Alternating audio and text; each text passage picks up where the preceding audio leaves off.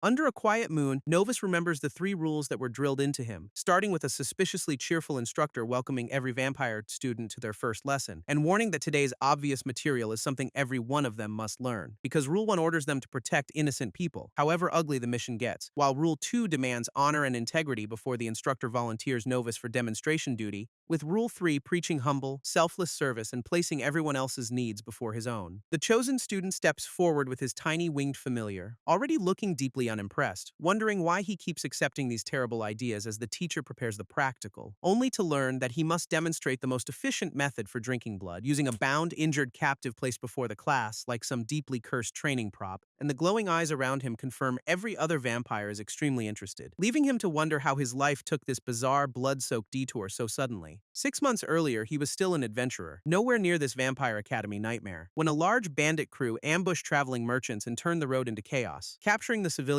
at sword point while their attackers confidently closed every route of escape. Saving everyone looked impossible, but one white-haired adventurer had apparently skipped that memo, so he sized up the overwhelming numbers, drew his sword, and committed to the rescue, while the tiny familiar surged beside him, hyping the reckless charge with pure mascot energy, then activated Accelerate, wrapping both partners together in a bright blue system aura, and launching the swordsman straight through the bandit line before anyone could react in time. The eye-patched boss can barely process such monstrous strength and speed tearing through his crew, as blue charge slashes drop bandits so quickly that their formation collapses before his eyes, and the remaining attackers get launched skyward by a final burst of overwhelming force. Badly wounded but still conscious, their scarred leader clutches his chest and refuses to fold, even praising the adventurer's backbone while insisting the two of them are not so different. He demands death and calls the bounty Novus's rightful prize, expecting a ruthless execution, but the hero cites the dead or alive warrant and promises punishment for unleashing monsters on merchants, formally arresting him under the full name Novus Stormrider with all the drama available. His armored guildmates erupt in cheers, delighted that the speedster captured the entire crew alive. While the prisoner coldly insists mercy was a mistake that will eventually cost him, Novus refuses to spill human blood, even when the captured man mocks that restraint as weakness, and the eye-patched outlaw points toward the battlefield, ridiculing the distinction behind that code because the hero had slaughtered the released monsters while carefully sparing the human criminals. Still, the prisoner warns that such softness will bring regret as the guild marches him away. Yet the swordsman's steady expression says the threat failed to shake his convictions. One guild companion taps his shoulder, confirming their code was followed and no humans died, while another ally argues that countless innocents survived because they destroyed the monsters. So Novus agrees that Park is right and leaves the prisoner's poison behind. Back in Mosswood Village, the guild treats the rescue as nothing more than duty, then marches the captured West Route bandits through town, stunning anyone who underestimated this crew. Nearby townspeople whisper that since Novus joined the guild, every party member has survived every quest, and each monster he brings down spreads another wave of hope through humanity. Park, now clearly the blonde knight in gold and white armor, checks whether his friend is okay, prompting Novus to quietly ask whether their merciful path is truly the right one. Park answers that the bandits and their monsters killed dozens, so the order should be proud. But that word catches the swordsman off guard and drags him into an older memory. Back when a battered young Novus thanked a powerful stranger for saving his life, then nervously admitted he had no money available to repay that impossible rescue. The rescuer simply ruffled his hair and told him to become an adventurer worth admiring. That ideal matched the guild's original purpose, protecting innocent people from monsters for coin. Yet time produced stronger creatures, wider fear, and wanted notices multiplying across the kingdom, until ascending monsters could erase whole settlements in blazing disasters without any warning. With ordinary defenses failing, the king granted talented adventurers a power called the System, and Novus stood before the throne with his winged partner to receive that royal gift. His order had already carved 3 rules into him: justice, integrity, humility, and selfless protection. So one of its strongest fighters was selected for the system and kingdom-wide service. Even that honor was only a beginning, because he started at level 1 and kept grinding, believing greater strength was the only payment worthy of his order and mysterious second chance. Now level 35, he needs 5 more levels before the king will send him somewhere important. While Park promises their people are proud and teases a local nickname Novus has never heard, their next stop is the Duskwatch Guild Hall, headquarters of this unusually principled adventuring crew, where one waiting member immediately notices the returning white-haired swordsman crossing the room, and everyone marvels that he is already marching straight toward the quest board. Novus scans the notices and pulls down one warned request that clearly caught his attention. Despite sly protesting that they just returned and still have half the day remaining, the paper describes a missing person, and nobody has touched the aging request for days, because 5 silver coins cannot fund a party for searching inside a monster den. His friends promise support, but warn that after an entire week, the victim is probably gone. Yet Novus cannot abandon even the smallest possibility that someone remains alive somewhere. Sly groans that normal adventurers would care more about payment than impossible odds, only for the hero to declare that the real reward lives inside oneself with spectacular cheesiness. The others remind Sly that his longest-running partner becomes unstoppable whenever rescue fever activates, while another companion admits he would rather make his final quest a rescue than fight bandits. That sudden mention of a final quest freezes the whole group and demands an explanation, revealing someone has a child coming and cannot leave a pregnant wife alone forever. Novus offers to go alone, but guild rules require 3 members and his crew refuses abandonment. After all, someone has to protect the man who keeps protecting everyone else, which finally reveals his local nickname, the Protector, a title that leaves him genuinely startled. His companions explain he earned it by repeatedly saving them, and they expect another miracle, though the injured Park must stay behind while Novus organizes everyone else for departure. Another guildmate assigns Park to guard the hall, invoking the same rules Novus follows, and the rescue party heads into the evening, promising to return before anyone notices the delay. They cross the quiet village outskirts as daylight fades and their hopeful mission grows darker. At a remote farm, Novus asks why the missing man's younger brother headed toward Claw Rift Caves. The farmer explains that his brother also worked there and chased after one escaped animal,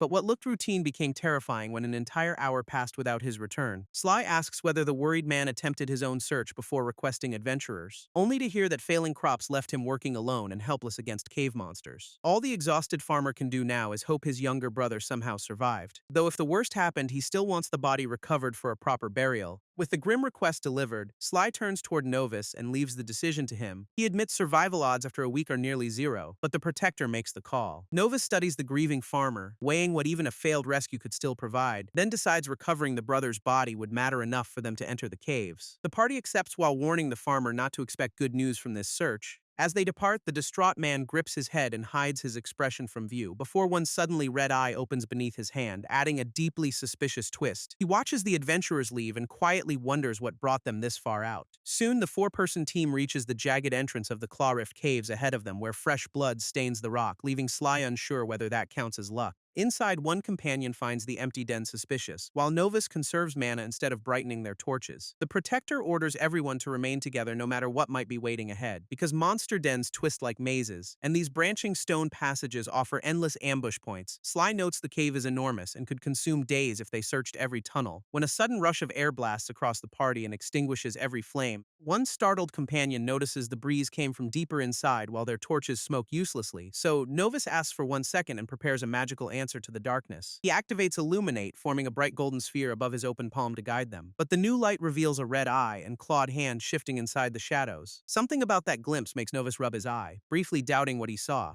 until his expression hardens and he searches the freshly illuminated passage again for hidden danger. A dark shape stretches along the cave wall, confirming his instincts were screaming for good reason. Sly asks whether Novus is okay, joking that his friend looks completely haunted, but the swordsman's widening green eyes lock onto something terrifying behind the blonde warrior. A pale, red-eyed humanoid has silently crept within striking distance of Sly's exposed back, forcing Novus to shout an urgent warning before the hidden threat can attack. The creature lunges forward with fangs bared and one clawed hand already reaching, while Sly finally turns toward the danger a fraction of a second too late. A black spike lands a devastating hit through his torso before he can defend, leaving Sly barely upright as Novus stares at the impossible scene in total disbelief. Novus freezes because even in the darkness, the attacker looks disturbingly close to human, and Park's insistence that their no-kill code is absolute crashes through his memory. Meanwhile, the critically wounded Sly forces himself upright and begs his stunned friend to act, then directly asks Novus to kill the creature before its next strike finishes him. Hearing that request from Sly leaves the Protector caught between his creed and his friend, the red-clawed attacker snarls an intelligible curse, proving this enemy is no mindless beast, while Novus orders Stefan and Grant to circle up because more shapes can emerge from shadows. The remaining companions lock backs and raise their weapons as black forms flicker around them, until the winged familiar suddenly appears beside Novus and screams that danger is behind them. He spins toward the unseen attacker, finally choosing immediate survival over another second of hesitation, and activates Accelerate at level 2, detonating that familiar blue speed aura around his body.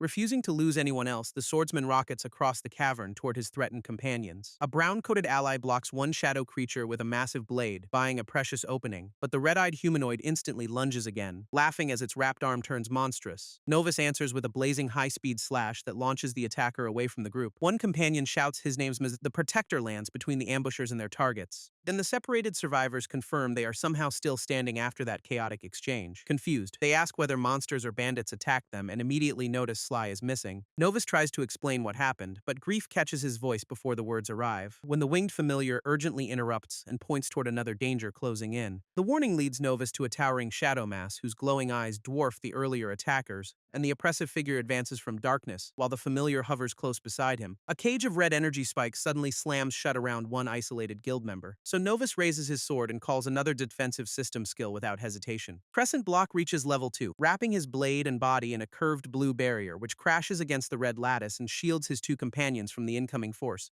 Beyond the barrier, the enormous shadow creature watches patiently, clearly directing this nightmare from concealment. Grant reassures the frightened Stefan that having their hometown hero here means victory is still possible. But Novus admits they cannot fight blind and orders Stefan to flood the cavern with light. The young mage trembles hard, yet manages to steady his staff and answer the command. Stefan casts Illuminate, generating a huge blue-white sphere surrounded by glowing magical symbols, and the brilliant flare tears open the darkness until every hidden silhouette becomes visible. The exposed shadow creatures recoil and scream as the cleansing light strips away their advantage, with one red-eyed attacker desperately shielding its face instead of pressing the assault. That opening restores Novus's confidence, and the Protector flashes a dangerous little smile. Accelerate immediately climbs to level 3 as he unleashes another blinding sword rush, cutting through one attacker so decisively that the creature drops before understanding the counterattack. Yet after the body falls, the adventurers notice these supposed monsters look unmistakably familiar, and Novus finally says the horrifying conclusion aloud. They look human beneath their monstrous features. Grant still swings his enormous blade at the next attacker before that revelation can stop him. His follow-through drops another fanged humanoid, and Grant demands Novus examine what they have become. He understands his leader hates killing, but refuses to treat these attackers like innocent people because their fangs, claws, and bloodlust make the word human feel almost impossible. Novus stands over the fallen figures, with both swords lowered, visibly shaken by the contradiction. For one dangerous moment, his hesitation returns while the battle keeps moving around him. Grant promises to finish every enemy himself if the Protector cannot bring his blades down, but Novus blocks another sudden strike before his conflicted thoughts can get anyone killed. He counterattacks with twin blades, studying these creatures instead of blindly accepting any label. Their speed lets one meet his slash directly, shocking even a level 35 fighter. Worse, their raw strength exceeds most monsters he has faced, despite those human bodies. Still, the familiar shape matters less than the unnatural red eyes he cannot forget, because every stare carries a level of bloodlust no ordinary person should possess. Novus finally activates another system skill as a red-eyed attacker charges straight into range. The creature's confidence breaks when blue energy gathers faster than it can retreat, and great push erupts from his sword, blasting the attacker upward with overwhelming force.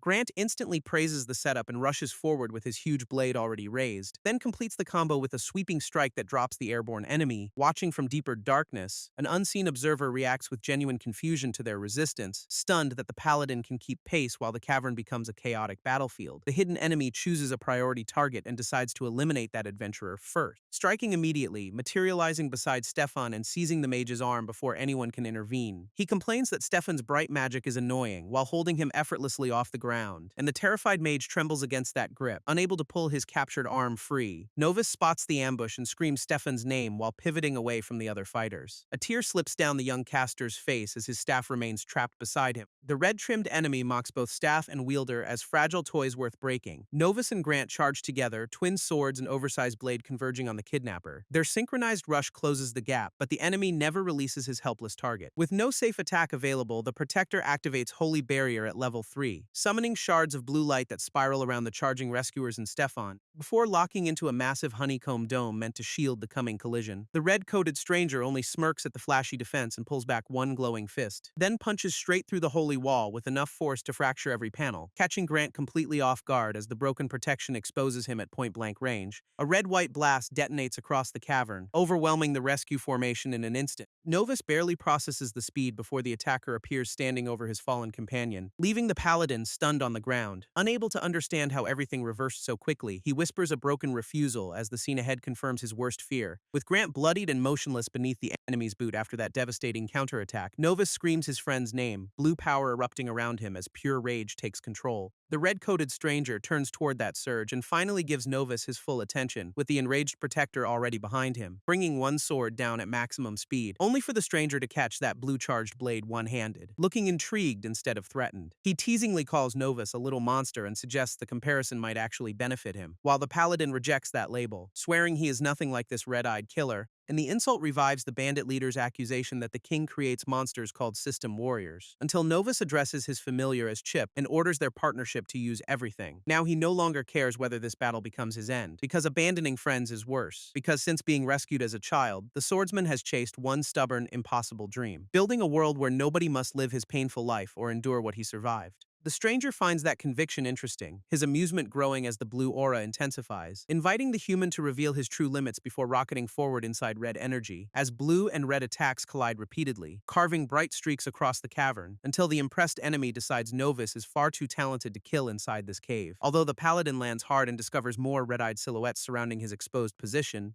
and one humanoid slips behind him, landing a burning red slash across his back. The sudden hit snaps his head aside and leaves blood streaking from his mouth. Yet he forces both blades upright again, refusing to stay down while allies need him, as another grinning attacker rises directly behind the wounded fighter with one claw already lifted, then unleashes crossing red slashes across his torso while laughing at the overwhelmed protector. Before the red-coated stranger clamps one clawed hand around Novus's head without hesitation, gently forcing him upright with a false reassurance that makes the moment even more sinister, then pulling the bloodied paladin close and promising he will not die inside this cavern. The stranger bares long fangs and bites into Novus's neck, flooding the scene with red energy. His green eyes widen as the bite lands and pain freezes every thought in place, leaving Novus to curse what feels like one final, helpless failure against impossible odds, because even with everything unleashed, he could not take this enemy down with him. The stranger throws him onto the cavern floor, while Chip screams his name in panic, begging his partner to wake up before every surviving guild member dies there. Novus condemns himself as a useless protector, but a sudden glint catches the stranger's attention, and the red-coated killer blocks a surprise blade from someone everyone had counted out. It is Sly, barely standing, trembling violently, and still bleeding from the earlier wound, yet the blonde veteran smiles because his final effort has finally achieved something meaningful. For once he managed to save the man who had always saved everyone else. His injured hand shakes uncontrollably as the last strength drains from his exhausted body, and he drops to one knee while addressing Novus by the title Protector. Sly then collapses beside his weapon, having spent everything to create that single opening. Even the stranger pauses, surprised that this catastrophically wounded adventurer remained alive after everything, while Novus quietly thanks Sly and begins forcing his battered body upright again. Remembering that the fight is not over, the paladin reclaims both swords and faces his enemy. As something inside the bitten swordsman snaps, black markings spreading while his green eyes burn, and he pours every remaining ounce of mana into a furious command for the stranger to die. Both blades slam into the cavern floor, channeling blue energy through the stone beneath everyone, while a vast magic circle opens under him, rotating inside a towering pillar of lightning. Cracks race outward as the overloaded spell tears through stone and floods every passage blue, until a roaring detonation swallows the battlefield beneath blinding waves of magical force. For the first time, the red-coated stranger looks shaken and calls that output impossible, while Novus holds the technique together with a stare emptied of everything except determination. The final surge erupts upward like a blue avalanche, burying the cavern in explosive light. When the blast fades, the exhausted swordsman sits among shattered rock with Chip hovering nearby, and his familiar warns that their desperate attack consumed every scrap of shared mana. Novus understands, but insists such total output should have been enough to end the fight. Then the bite on his neck burns, forcing one bloodied hand against the wound, as an unnatural red fragment appears inside his green eye and the system begins reacting. A crimson warning screen suddenly fills his vision, signaling a completely unknown emergency, while red-black energy engulfs Chip and leaves Novus staring at his partner in horror. The familiar calls his name, terrified that something is happening inside their shared connection, before the system announces a catastrophic error. It has been infected by unknown forces. Reality dissolves into a dark, bubble-filled void where distant voices call him the Protector, and the disoriented paladin jolts awake there, searching for Chip, Sly, and any explanation. As three familiar silhouettes appear, making him believe Sly, Stefan, and Grant survived, so he rushes toward them, demanding to know where they are and how they arrived. But one shadow asks why their supposed protector completely failed to protect them, while a white-armored step closes the distance as the void becomes increasingly hostile, and his companions' faces become bloodied accusations, screaming that he protected none of them, until crushing guilt makes him apologize and insist everything could have changed with greater strength. Then the red floor liquefies, splashing upward around his waist before he can retreat, as thick black-red currents coil around the isolated swordsman while his false companions vanish, leaving him sinking to his knees without understanding what is happening inside his changing body, until panic finally breaks through and he demands an explanation from the pulsing emptiness. A red spiral forms before his face and reveals a distorted reflection staring back, and the smiling double mocks him as some protector, weaponizing the title he failed to uphold. Novus begins believing the accusations, reasoning that even the system could not change anything, then wonders whether obeying those three sacred rules merely limited what he could do, asking whether abandoning that creed could have saved everyone and defeated the cave enemy, until he quietly begs the darkness for relief while the crimson current tightens. One falling drop carries his desperate hope that this entire horror is only a nightmare, and he suddenly gasps awake as the mindscape finally completely releases its grip. Back in the cavern, he sits stunned and questions whether that torment was merely a dream, until a red tendril circles visions of his fallen companions and drags the guilt back. Back in reality, he retraces the ambush and remembers exactly where every companion should have fallen, but only scorched stone remains, making the entire battle feel impossible to verify. As he searches the floor and repeats that this was definitely the place, with empty rubble offering no nearby bodies, enemies, equipment, or explanation at all.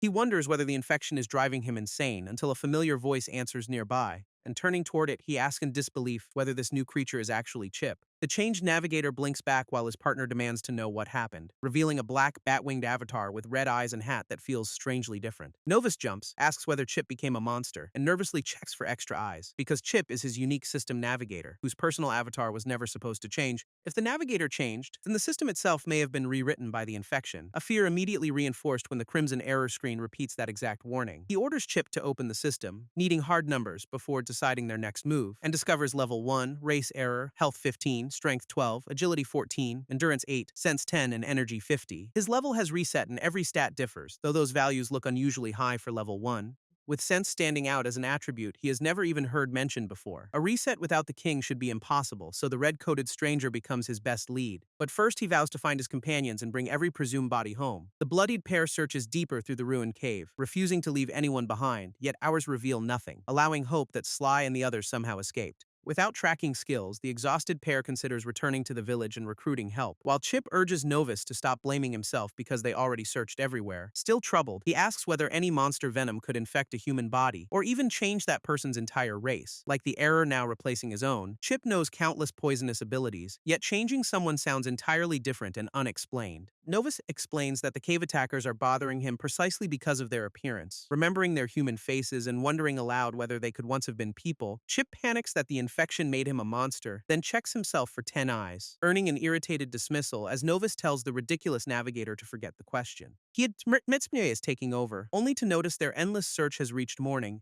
and the first shaft of sunlight touches his raised arm with an unfamiliar sting. The warmth instantly becomes searing pain, making him feel as though his arm is burning, while Chip also weakens and Novus staggers beneath the dazzling light, demanding answers. A crimson system warning reveals sunlight will drain health and reduce every stat hourly, leaving the wounded swordsman staring in disbelief as his body continues resisting daylight, until one health point disappears and the promised penalties immediately strike every attribute. With no time to investigate, he grabs Chip and orders a desperate retreat toward shade, then spots a broad tree ahead and forces his failing legs into one final sprint. He dives behind its trunk, collapsing with relief after barely escaping the open sun, and the system confirms direct exposure ended, instantly restoring every reduced stat to normal. Back in safety, every stat except health has recovered, leaving him doubting whether this system is real, when another Crimson Alert grants a new quest while Chip remains visibly weakened. Ordering its user to consume human blood because doing so will restore lost health, Novus recoils at the grotesque objective, demanding what kind of quest could require that, then insists this disturbing command must be another corruption-generated error in the system,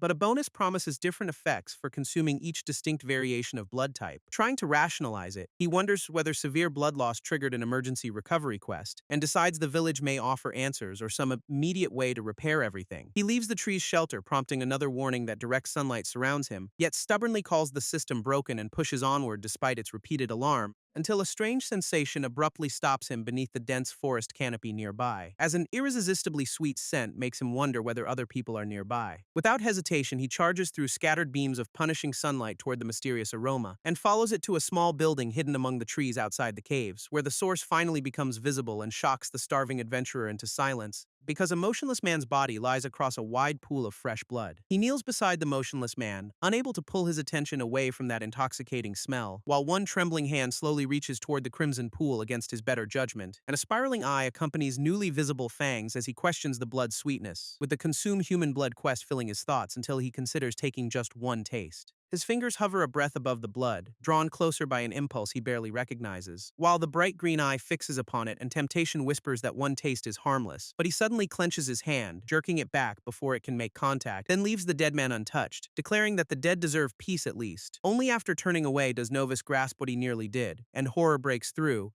so he tells Chip they must leave because he cannot remain near that place. They walk away as curling red traces still seem to connect him with the bloodied body, until Chip repeatedly warns that his partner is burning beneath the unobstructed daylight, and another health point vanishes while the system reports his bloodlust is increasing. He realizes continued exposure will soon overwhelm him, yet the unfinished thought becomes darker, because consume human blood remains his current quest, and he rejects it outright, then reassures a worried Chip before insisting the village is only a short distance ahead. Chip questions how anyone could know that when no buildings are visible through the trees, and the exhausted adventurer calls it nothing more than a hunch for now. But rooftops appear moments later, making the surprised navigator admit that hunch was correct. Before they can celebrate, another overwhelming scent strikes and makes Novus cover his mouth, as he realizes he can smell every person gathered inside the approaching settlement, then stares beyond the leaves, questioning how such distant human presence became perceptible, while red trails map villagers, families, and passers-by throughout streets he cannot clearly see, until his trembling hand reaches forward and he desperately commands himself to stop.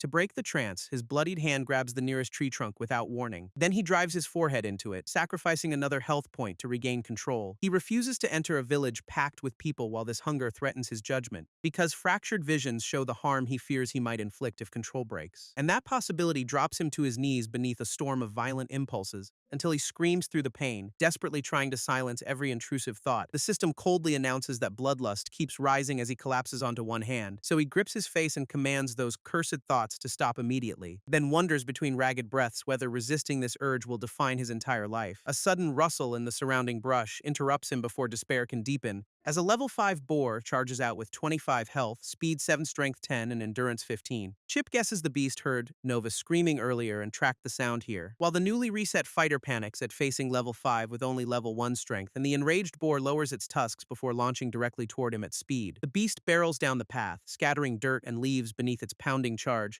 but Novus twists aside at the final instant as one tusk slices past, and somehow creates several steps of distance despite believing such speed should be impossible. He realizes Accelerate never activated, meaning his altered body moved that quickly unaided. Yet the boar immediately wheels around, leaving no time to examine the change, so he plans a strike against its head side, then prepares to create space. Red energy coils around his drawn fist as he commits to meeting the charging beast, then drives one explosive punch into its head, hoping distance will reveal a winning method. But the impact hurls the massive boar away with force far beyond his expectations, leaving it motionless on the ground, while a startled Chip struggles to interrupt, because the system already declares victory and awards 50 experience for the defeated boar. Novus cannot understand how a level 1 ordinary human produced such overwhelming strength, until the blood covering his hand pulls every thought back toward consuming it, and he asks whether drinking the boar's blood might stop the system from controlling him. Chip admits complete uncertainty, knowing only that nighttime has eased the pain affecting them, and Novus confirms his weakness disappeared, wondering whether daylight would have changed that victory. But losing more health could mean death, so silencing the system becomes his priority, especially when he would try anything to erase the relentless thoughts invading his mind. Desperation wins, and he cautiously licks the blood staining one fingertip for a test, only to retch violently as the unfamiliar taste twists his eyes and alarms Chip, because the boar's blood lacks the irresistible sweetness surrounding the earlier human body, while the system raises bloodlust again, drops him to 5 health, and leaves him trembling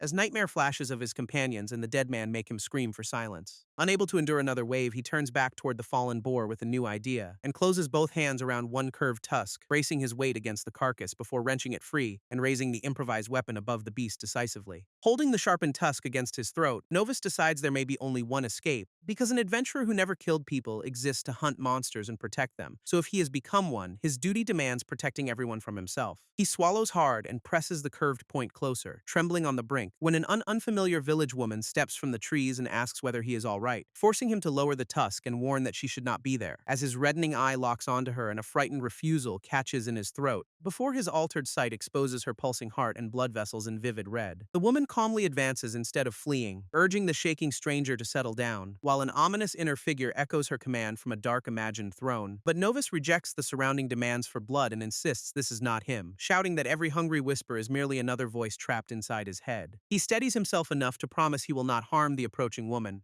yet refuses her offer of help, telling her to keep a safe distance until she ignores the warning, grabs his wrist, and scolds him for being stubborn. And their hands meet while the startled fighter freezes beneath the unexpected contact, because her heartbeat suddenly pounds inside his awareness as loudly as a drum. Then even the movement of blood through her body becomes something he can sense clearly. Unaware of his struggle, she produces a healing potion she luckily carried along, and spends the costly medicine on a complete stranger, expecting him to appreciate it. The green potion immediately burns instead of healing, subtracting another point and leaving 4 health, so Chip shouts that there is no time for complaints and demands its removal, prompting Novus to knock the woman's hand away before more liquid touches him. But once the pain settles, an unexpected calm spreads through his pounding head, because the hungry voice has finally gone silent despite the potion lowering health. The woman and Chip both ask whether he feels better after that alarming reaction. Then she points toward her nearby camp, offering proper help for his serious wounds, yet the mention of a campsite filled with people instantly makes him recoil, until he notices bloodthirst vanished, reasoning more potions might suppress those thoughts despite costing health. Chip offers a darker shortcut, bluntly suggesting they simply bite the helpful woman, and argues Novus staying alive matters more, especially because Chip's own fate depends on him, before dramatically predicting death if his partner refuses to feed and collapses first, making Novus realize the system change also twisted his navigator's personality this badly, since the original White-Winged Chip would never have encouraged harming an innocent person. Meanwhile, the woman calls their meeting fortunate and explains strange monsters recently threatened her camp. Novus immediately asks whether those creatures looked human, connecting them to the cave attackers, and her startled question suggests his accurate guess revealed knowledge he should not possess, when a fast-moving rope suddenly lashes through the darkness before either can react, loops tightly around the woman's ankle, and snaps taut with violent force behind her, then yanks her into the air as Novus lunges after her outstretched hand. Fearing the same human-looking monsters returned, Novus reaches after her, but dismisses every uncertainty. Because whatever waits beyond the trees, one principal still decides his response now. His job is protecting people, so he explodes forward through the undergrowth instantly, then stops in a spinning blur when the captive woman completely disappears from sight,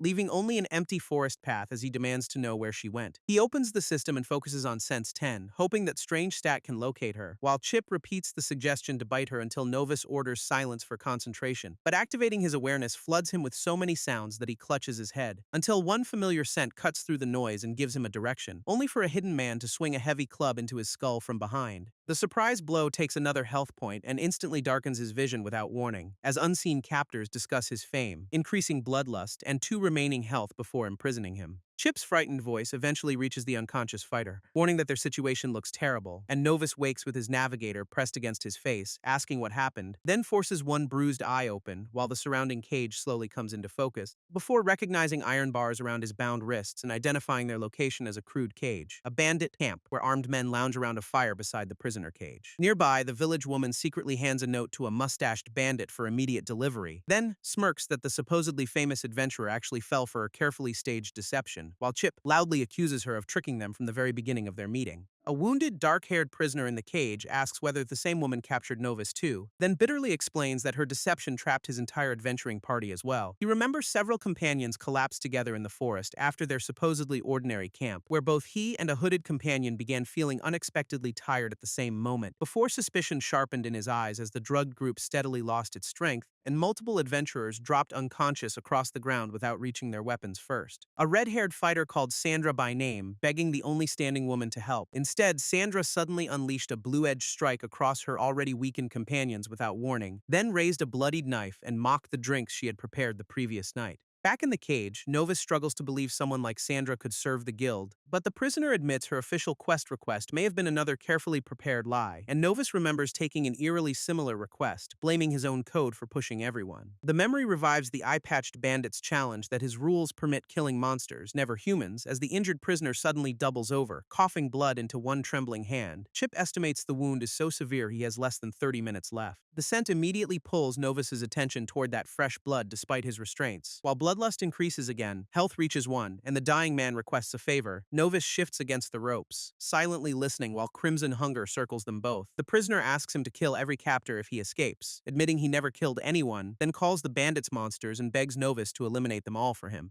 Novus hates the choice, yet decides he can at least give the prisoner's death purpose and sinks his fangs into the dying man's neck, vowing to use that strength against predators. When unfamiliar memories suddenly flood his mind behind a violently reddened eye without warning, revealing bandits attacking helpless people and transforming them into the monsters his mercy preserved. The prisoner's fading voice reminds him of the request while he completes the grim act, Then consume human blood completes. O positive consumed, health restored, 1 human killed, 100 experience gained, and a level earned. With renewed life, Novus promises the fallen man he will eliminate every captor, and the system immediately unlocks a new combat skill called Blood Claws afterward. Elsewhere beneath the moon, a cautious rescue party questions whether their mission is right. Their ransom note names Dunkern Summerhelm and demands 10 gold coins, threatening him and any accompanying adventurers. One member remains uneasy because Novus and his companions failed to return the previous night, so a powerful blonde scout races ahead alone to confirm whether everything is safe. Back at the bandit camp, Sandra and another captor approach the barred cage that morning, and she mockingly asks whether her two prisoners became best friends overnight inside, then insults Novus for ignoring her while the dead man lies beside his feet. But a startled gulp interrupts Sandra's taunting when she finally notices something is wrong, and she spits through the bars toward the blood-covered prisoner's silent companion contemptuously, landing the insult across Novus's hair while sarcastically calling it a morning shower, before ordering him to wake the supposed embarrassment, slumped motionless nearby right now, eager to watch the captive learn how highly his wealthy family values his life. Sandra finally notices the motionless captive and demands to know why he is not moving, then unlocks the cage and rushes inside, shouting that he represents their biggest payday, before grabbing Novus by the shoulder and demanding an explanation for the body, as she trembles over the prisoner, complaining that he was not meant to die yet, when Novus calmly claims they became friends during the night inside the cage, and says his friend gave him something special before red claws slash across Sandra. The system reports 1 human killed, detects a positive blood, grants 50 experience, and reveals 5 unused stat points. Sandra's fall draws every nearby bandit's attention toward the suddenly open cage at once, and they accuse the prisoner of killing her, demanding his throat be torn out, while Novus quietly orders Chip to place all 5 available points into agility, receiving immediate confirmation as the furious bandits converge from every side around him. A red-haired swordsman attacks first, swinging a broad blade toward his exposed back, but the newly enhanced fighter slips aside before the descending edge can touch him, then pivots inside the attack with crimson energy burning across one transformed hand, and blood claws cut down the attacker with a single decisive counterstrike immediately. The system detects O-positive blood and awards another 30 experience after that takedown, while Novus grabs the fallen man's sword and announces he needs to borrow it. Even without Accelerate, his boosted agility keeps him moving faster than their eyes can follow, so one flashing sword dance defeats 3 more bandits, earning 30 experience from each, before the blood-covered fighter turns red eyes on the remaining camp and declares them dead. The camp falls silent under swirling red traces as Novus stands among every defeated bandit, and Chip exhales in relief, believing his partner has finally released all that pressure, while the exhausted fighter walks past the open cage without celebrating the brutal victory, until slow applause from the darkness immediately announces another survivor who recognizes him. The eye-patched leader asks what changed, reminding Novus that he once swore never to kill, and Novus identifies him as the bandit leader captured during their earlier rescue, remembering how Duskwatch delivered that dangerous man alive instead of executing him then. But the escaped leader repeats his accusation that Novus is merely a monster created by the king. Chip instantly discs him and urges a bite, pushing the confrontation toward blood, while Novus admits killing the others, insisting those monsters deserved it, then shouts a warning. As the veteran leader suddenly launches forward behind a sweeping weapon arc immediately, the first impact removes 2 health, and Novus realizes his reset erased their old advantage, so he braces beneath another heavy strike, questioning whether victory remains possible at all, then catches the descending blade between one raised claw and his borrowed sword, before the powerful bandit forces his weapon through that guard with overwhelming strength, and drives Novus backward under another massive horizontal slash he cannot fully escape. The hit strips 10 health, leaving 13 of 25 and another painful torso wound. Novus skids away, stunned that this familiar bandit has become far too strong, while the leader kneels behind his weapon and mocks the little system warrior, asking how helpless it feels to stand on the weaker end of power now.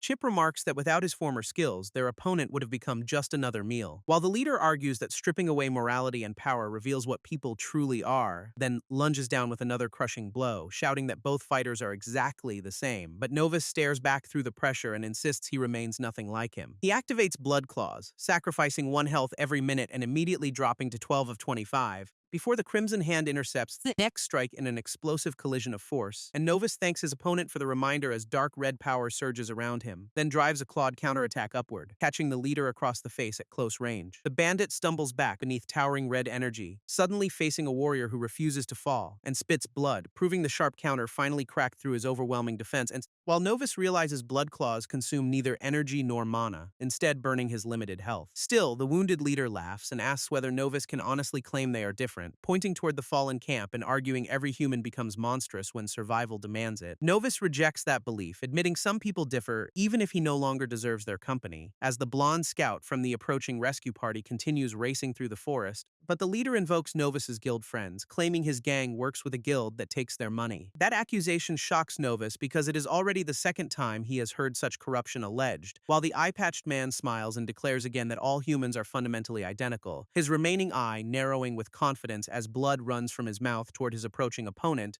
until Chip protests that their enemy cannot die yet, because the fight was finally becoming entertaining. Novus remembers obeying his companions by killing monsters, exactly as he always had before, then surveys the ruined camp, questioning whether the guild used him while supporting the killing of innocents. As the accusation grips his exhausted mind and makes every past mission suddenly feel uncertain, he fears he may have fought for the wrong reasons all along, until Chip snaps him back. The navigator prioritizes survival, reminding him that blood previously restored the health he has lost, then bluntly recommends drinking the dead leader because everyone else in camp is already gone. Novus hesitates at the suggestion, still struggling to accept what his altered body demands, and Chip complains that his partner cannot switch between murderous fury and sudden hesitation so easily. Novus agrees, recognizing that entering that uncontrolled state changed far more than his behavior, and concludes he becomes an even greater danger to everyone whenever that hunger takes control. However, the leader's corruption claim suggests his guild members may need help uncovering something serious. Yet his current weakness leaves him unable to protect them or investigate anything immediately, so he decides the leader's blood could grant strength and perhaps help preserve his sanity, then bares his fangs, wondering whether feeding will reveal another set of unfamiliar memories. The system detects rare AB-negative blood, adds 5 sense points and unlocks Blood Inspect. As he feeds, the flavor overwhelms him with an intensely sweet sensation unlike anything before, and although no memories appear, every cell throughout his body seems to react at once, creating an addictive rush resembling a level up and leaving him desperate to consume more. A sudden rustle interrupts the craving, pulling his red-eyed attention toward the nearby trees, where the blonde scout has finally reached the camp and stands directly before him. The blonde scout recognizes Novus and freezes in terror at the blood-soaked scene before her, especially when she sees his glowing eyes and claw pressed against the dead leader, so she immediately retreats through the trees while he watches her disappear into the darkness and extends one blood-stained hand, trying to stop her from leaving the camp. But the terrified woman only trembles harder as fear overwhelms any chance of conversation, then sprints deeper into the forest despite his desperate call for her to wait. Chip guesses she expected to be eaten, admitting he probably would have fled too. The system assigns a quest to reach level 5, making Novus question whether it engineered the massacre or reflects his transformation. Convinced he has broken his code, he grips the bloodied emblem on his shoulder, then destroys the guild armor, declaring himself unworthy of wearing that symbols any longer. Chip awkwardly asks what comes next and whether they should return to the village, but Novus refuses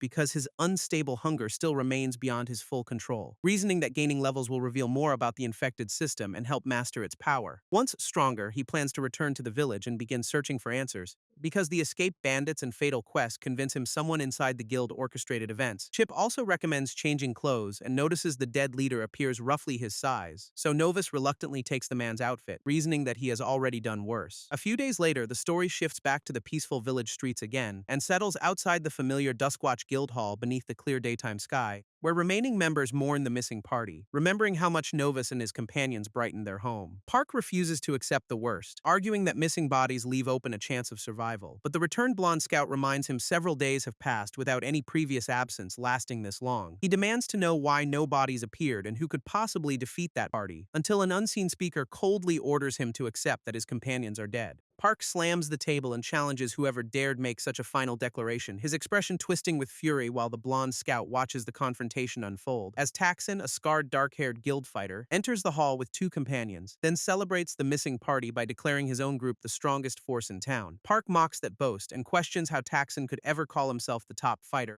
reminding him that Novus constantly had to repair the disasters Taxon created for him, while the 2 men trade a silent glare packed with resentment and rivalry, before Taxon claims he cleaned up the escaped bandit problem and eliminated the entire gang. He takes full credit, while others recall he ranked second in Duskwatch after Novus, then predicts the king will soon replace the missing system user with someone new, and confidently leaves to collect his reward for a victory that was never his. The remaining pair dislike him, though Park admits defeating those bandits could earn system selection, while the blonde scout quietly repeats the claim that Taxon destroyed the gang, then sees blood-covered Novus reflected in her drink and knows Taxon is lying. The scene shifts back toward the forest where a small glow flickers among the trees, As Chip notes they have spent several days leveling, and asks whether Novus has adjusted. Novus finds Blood Inspect unusual because ordinary systems grant Analyze for reading opponent statistics, whereas his infected version reveals the blood types of every nearby body at once. And he has learned that different varieties provide different amounts of experience upon consumption. While the rarest blood types can grant valuable benefits beyond simple growth for vampires, the system confirms consuming rare AB-negative blood increased his resistance to dangerous sunlight exposure. Each level also expands maximum health, letting him endure sunlight and blood deprivation longer, as their leveling route brings them to a wooded cavern called Wingclaw Hollow, where Novus studies the dark entrance and prepares alone for another dangerous hunt, confident one more level should complete the system's current quest for him now. Before drawing the sword at his side and stepping toward the monsters waiting within, his status now shows level 4, 35 health, 20 strength, 20 agility, 15 sense, 9 endurance, and 50 energy. Back at Duskwatch, Park calls the blonde scout Claire and asks what frightened her days earlier, so she admits witnessing something disturbing when she ordered everyone back to the village, describing creatures that live in darkness as Novus fights winged monsters inside the hollow, creatures with eyes that glow an unnatural red beneath the shadows all around him, and an unwavering hunger for blood that never releases its victim for long. Park cautiously asks whether Claire simply means some unusually dangerous kind of bat. She closes her eyes and firmly rejects that harmless explanation without elaborating to the others, then asks whether he has ever heard the old stories while Novus smashes another monster, before naming vampires as crimson energy and glowing eyes engulf the blood-soaked fighter. Inside Wingclaw Hollow, Novus completes a crushing downward strike against another winged monster, but its defeat grants only 15 experience, meaning he must eliminate many more to level, while an enormous flock gathers throughout the cavern and surrounds his position from every direction, prompting Chip to joke that their huge numbers suddenly seem wonderfully convenient for Novus. The monsters dive from every direction as Novus steadies himself beneath the swarm. Then he meets the first attacker with a clean upward sword slash at close range, catches another descending beast against the flat of his raised blade before it reaches him, and pivots through the pack while their claws and beaks barely miss him, before invoking Bloodclaw once again and covering one hand in bright crimson power. He launches directly at the nearest creature with that transformed arm drawn back, then drives the glowing claw through its body and slams it into the ground, earning another 15 experience as the remaining hollow beasts continue their assault from every direction, while recognizing that monster kills provide painfully little progress toward his next level. More creatures close around him, forcing the exhausted hunter to keep moving through the cavern, but his glowing eye follows every approach through the darkness with sharpened concentration and control, allowing his sword to intercept another charging monster before its beak reaches him, until the immediate swarm scatters and leaves him standing alone inside the cavern. Novus compares their reward with human kills, which give 30 experience plus possible blood-type bonuses,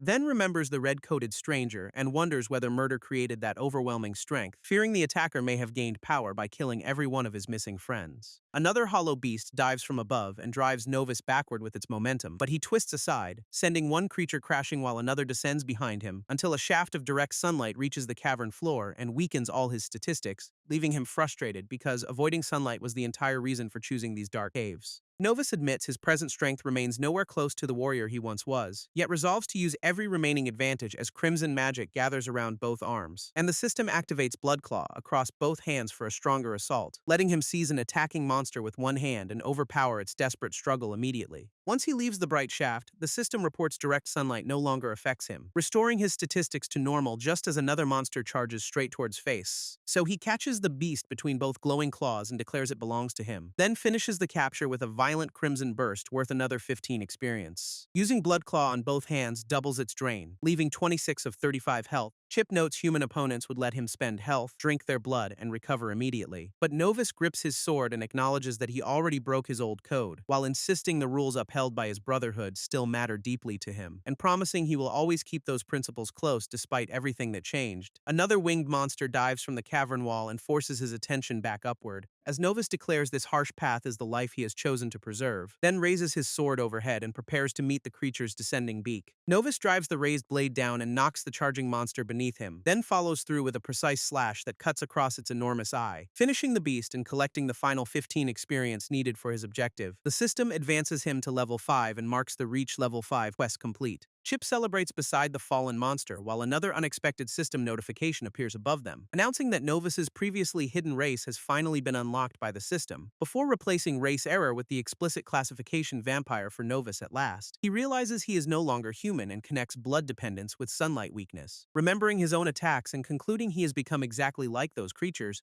until the shaken fighter finally speaks the word vampire aloud to himself in disbelief. His green eye widens as the system immediately unveils another dramatic feature before him, summoning 3 floating class cards inside the cavern that leave both Novus and Chip amazed. Night Warrior, Blood Manipulator, and Scarlet Spellbinder appear, with only one irreversible selection allowed. Novus studies the circle and wonders whether the choice represents some kind of class upgrade, because his former system included classes. Yet none of these names ever appeared, so he examines the first card for information and questions what a Night Warrior means. Watching carefully as blue light spreads from the card into his waiting eye, revealing Night Warriors as vampires with the greatest physical capability and strength and speed, plus additional statistic points gained every time members of that class level afterward, while Novus and Chip exchange baffled reactions and admit neither understands what just happened. Novus realizes touching each floating card reveals a complete description of that class, then reaches first for the red option despite Chip questioning his impulsive examination, and learns blood manipulators fight uniquely by consuming their own health instead of mana, using blood skills that support powerful combat across both close and long distances.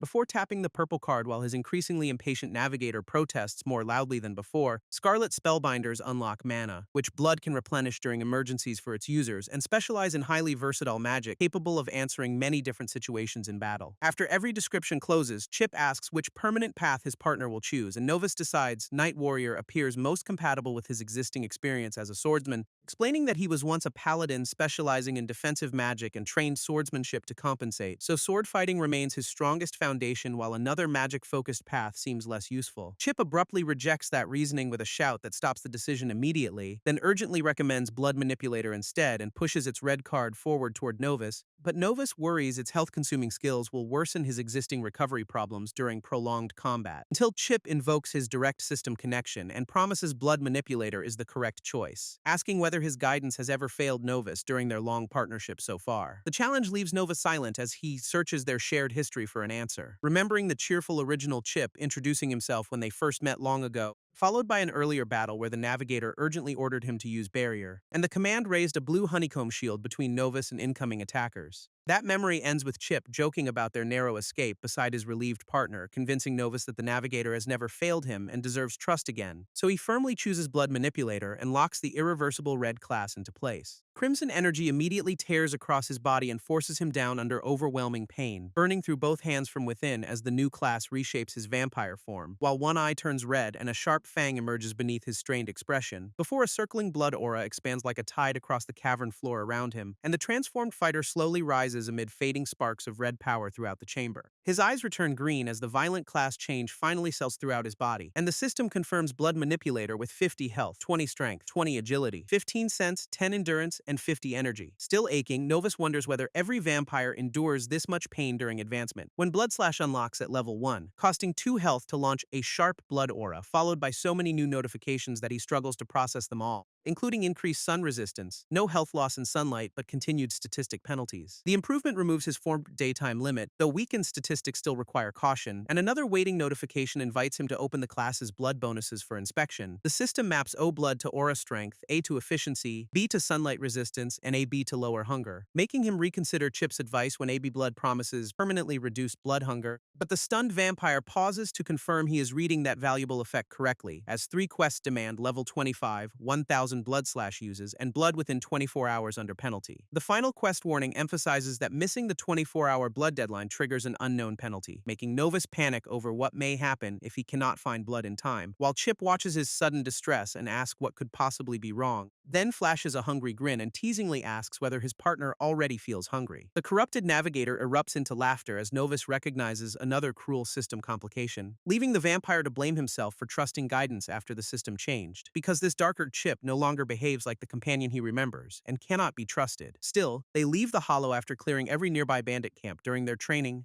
and Novus notes sunlight no longer drains health while the blood quest demands action, so he decides the time has come to head back toward the village, return to the guild, and uncover the truth behind everything that happened to his party. Elsewhere, an unknown black-haired red-eyed man announces that his own group should also return, admitting one recent event happened earlier than intended but declaring their loose ends resolved. while an unidentified body lies beside a dropped tool beneath another figure's boots. At Duskwatch Guild Hall, angry voices inside the building call a proposal completely insane. As Taxon argues both the guild and town desperately require new direction under him, then publicly nominates himself to become the next guild leader before the gathered members. One skeptical fighter interrupts by asking what should happen to someone called Old Bob, but Taxon mocks that absent man for failing to find his way to the meeting, while an armored older traveler stands lost in the forest and offers an uncertain greeting. Taxon cites worsening murders and declares the strongest local fighter deserves control of the guild, while concerned members admit criminal and monster attacks are rising and credit him for the bandits, but Park clenches one armored fist and rejects the entire argument as fundamentally wrong.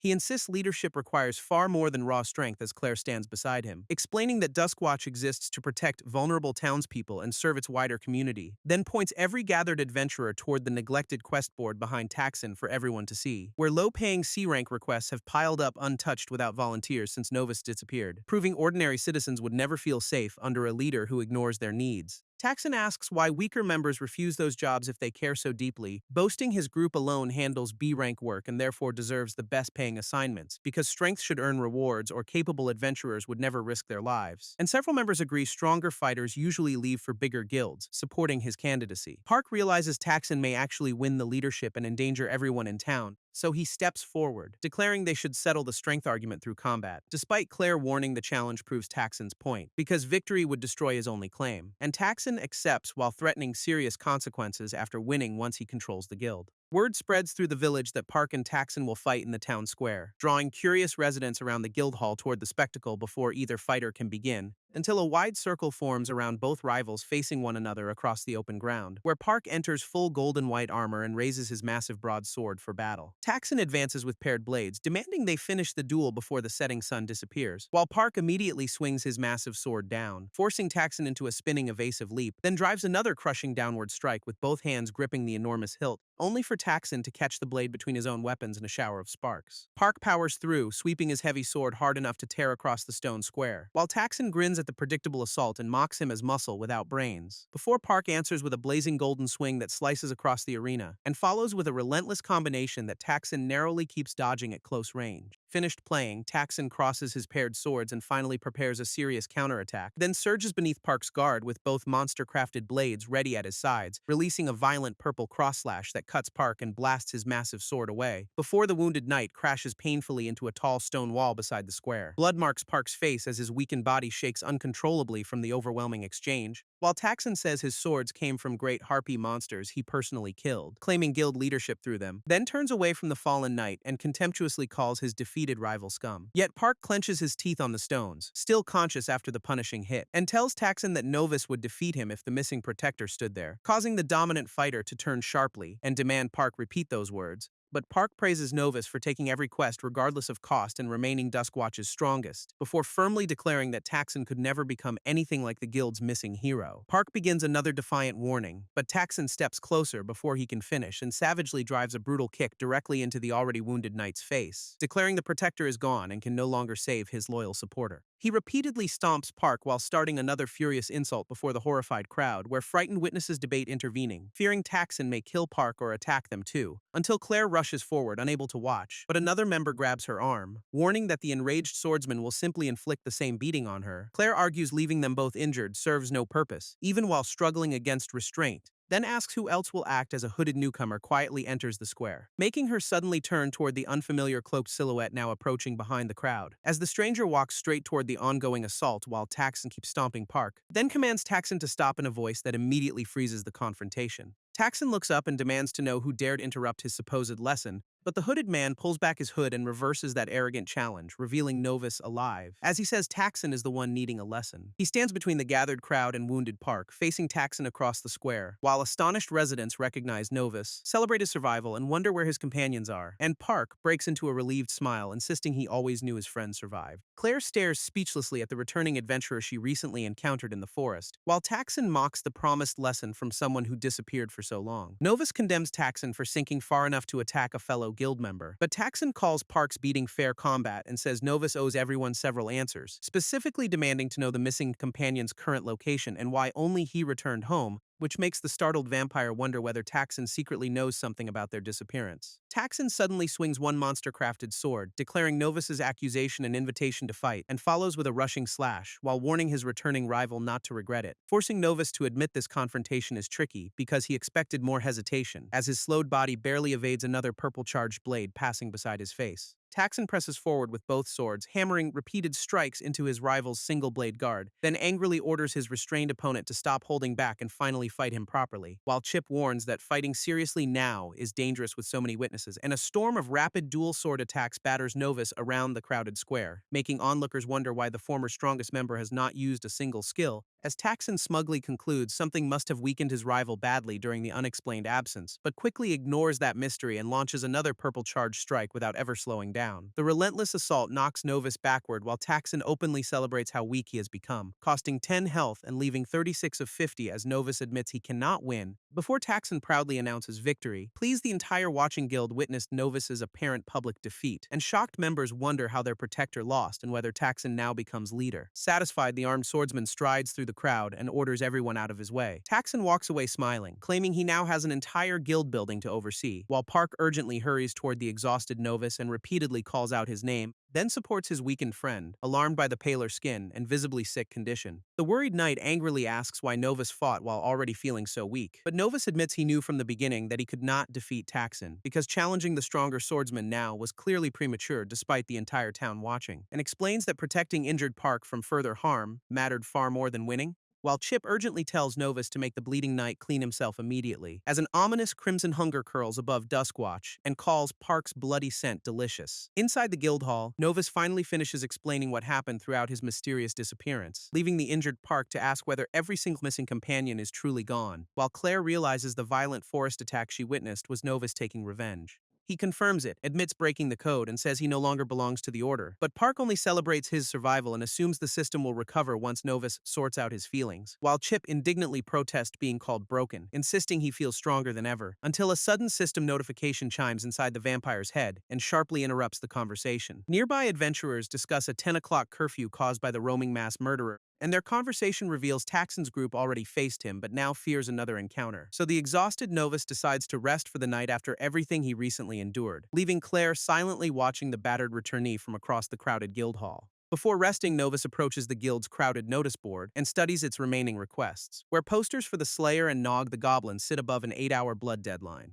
Deciding any required victim should deserve it, he turns toward hunting the wanted murderer, while Chip asks how his partner intends to locate such a hidden killer, and Novus confidently promises the search will be much easier than the navigator expects. Before desperate cries rise beneath his balcony, and Chip admits the plan worked. An armored man stands in the empty street, loudly begging for help after curfew, complaining that one late trip should not have exposed him to such danger, then spotting Novus above, recognizing the returned adventurer, and calling directly toward him, while claiming he retrieved a forgotten wallet before a strange black-clad man blocked his path. The armored resident smiles nervously when Novus apparently agrees to help him with the danger, then follows alongside the adventurer through dark streets despite questioning their chosen direction. He asks Novus to investigate the threat, and the swordsman calmly agrees without hesitation, only for the supposed victim to draw a blade and ambush him from behind. But Novus blocks instantly, leaving the attacker shocked that his surprise strike was anticipated, while the exposed killer demands what flaw betrayed an act he considered perfect. Novus answers that the man's heavy stench of blood revealed everything from the start, prompting the armored stranger to raise a broad blade wrapped in crackling blue energy,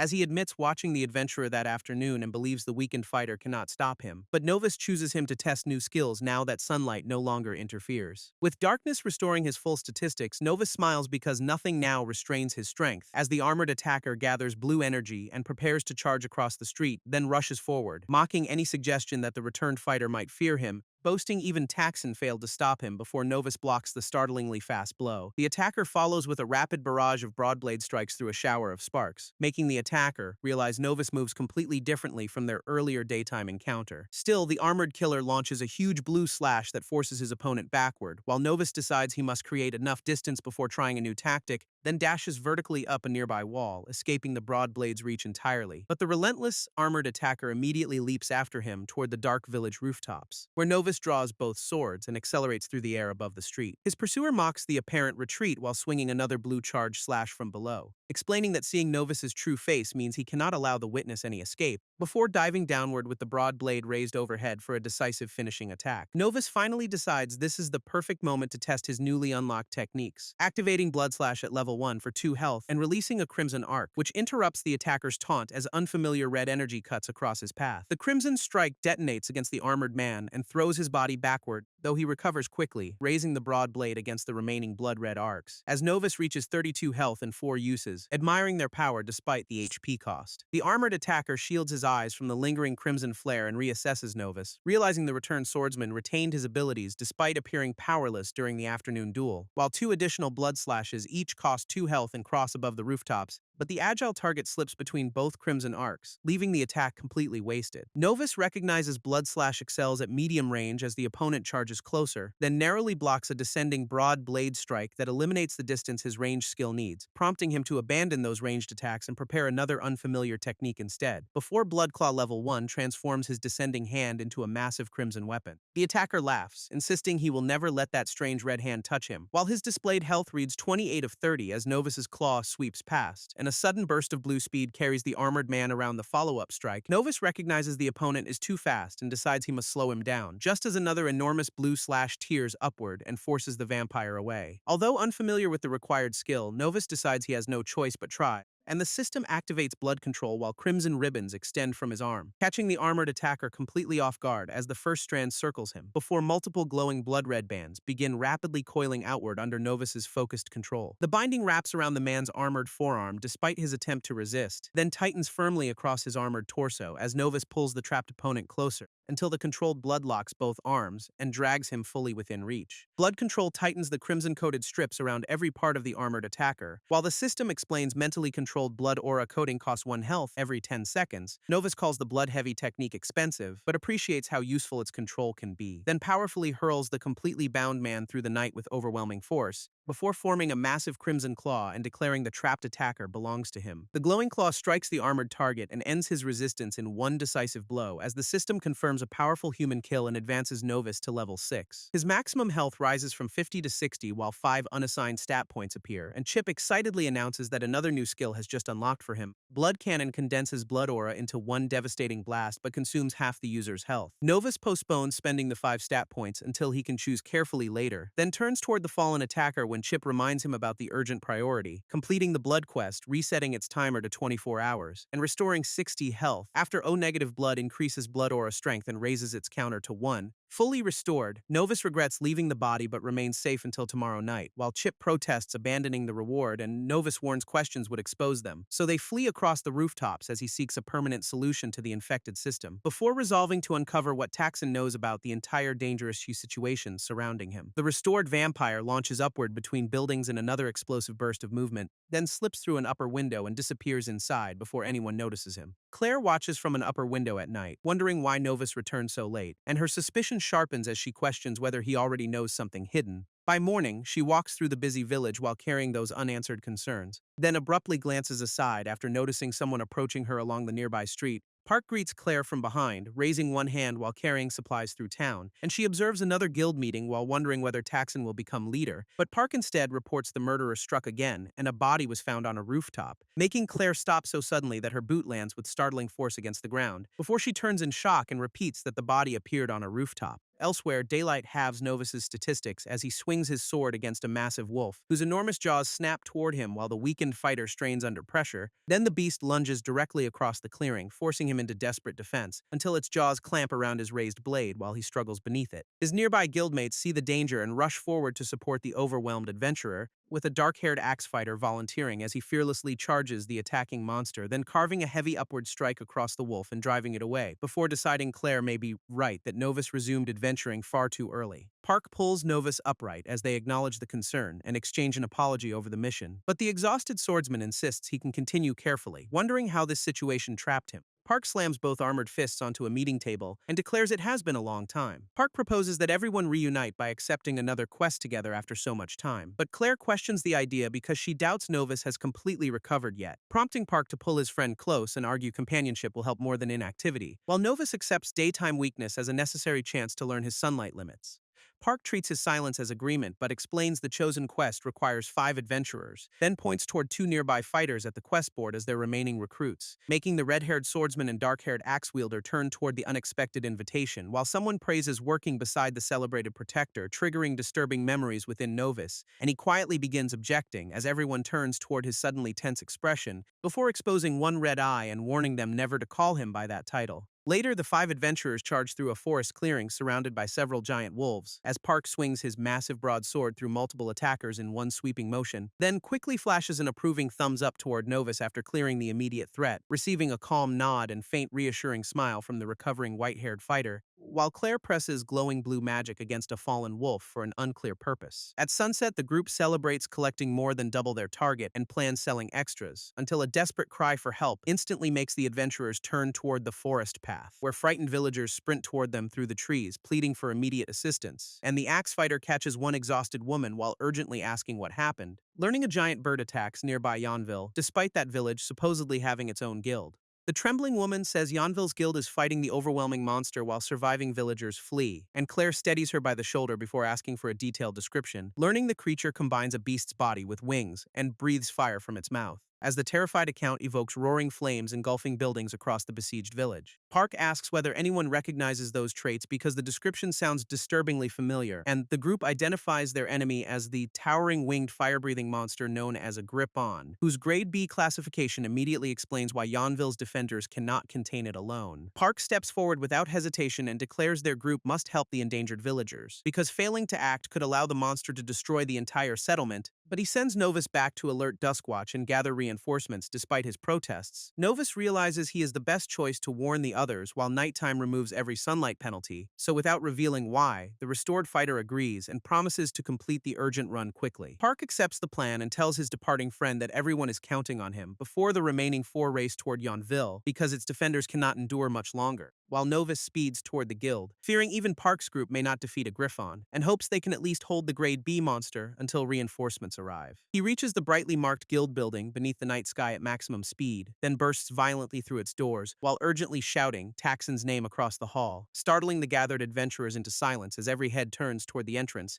and revealing Taxon at a crowded table with dark purple markings covering one side of his face. Novus warns the hall a griffin attacks Yonville, naming Park, Claire, Tom, and Reese as responders. But one standing guild member is interrupted before anyone can volunteer additional support. When Taxon slams his drink down and forbids helping a competing guild without benefit, Novus furiously demands consideration for their 4 companions already risking their lives there. Yet Taxon dismisses their choice and predicts pointless casualties with nothing gained for Duskwatch, before taunting Novus to solve the crisis alone if he truly wants to help, and deliberately calls him Protector as the surrounding guild members silently watch their confrontation. Chip recognizes the title has become a curse and fears what the unsupported Griffin fight could cause, while Novus grimly answers that he already understands the danger facing his friends, and a violent warning toward Taxon surfaces if any of those companions are harmed. He immediately dashes away after ordering Chip to assign all 5 stat points to agility, raising agility from 20 to 25 as crimson speed erupts around his accelerating body. Meanwhile, the griffin roars amid the burning village with flames crawling across its huge wings, then spreads those wings above Yonville's surviving defenders and dominates the devastated square,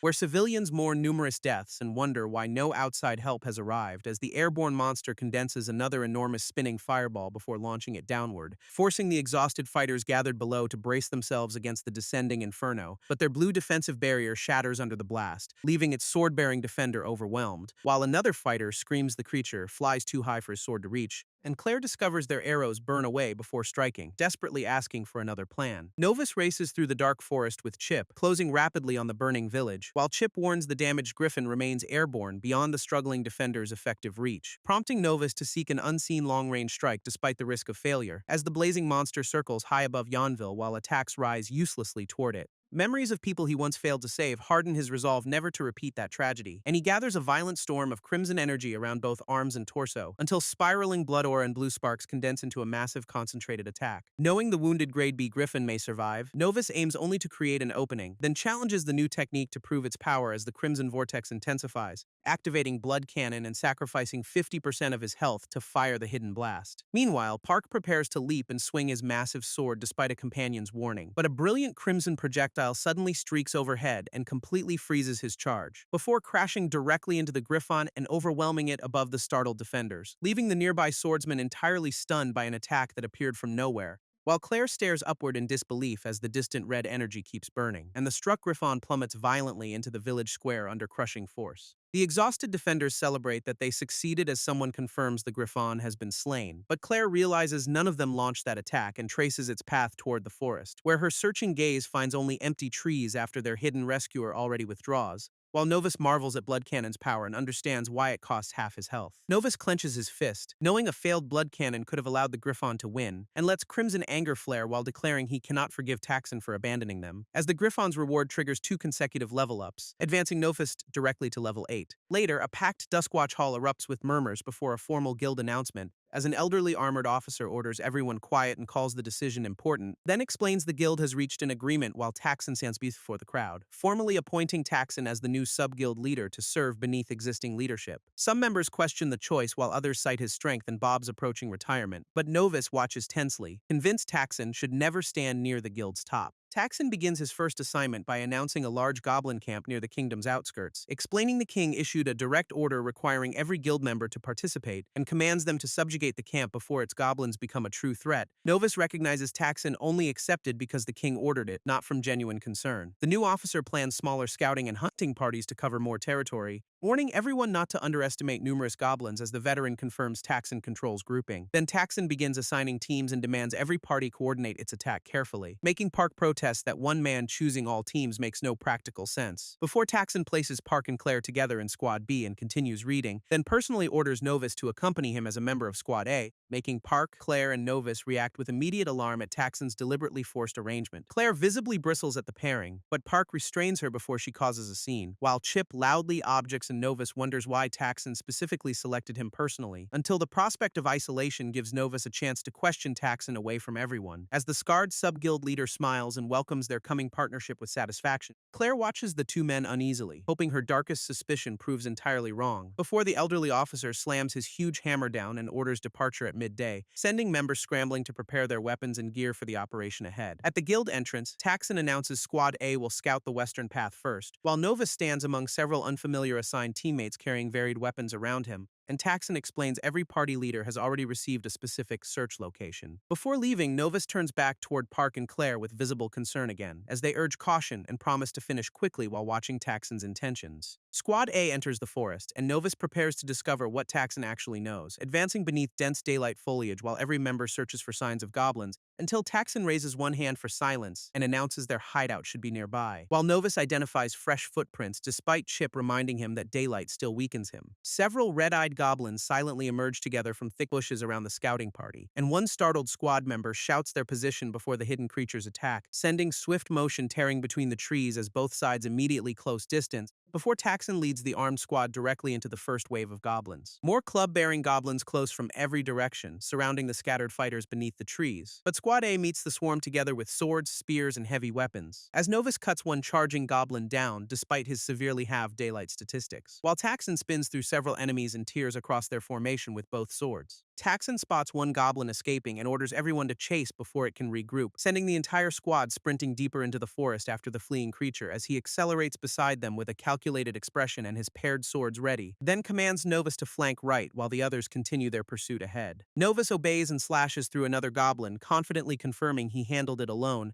while Taxon silently signals the masked mace wielder moving behind the distracted fighter, and gives the order just as the heavy spiked weapon begins its downward swing, allowing the supposed teammate to leap directly over Novus with both hands raised, until the white-haired fighter senses sudden danger behind him and turns in alarm. But the massive mace lands a powerful blow against his head before he can defend, The ambush removes 12 health and sends Novus toward unconsciousness while blood spills, as Taxon stands nearby watching his masked accomplice complete the treacherous successfully, then smiles with one glowing red eye after their planned betrayal succeeds completely. Novus later wakes near a campfire surrounded by the armed squad members again, discovering unusually strong rope made from special monster fibers binding his entire torso, and realizing he cannot move while tied upright against a tree before his captors. Under moonlight, Taxon approaches the bound prisoner and calmly welcomes him back to consciousness, then explains high-grade beast sinew seals magic while continuously draining physical strength away, making Novus angrily demand an explanation from the betraying sub-guild leader before him, who claims the king ordered his capture after hearing the former system user became useless, leaving Novus reeling as he asks whether the king personally commanded this betrayal, remembering the ruler who originally granted him the system and demanding to know why, before straining against the bindings and accusing Taxon of fabricating the entire story. Taxon insists the king's message was clear. A powerless system user has no value, then steps closer and says the ruler also personally shared one important secret,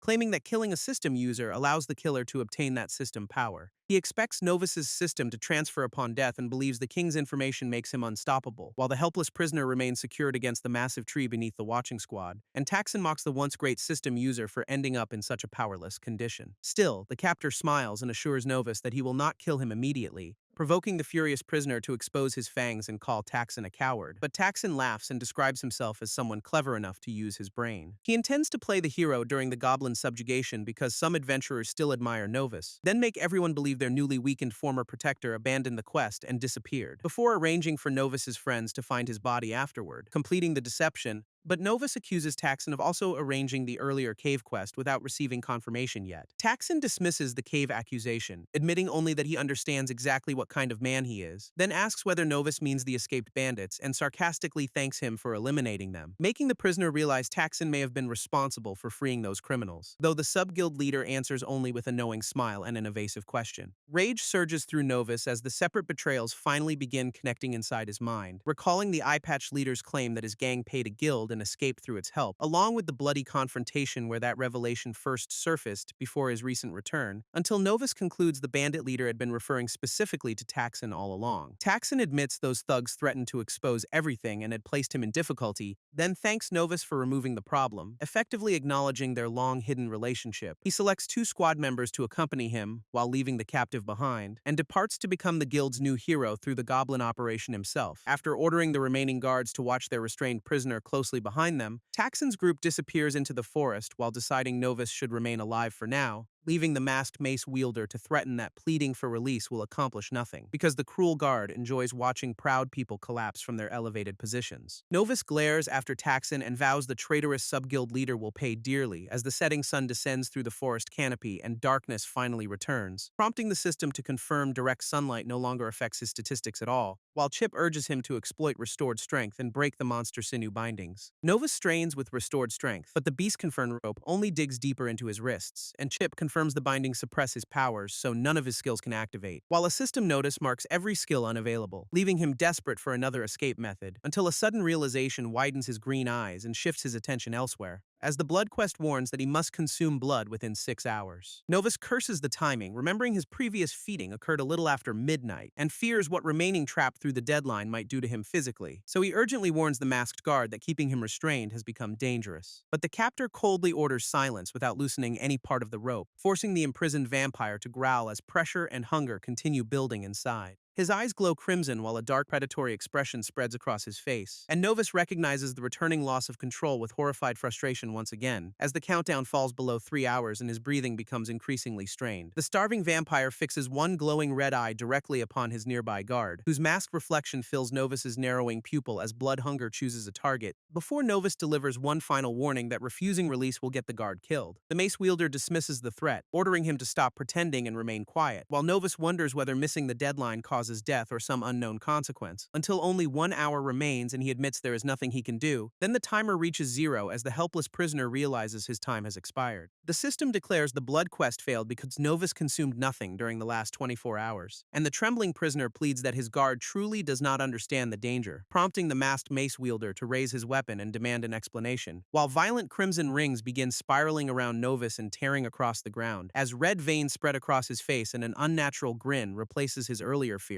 making the increasingly alarmed guard tighten both hands around his mace and question the change. Before Novus's eye becomes a red spiral and his fangs emerge through a scream. Crimson force lashes outward from the captive and makes the nearby guard recoil, leaving the masked accomplice sweating as he finally recognizes the threat before him. When the system confirms the failed quest has triggered the beginning of a transformation. Elsewhere, Squad B fights through scattered goblins beneath overlapping magic and weapon strikes, as Claire drives a powerful close-range blow into one goblin and celebrates the opening, then cleanly finishes the final visible enemy with another decisive strike from above, while Park lowers his massive sword and immediately checks whether every teammate remains unharmed, receiving an all-clear as exhausted members wonder whether ordinary quest materials should still be collected. But Claire redirects everyone toward the forest center where all squads were ordered to regroup. Park asks about Novus, and Claire admits she genuinely worries about leaving him with Taxon, because his former strength once guaranteed safety, but his apparent condition now seems vulnerable, so Park urges Squad B forward, hoping they reach the center before anything happens, and the concerned team advances together through dense foliage toward the planned rendezvous point. Squad B's advance stops when one companion suddenly calls Park toward trouble deeper ahead, and Park spots another party struggling beneath a swarm of goblins filling the forest, so he draws his massive broadsword and orders everyone to help them immediately, while a frontline fighter from the surrounded group cuts through an approaching goblin. But an ice caster admits his mana is running low and desperately asks where reinforcements are, as another goblin slashes the distracted red-haired swordsman across his back from behind, then raises its blade over the wounded fighter to deliver a finishing strike, leaving him frozen in pain while the weapon hangs dangerously above his exposed back, until purple slashes rip through the nearby goblins and rescue him at the final moment. Taxon arrives in mocking style, asking how they could struggle against such weak monsters, and the desperate adventurers celebrate his appearance, convinced the sub-guild leader guarantees victory, before Taxon launches sweeping purple attacks that scatter multiple goblins around the battlefield, while privately recognizing their helplessness as the perfect opportunity for his ongoing scheme, because these exhausted guild members now desperately need the heroic support he planned to display, allowing him to eliminate the final goblin and declare his carefully staged moment complete. The surviving fighters gather around Taxon among fallen enemies after the sudden rescue, praising his amazing strength and insisting they would have died without his intervention, until Taxon asks where Novus is, preparing the next part of his deception, and Park immediately questions why the supposed squad leader returned without him. But Taxon claims Novus panicked during the goblin attack, fled, and remains missing. Claire instantly rejects the story, insisting that abandoning everyone would be completely unlike Novus, while Park demands a search because surrounding goblins and Novus's weakened condition place him in danger. But Taxon forbids leaving, ordering an immediate camp before darkness makes the infested forest even deadlier. Park immediately tries protesting that Novus still needs them before completing his objection, only for Taxon to invoke his sub-guild authority and threaten another challenge for disobedience. Then Taxon passes with a satisfied grin after the frustrated knight refuses his provocation. Under those orders, weary adventurers begin hammering stakes and raising tents across the clearing. Other members gather for fresh water from a nearby stream for the coming night, and Park swings his massive sword through firewood while another fighter transports heavy logs, until a full temporary campsite surrounds the bright central fire beneath the darkening canopy. Around that fire, Park and his allies complain that Taxon's authority leaves them powerless, and Park argues Novus's absence means they have no choice except becoming stronger themselves. Before the worried companions raise drinks and resolve to protect both Novus and one another. Later, exhaustion overtakes a heavy-set fighter who begins snoring loudly after settling down,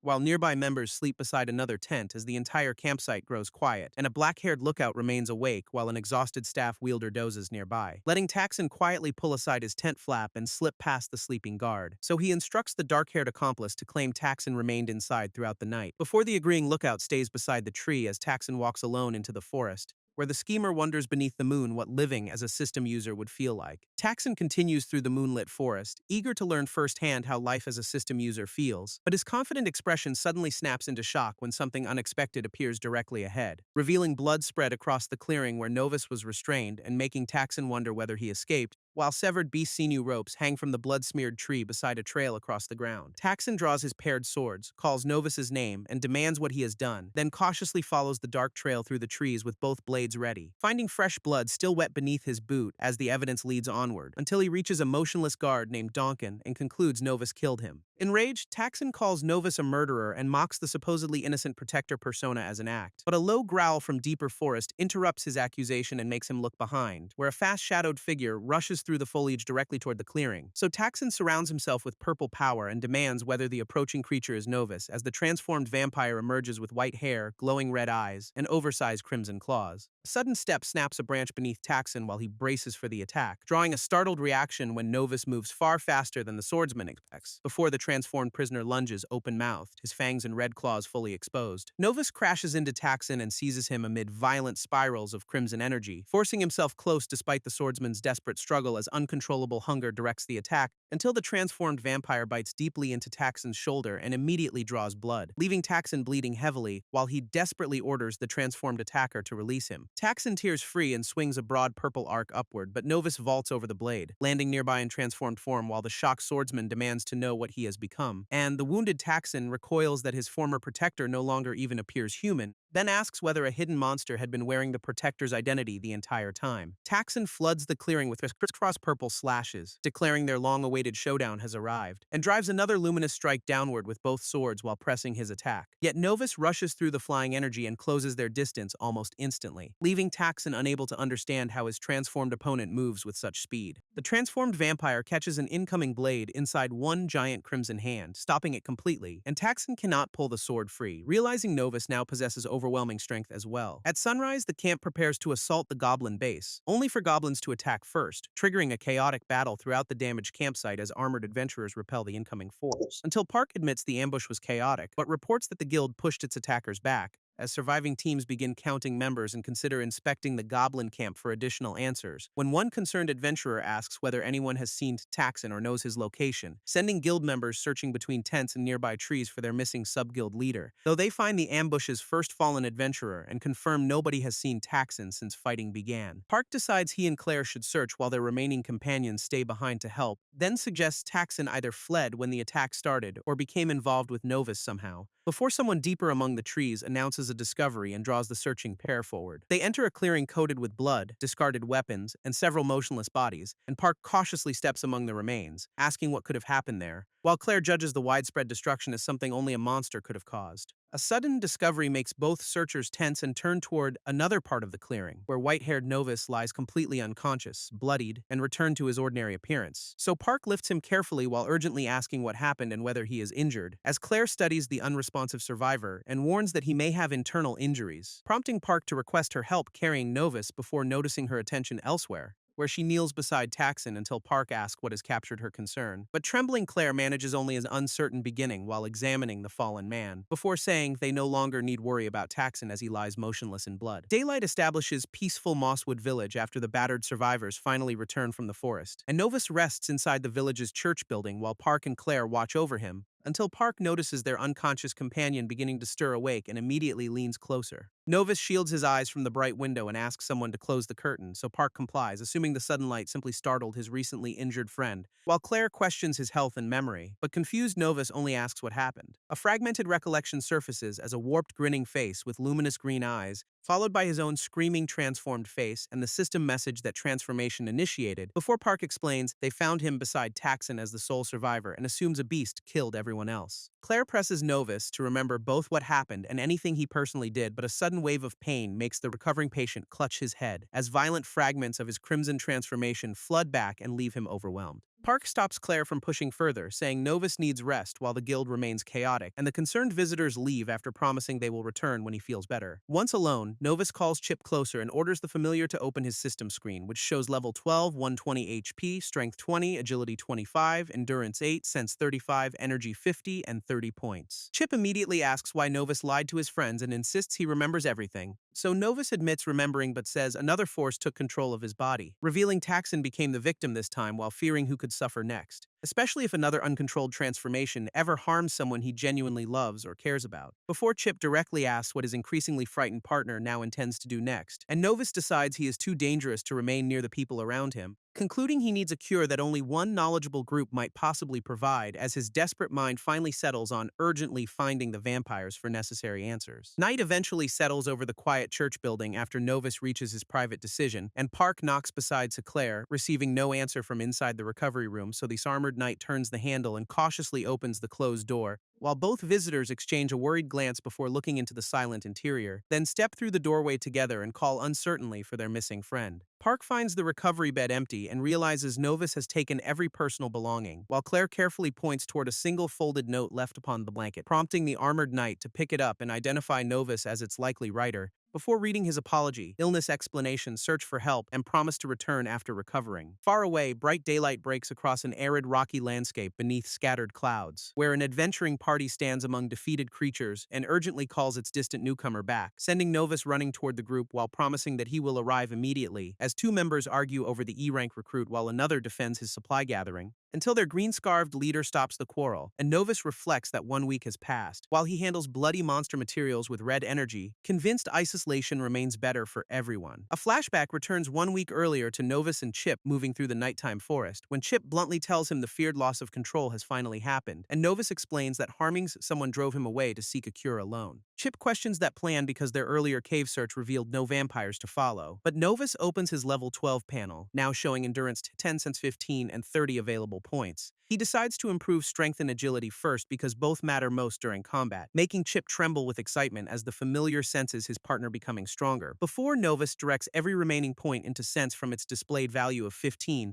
adding 15 points to reach Sense 30 and triggering the unlock of a new skill, Bloodhound Tracking, which reveals a visible trail toward the source of nearby detected blood. Novus insists this was his plan, while Chip concedes luck and praises its blood-finding benefit, then spends several days following Crimson Bloodhound trails in hopes of locating vampire clues, until one trail leads them toward a fallen adventurer that Chip excitedly spots ahead. But their inspection of the blood-covered body reveals nothing useful about the vampires, so Chip recommends taking some blood to prevent another frenzy. And Novus agrees, before the searching vampire kneels beside the remains while crimson tracking paths continue surrounding him, and removes the fallen adventurer's identification tag because it might prove useful later. Novus returns to a populated city and continues searching its busy streets for information, questioning multiple local residents without obtaining any useful clue about the hidden vampires, until Chip asks for another plan and Novus proposes repeating their original method, which eventually brings the disguised traveler directly before the prominent entrance of Moonshield Guild. Joining another guild family feels strange, but Novus trusts the distance to conceal his identity, and he soon travels through the rocky region alongside a newly joined adventuring party, staying behind when their red-haired warrior calls because avoiding combat limits dangerous exposure, until a dark-haired party member dismisses the blood on his hand as merely a small wound, triggering crimson tracking trails that Novus privately recognizes as a very dangerous temptation. Later, the green-scarved leader ends their workday and asks Novus for a private moment, explaining tomorrow's dangerous C-rank quest could help every D-rank member earn a promotion, then praising the recruit's work and inviting him despite acknowledging the danger for an E-rank, while Novus privately remembers he joined parties specifically to encounter any vampires appearing on quests. Novus accepts the invitation and confidently assures the leader he need not worry, who celebrates because two parties will cooperate and permits the E-rank recruit to remain behind. The following day, Novus approaches his gathered companions beneath a large stone gateway, as the excited members discuss becoming C-rank adventurers and ask where their objective lies, prompting their leader to point upward and explain they must gather 3 enormous eggs, while one helmeted fighter questions why such a simple gathering assignment carries C-rank difficulty, and Novus develops an uneasy feeling that reminds him of an earlier disastrous quest, but the confident leader postpones every complaint until everyone actually reaches the objective. Their destination rises as a massive rocky peak extending above the surrounding forest, forcing the complete party to climb steep gray slopes together toward the designated meeting point, where the leader says their partners wait ahead and Novus already smells several people, though crimson scent trails reveal that something beyond the waiting adventurers is present as well. Before Moonshield finally reaches another armed party already gathered on a broad mountain ledge,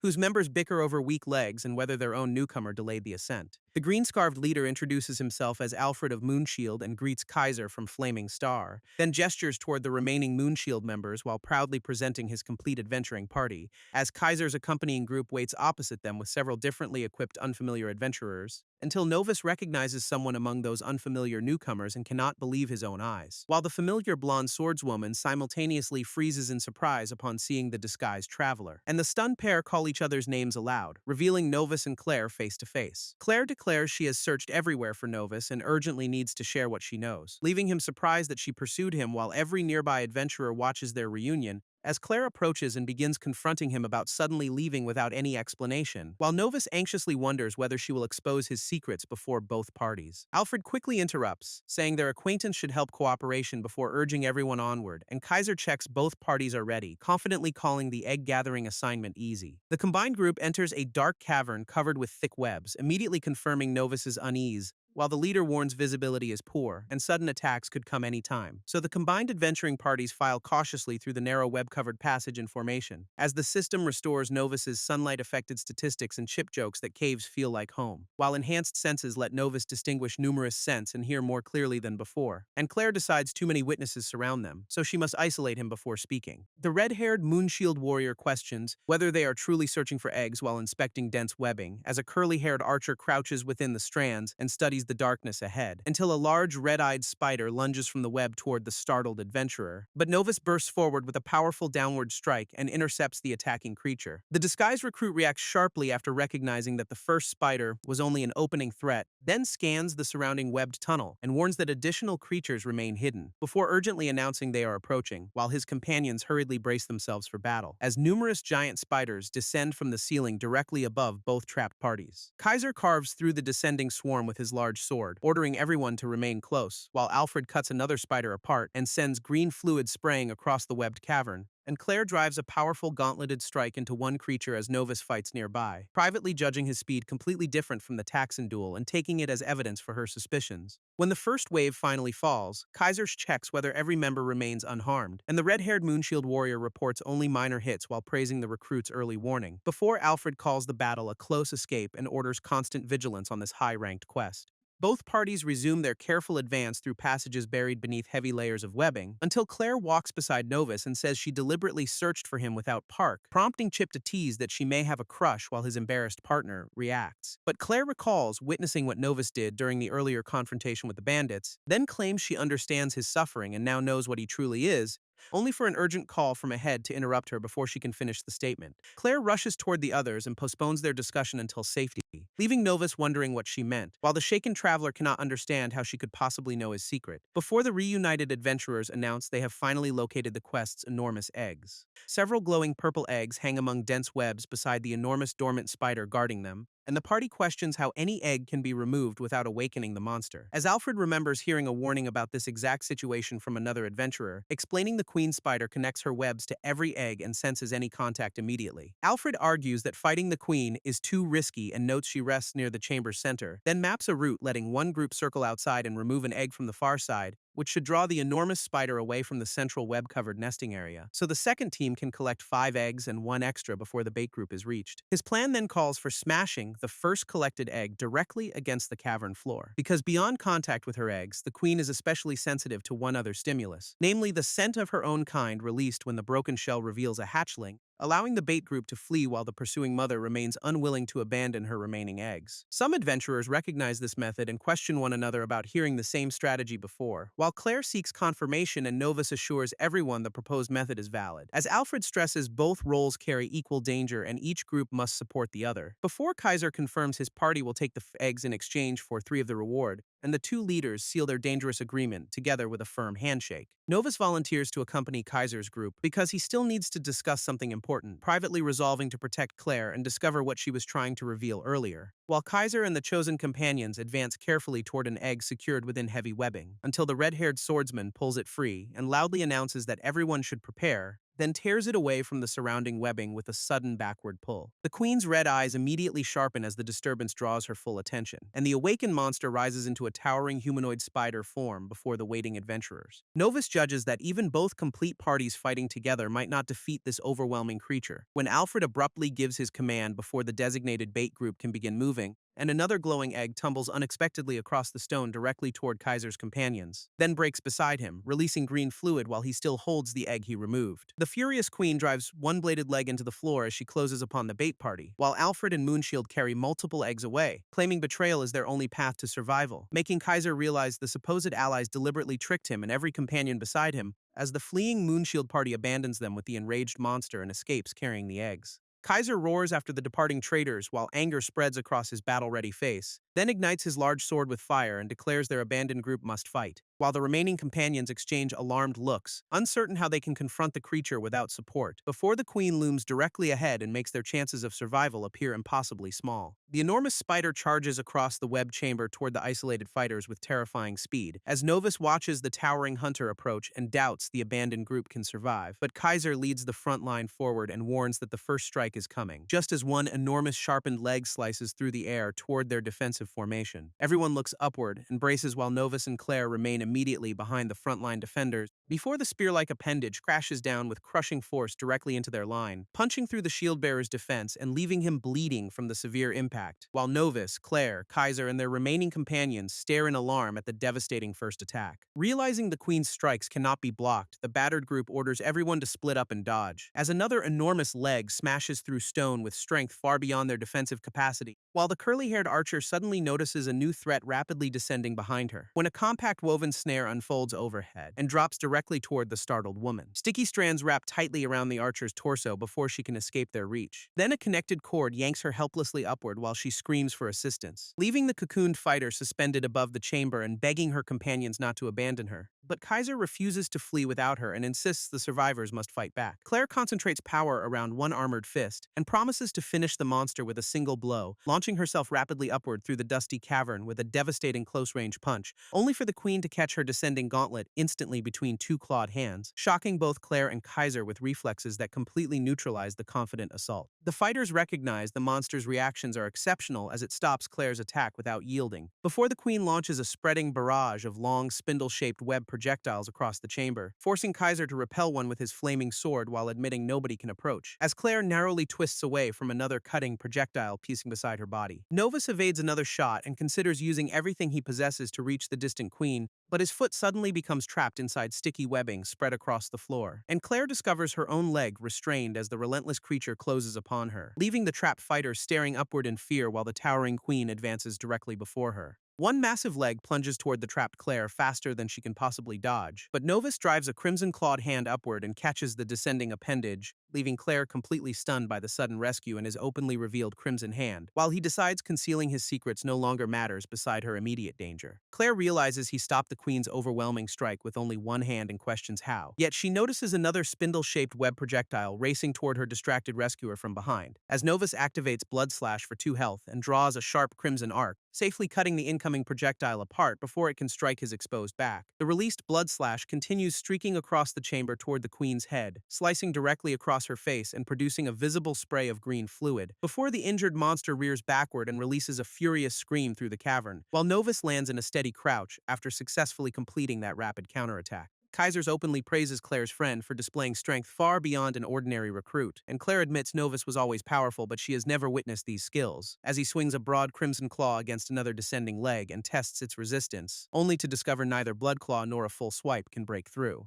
Novus fires 2 additional blood slashes across the chamber, with each activation costing 2 health, but observes they barely reduce the monster's health and considers blood cannon dangerously risky, so he activates blood control around his sword and rejects the limitations of his former self, coating a cluster of surrounding metal blades in crimson aura for a different coordinated assault. Novus decides he cannot fight like his former self while the controlled blades hover around him, then launches their sharpened edges together against one of the queen's enormous legs, while sprinting beneath the monster and directing his crimson weapons along crossing attack paths, until the coordinated blades cut into her limb and release a burst of green fluid. The queen screams from the first meaningful wound as her red eyes flare violently, and green spray rains across Claire and Kaiser, forcing both fighters to shield themselves, while Novus maintains his advancing pressure and openly refuses to hold anything back, before the wounded monster roars and every surviving adventurer watches his unexpected offensive. The queen quickly regains her aggressive posture and opens her armored jaws toward the attacker, prompting one unnamed adventurer to celebrate the damage and believe victory may finally be possible, though Claire warns against confidence as Novus remains reflected within the monster's fixed gaze, just before another spike-like leg plunges directly toward him again with tremendous force. Novus swings his broadsword upward while crimson blood control trails circle his body, cutting into the descending limb but immediately judging that the new wound remains too shallow, as the queen attacks from several directions with multiple legs and forces him into constant movement, leaving Claire and Kaiser amazed by combat methods neither companion has witnessed before. Claire recognizes that the furious pace cannot be sustained and fears Novus will collapse, while he realizes the queen's rapid attacks prevent enough momentum for one properly powerful strike, as repeated blood costs leave him at 4,120 health, or 34%, despite blood control remaining active, and Claire concludes his attacks are hurting the monster but still cannot cause sufficient damage. Kaiser rushes forward with his large sword and promises to support the increasingly exhausted Novus, while Claire urgently calls for the red-haired fighter to stop his reckless advance,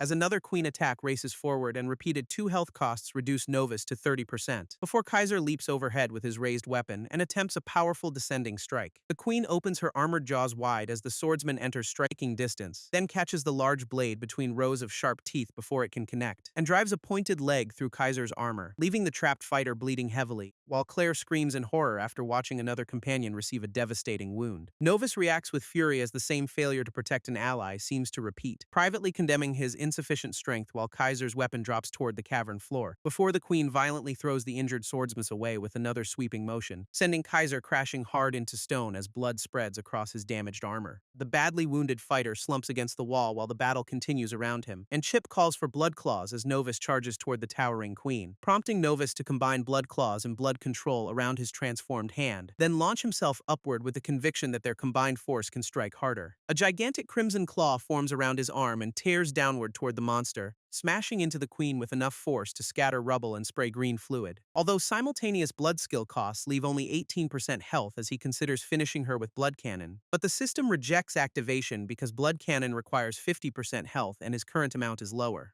The battered queen steadies her wounded body and fixes every glowing eye directly upon Claire, while the exhausted blonde fighter struggles to breathe and braces for another attack, prompting Novus to recognize the danger and shout desperately for Claire to move, just as the queen shoots her long tongue toward the vulnerable fighter with frightening speed. The hardened tongue strikes Claire and launches her backward through the dusty cavern air, before she crashes painfully against the stone and coughs blood from the violent impact, leaving the dazed woman staring ahead through pain as she tries to remain conscious, while a pointed leg descends toward her and makes her believe death is imminent. The descending appendage explodes into the floor and sends broken rock outward in every direction, burying its sharpened tip deeply inside the cracked stone where Claire had been lying, before the frustrated queen screams after discovering that her intended victim has disappeared, because Novus reached Claire in time and now carries her away within swirling crimson trails. The bleeding Claire struggles to speak while staring weakly into her rescuer's face, but Novus tells her to remain silent because her injuries are already serious, then insists the weakened queen is nearly defeated and promises to save Claire, although she recognizes his strength is running out and quietly confronts him about it. Novus dismisses that concern and vows he will not fail to protect her this time, until Claire grips his wrist, asks him to listen, and interrupts the renewed charge, making the determined fighter turn back toward her unexpected request with visible confusion, as Claire clutches her bloody chest and tells Novus simply to use her. Novus turns toward Claire's offer, visibly confused by the meaning behind her unexpected command, until she smiles through blood and explicitly tells him to use her blood, forcing the shocked vampire to question how she could possibly know what he needs, as he privately realizes Claire somehow knows his body currently requires fresh blood. The system displays 18,120 health and repeats that blood cannon remains unavailable below 50%, confirming Novus is too depleted to activate the decisive skill through his current strength, while the wounded queen opens her jaws and immediately prepares another furious attack, prompting Novus to warn Claire as he holds her tightly against his chest. The enormous monster charges and swings another pointed appendage toward the vulnerable pair, then drives the heavy strike into Novus while he shields Claire with his body, drawing visible blood from the white-haired fighter as both companions are hurled backward before they crash together against the floor amid a spreading cloud of dust. The impact removes 6 health and leaves 12,120, while Chip warns another hit could prove fatal, as the battered Novus struggles to remain upright with Claire still pressed close. But Claire insists there is no time for hesitation and again offers her blood, then forcefully orders him to proceed when he tries directly addressing her concern. Novus evaluates the inaccessible bodies elsewhere in the cavern and silently accepts her proposal, remembering blood extraction from dead bodies is slower unless death occurred very recently.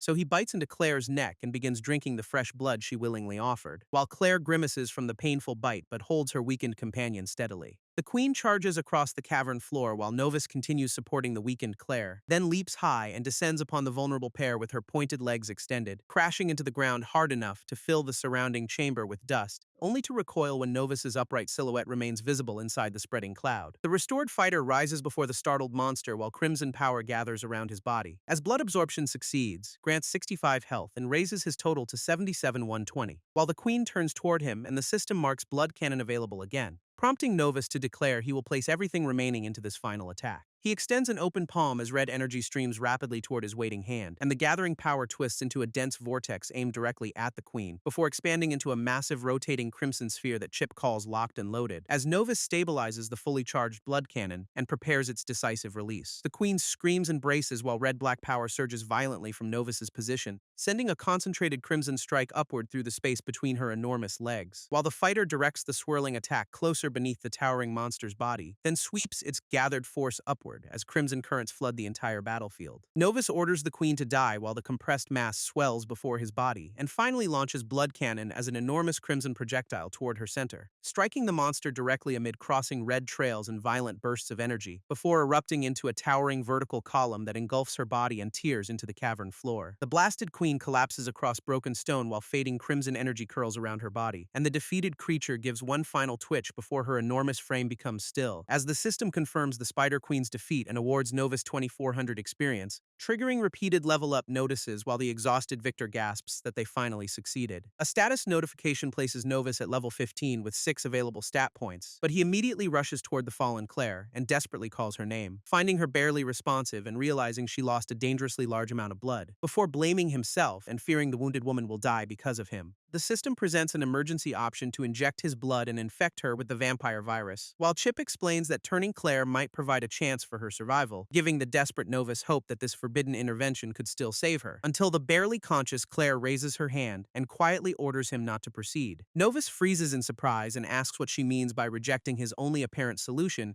as Claire touches his face and confirms she already knows what he is, while tears gather beneath his visible fangs during her painful attempt to explain, recalling that she noticed the concealed signs but resisted believing what they meant. Claire admits she cannot understand how this transformation could have happened to him, but reveals she wanted to assure Novus that he is not a monster, even though she also recognizes that her former companion is no longer human, before gripping his trembling hand and refusing to be turned under these circumstances. Claire weakly says a diary can reveal the truth about people like Novus, directing him to the top desk drawer inside her room at the inn, before her strength fades while the terrified Novus clasps her hand and begs her to stay, until the system announces time expired and declares the emergency vampire conversion option unavailable. The second message confirms he can no longer infect the host because Claire is deceased, leaving Novus kneeling alone within the ruined cavern while holding her motionless body, as he laments that he was supposed to protect the companion who sacrificed herself, then embraces Claire tightly while Chip watches the grieving survivor from above in silence. Novus apologizes beside the fallen queen as the devastated chamber grows quiet around them, and vows to understand his vampire condition by retrieving the diary Claire described, before the story shifts from the cavern to several fresh graves beneath dark trees, where Novus stands alone before Claire's marked resting place beneath the evening sky. Her name is carved into a simple stone marker with a sword planted before it, while Chip quietly accompanies the white-haired mourner as he begins turning away from the graves. But Novus apologizes again and remembers promising that such loss would never happen, before breaking down because he believes he has failed his friends once again. Chip gently comforts him and insists he already did everything within his power, though Novus answers that every effort still proved insufficient to save Claire in the end, prompting Chip to ask what path his grieving partner intends to follow next, as Novus turns toward the diary, calling it the only remaining clue they possess. Novus leaves the graves with Chip, determined to discover what they have truly become, while moonlight settles over the quiet timbered town surrounding Claire's former inn below, before a cloaked visitor silently steps through a doorway and casts a long shadow, startling the elderly innkeeper, who grips his broom and anxiously searches for the noise.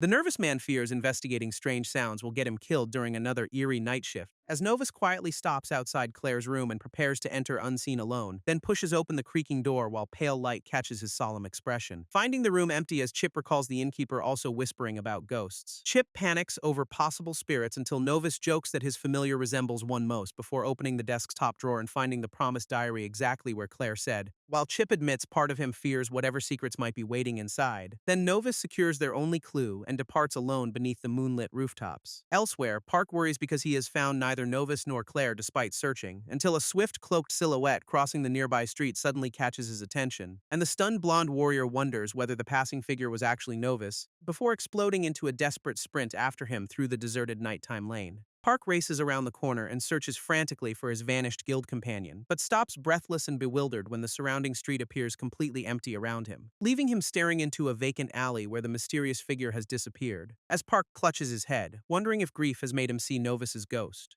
Park despairs that everyone he knows is disappearing and questions whether returning to the Order remains possible, while Novus settles beneath moonlit trees with Chip circling him and prepares to read, then carefully opens Claire's recovered diary between his bandaged hands beneath the forest canopy, revealing densely handwritten pages whose account carries the story into an unfamiliar past. The diary's unnamed blonde narrator recalls living beside the shore in Alicia's seaport, a dangerous place then crowded with criminals, including desperate young thieves like herself, where hunger and poverty leave the exhausted girl clutching her empty stomach in an alley. Yet she grins over stolen coins and jewels, believing the dangerous haul will be worthwhile. Her confidence vanishes when pursuing criminals shout that their quarry has hidden nearby, accusing the little thief of stabbing Casso before escaping with their valuable haul, while the cornered girl remembers believing she possessed absolutely nothing left to lose, as two smug pursuers find her and demand their property plus additional payment for the trouble. The defiant thief strikes first, slashing toward the larger criminal, blocking her escape, but another attacker counters with a brutal sweeping blow that hurls her backward, before the muscular pursuer advances and promises to teach her about crossing dangerous people, until an unseen intervention suddenly launches one thug away in a violent impact. The remaining criminal whirls around in alarm, unable to understand what struck his companion as a dark-haired stranger with glowing red eyes and fangs steps from the shadows, then surges between the attackers in a crimson blur before either man can react, seizing one terrified thug by the throat while the fallen blonde thief watches nearby. The remaining thug demands her identity and raises an arm against the silent rescuer, but the red-eyed woman effortlessly twists another attacker down and drives him into stone, then faces the final trembling criminal and gives him one simple command to run, sending the survivor stumbling away as the narrator remembers a brave woman's once saved her life. The astonished girl watches her mysterious protector and knows she will never forget this moment, especially the woman's unnatural crimson eyes glowing beneath long dark hair and pointed ears, while that predatory gaze and pointed black claws burn permanently into the narrator's memory, and she follows the stranger, who inexplicably allows the frightened thief to accompany her. The curious girl asks countless questions while traveling rooftops, but her rescuer never answers, leaving the narrator obsessed with becoming equally strong, mysterious, and capable of changing her life, as she witnesses the vampire's incredible power, speed, and freedom across Alicia's rooftops, until the woman directly asks whether her eager follower truly wants to become like her. The smiling stranger offers to reveal their life, but the diary warns what followed changed everything, recalling the horrified girl weeping behind a hand after witnessing what vampires did to people, before fleeing across a rooftop and deciding she never wanted to become a monster. Then the account abruptly trails off as Novus reaches an unfinished expression of disbelief. He studies the final broken sentence and wonders what its author desperately tried to reveal, while Chip asks what frightened her, then cheerfully admits that being a vampire seems impressive, and Novus infers she understood their need for blood but encountered something far more terrifying, as the story shifts toward a bustling coastal seaport beneath bright morning skies. Novus enters the town described in Claire's diary, treating it as his only available lead, though Chip immediately wonders how they could possibly locate anyone inside such an enormous place, as the cloaked seeker walks among crowded docks, sailors, travelers, and towering moored ships, before deciding that taverns filled with travelers offer the likeliest place to gather useful stories. Determination tightens his bandaged fist while he commits to starting the investigation immediately, and he strides toward a busy waterfront tavern beneath the bright coastal sun, entering a lively wooden hall crowded with drinking patrons and conversations at every table, where several people dismiss his questions with uncertain shrugs, apologies, and claims of ignorance. Novus finds that nobody knows enough to help, leaving his first inquiries apparently useless, until raised mugs collide in a booming cheer from another group inside the tavern, whose loud toast honors Alfred and makes Novus's pulse thunder beneath his darkened expression, as the white-haired listener turns sharply, recognizing the name and the surrounding voices. The celebrating party boasts that every egg earned more money than expected thanks to Alfred, and Novus recognizes them as the adventurers who abandoned his group inside the spider cavern, remembering how their betrayal left the others trapped beneath the queen spider's relentless assault, while his clenched hand trembles over the knowledge that everyone there was left to die. Claire's lifeless face fills his memory as the consequences of that betrayal become unbearable, but one startled celebrant suddenly recognizes Novus across the table and questions his appearance, prompting another man to look closer and loudly confirm that the newcomer truly is Novus, as his bandaged hand crushes down around the wooden mug while silent rage gathers. Alfred himself approaches the seated Novus with a smug greeting and obvious recognition, then towers over him while mockingly calling the white-haired survivor exceptionally lucky indeed, until Novus quietly asks what became of every companion abandoned inside the cavern, and Alfred answers that they are all dead while revealing a chilling smile. The Moonshield leader calls it an adventurer's life, pats Novus, and demands no hard feelings, before whispering that the lone survivor should never reveal their betrayal without anyone protecting him, then leaves with his laughing companions after sarcastically wishing Novus better luck adventuring, while Chip suggests such people deserve to be bitten, and Novus remains ominously silent. The system interrupts with a warning that only 8 hours remain to consume blood, and Novus decides his mounting problems may have just presented one shared solution, as darkness settles over the harbor town beneath heavy clouds and silent rocky cliffs, before the cloaked hunter secretly follows Alfred's drunken party through the empty streets. The celebrating men stagger together and loudly announce their next destination will be a brothel, unaware that the white-haired hunter carefully tracks their movement from behind while keeping his distance, until the green-scarfed leader senses someone following and demands the hidden watcher identify himself, prompting Novus to step forward and calmly cast aside part of his cloak. Alfred realizes the supposed E-rank followed them for revenge, while his companions drunkenly laugh, and the armored member boasts their group can handle one E-rank even while intoxicated, raising his round shield as another dismisses Novus as useful only for carrying equipment, just before violent crimson energy erupts around the shield-bearer and his startled companions.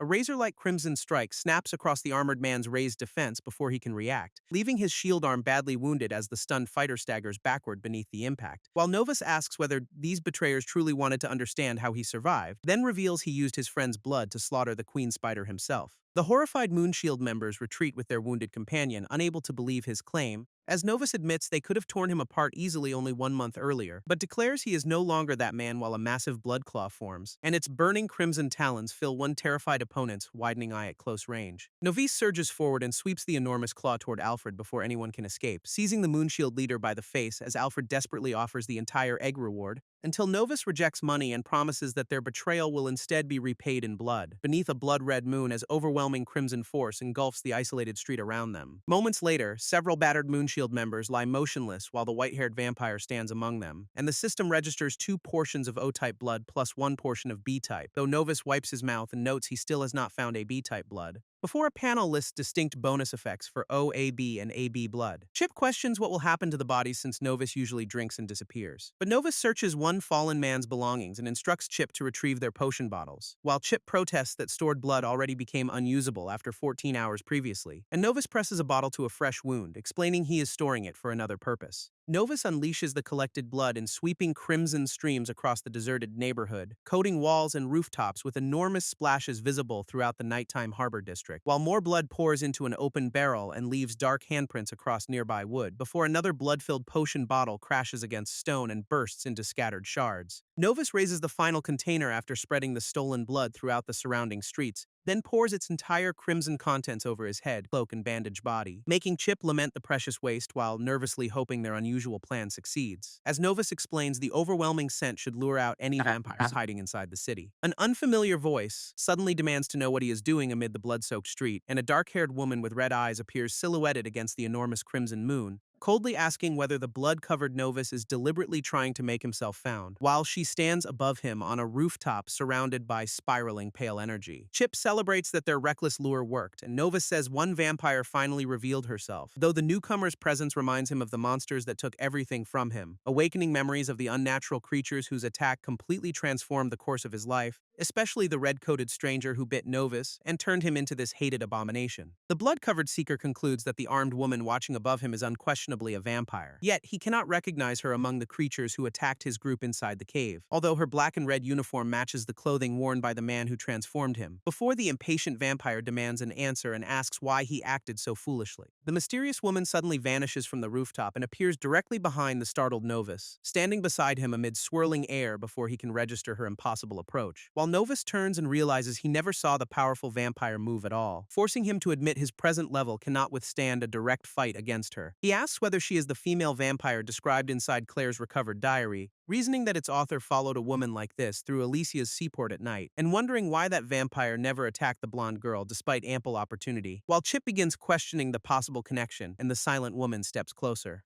Novus shifts into a guarded stance as the vampire closes the remaining distance, then launches a sweeping sword attack surrounded by bright sparks and rushing crimson air, but his opponent turns toward the approaching blade with a disturbingly confident smile and intercepts the strike barehanded, smashing his weapon completely aside with overwhelming force. Novus recoils after discovering her unprotected hand feels as hard as his sword, abandoning his hope that this vampire might possess any unusual sympathy toward humans, before drawing both blades as the woman calmly praises his reflexes and prepares again, while crimson power coils around her arm and she decides to test his strength. Chip shouts a warning when the vampire surges toward the dual-wielding Novus once more, and her red-coated arm crashes against his crossed swords in a shower of sparks, before she drives through his defense and hurls the shocked fighter backward across stone, leaving Novus crouched and shaken as the system subtracts 30 health from the attack. Novus grips his trembling sword and curses the overwhelming gap between their abilities, realizing the woman possesses crushing strength in addition to her impossible supernatural speed, as she dives from above and descends directly toward the injured fighter below, forcing Novus to envelop both arms in enormous red and black blood claws for defense. He answers with a broad crimson sweep, but the agile vampire ducks beneath it, then chains another heavy claw strike while she effortlessly evades his desperate assault, until the woman catches his transformed wrist mid-attack and stops its momentum completely, calmly observing that the inexperienced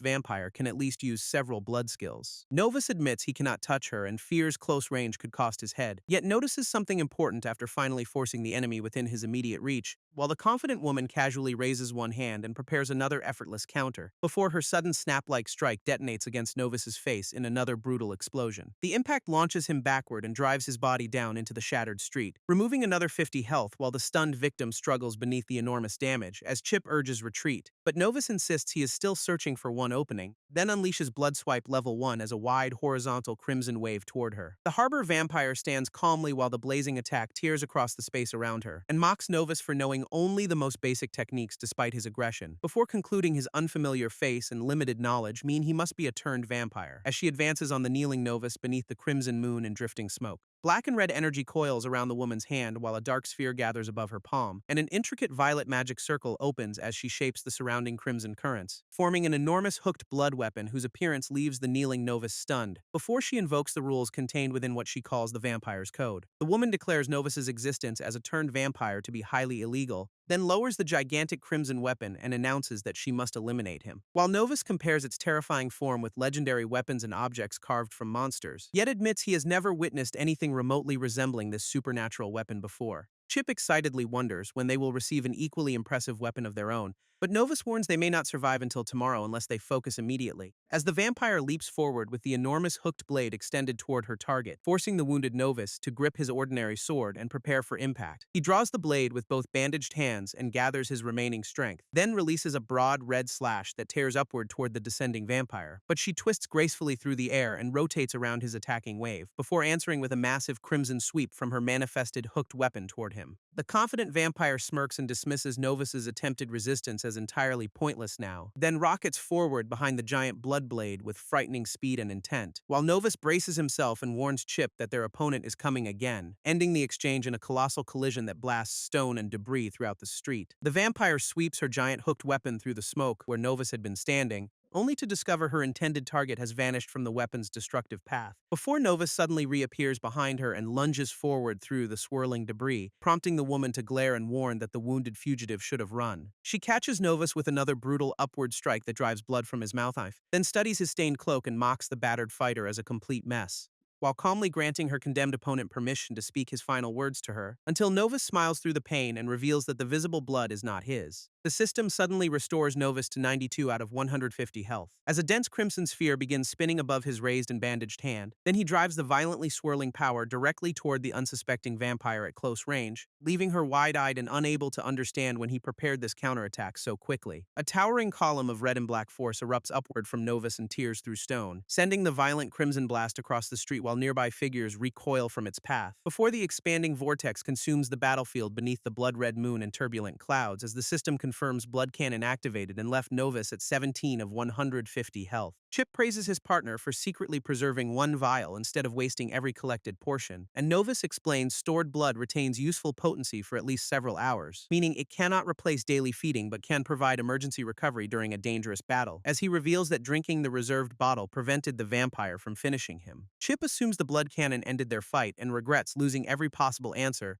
while Novus agrees and begins lamenting that he had to kill the mysterious vampire, until her unmistakable silhouette suddenly rises from the thick smoke with its weapon raised, and the completely unharmed woman steps forward beneath the moon, disproving their confident assumption. Novus recoils in disbelief as the terrifying survivor closes the distance between them, before she attacks too quickly for the exhausted fighter to protect himself again, sending Novus hurtling high above the town and far beyond the shattered harbor street, as his uncontrolled flight carries the battle toward the silent, dark, wooded outskirts. The vampire pursues beneath the crimson moon and drives her overwhelming assault onward, until Novus crashes among the trees, loses 10 health, and falls to 7 of 150, while she declares he fought well but has finally reached the unavoidable end, then places a crimson edge against his throat and warns there will be no more tricks. Novus realizes his strongest blood cannon failed to leave even one scratch upon her, and fears how many vampires might rival her strength while remembering his red-coated attacker, before protesting that he never wanted this transformation and never consented to becoming a vampire. But she answers that the code requires every illegally created vampire to perish. Desperate, Novus asks whether anything can restore him and reverse the unwanted transformation, while the woman privately notes his recent turning, limited skills, and unexpectedly capable performance, then considers his extraordinarily powerful blood cannon and wonders who he was and who turned him, as her crimson weapon remains poised beside Novus while she silently studies the condemned stranger. The woman finally tells Novus the answer he seeks does not exist and no cure exists, leaving him to ask whether survival means endlessly searching for blood every remaining day, before she retracts the crimson weapon and says only one possible course remains available, ordering Novus to abandon his current life and forget everything he has ever learned. She says he must instead learn how to continue living as a true vampire, because one's mysterious institution alone can teach Novus the life awaiting his new kind, then identifies that destination as the Vampire Academy located within a distant city, leaving him wondering why his intended executioner would reveal this path or spare him. Novus studies Claire's open diary again while considering the extraordinary offer before him, and still cannot understand what the woman meant by discovering the hidden truth, although he conditionally links her to Claire's rescuer and reasons she differs from other vampires, before remembering Claire's grave and the sacrifice that ultimately allowed him to survive. He recalls Claire accepted what he became yet still believed there was reason to save him, and clenches his trembling fist after everything endured and every irreversible change suffered, before deciding Claire's refusal to abandon him means he cannot abandon himself now, as Novus rises and demands that the woman take him directly to the Vampire Academy. Sometime later, a tall sailing ship crosses bright blue water beneath the clear daytime sky, carrying Novus safely aboard as he watches the unfamiliar destination approach from the railing, while Chip marvels that an entire academy exists for others like them, and Novus answers vampires, before Novus turns and admits another unbelievable mystery still occupies most of his thoughts. Novus reveals the harbor vampire woman is aboard their ship and personally guiding them there, as his thoughts return to the moment she stopped one desperate attack without effort and redirected the exhausted fighter violently across the shattered street through spiraling currents, before overwhelming him again inside another enormous burst of turbulent, raw crimson force. The memory ends with her calm silhouette standing over devastation and Novus recalling her strength, while the system displays level 15 and daylight-halved statistics as he concedes his former self could not win, and remembers the earlier male vampire defeating him effortlessly without breaking a sweat, making Novus fear that countless vampires may already possess strength far beyond his own. The woman suddenly answers from behind that many such stronger vampires truly exist, and Novus realizes with alarm that his heightened senses never detected her approach, before his abrupt turn drops him beside nearby barrels as she calmly towers above, prompting Chip to panic that the terrifying vampire intends to drink every drop of their blood. She dismisses their reaction and asks whether Novus truly cannot handle even this much, while he notices her sunshade and suspects it prevents daylight from halving her statistics, before she warns Academy survival requires greater strength, particularly for someone like him, then grips Novus by the collar and effortlessly lifts him as Chip marvels at her power. Confused, Novus directly asks what she means by describing someone specifically like him, and she explains vampires are divided between those born naturally and those transformed later, adding that most vampires deeply despise turned ones because ancient pride governs their society, while born vampires have always lived surrounded by inherited power and their relentless supernatural urges. According to the woman, turned vampires usually begin as people who enter powerful service willingly, by pledging loyalty to one established vampire family and accepting transformation from its members, or an individual vampire may independently search outside those families for a promising candidate, turning that person because the candidate demonstrates truly exceptional future potential in combat. She explains these pathways created a bitter divide, with many born vampires considering transformation cheating, because ambitious vampires often turn numerous followers merely to secure loyalty and challenge established power, thereby worsening hostility between the two categories across the already prideful vampire society. Although physical appearance alone cannot distinguish whether any vampire was born or turned, she warns discovery of Novus's turned status would make his academy life unbearable, while he fears he cannot conceal something he barely understands about himself yet,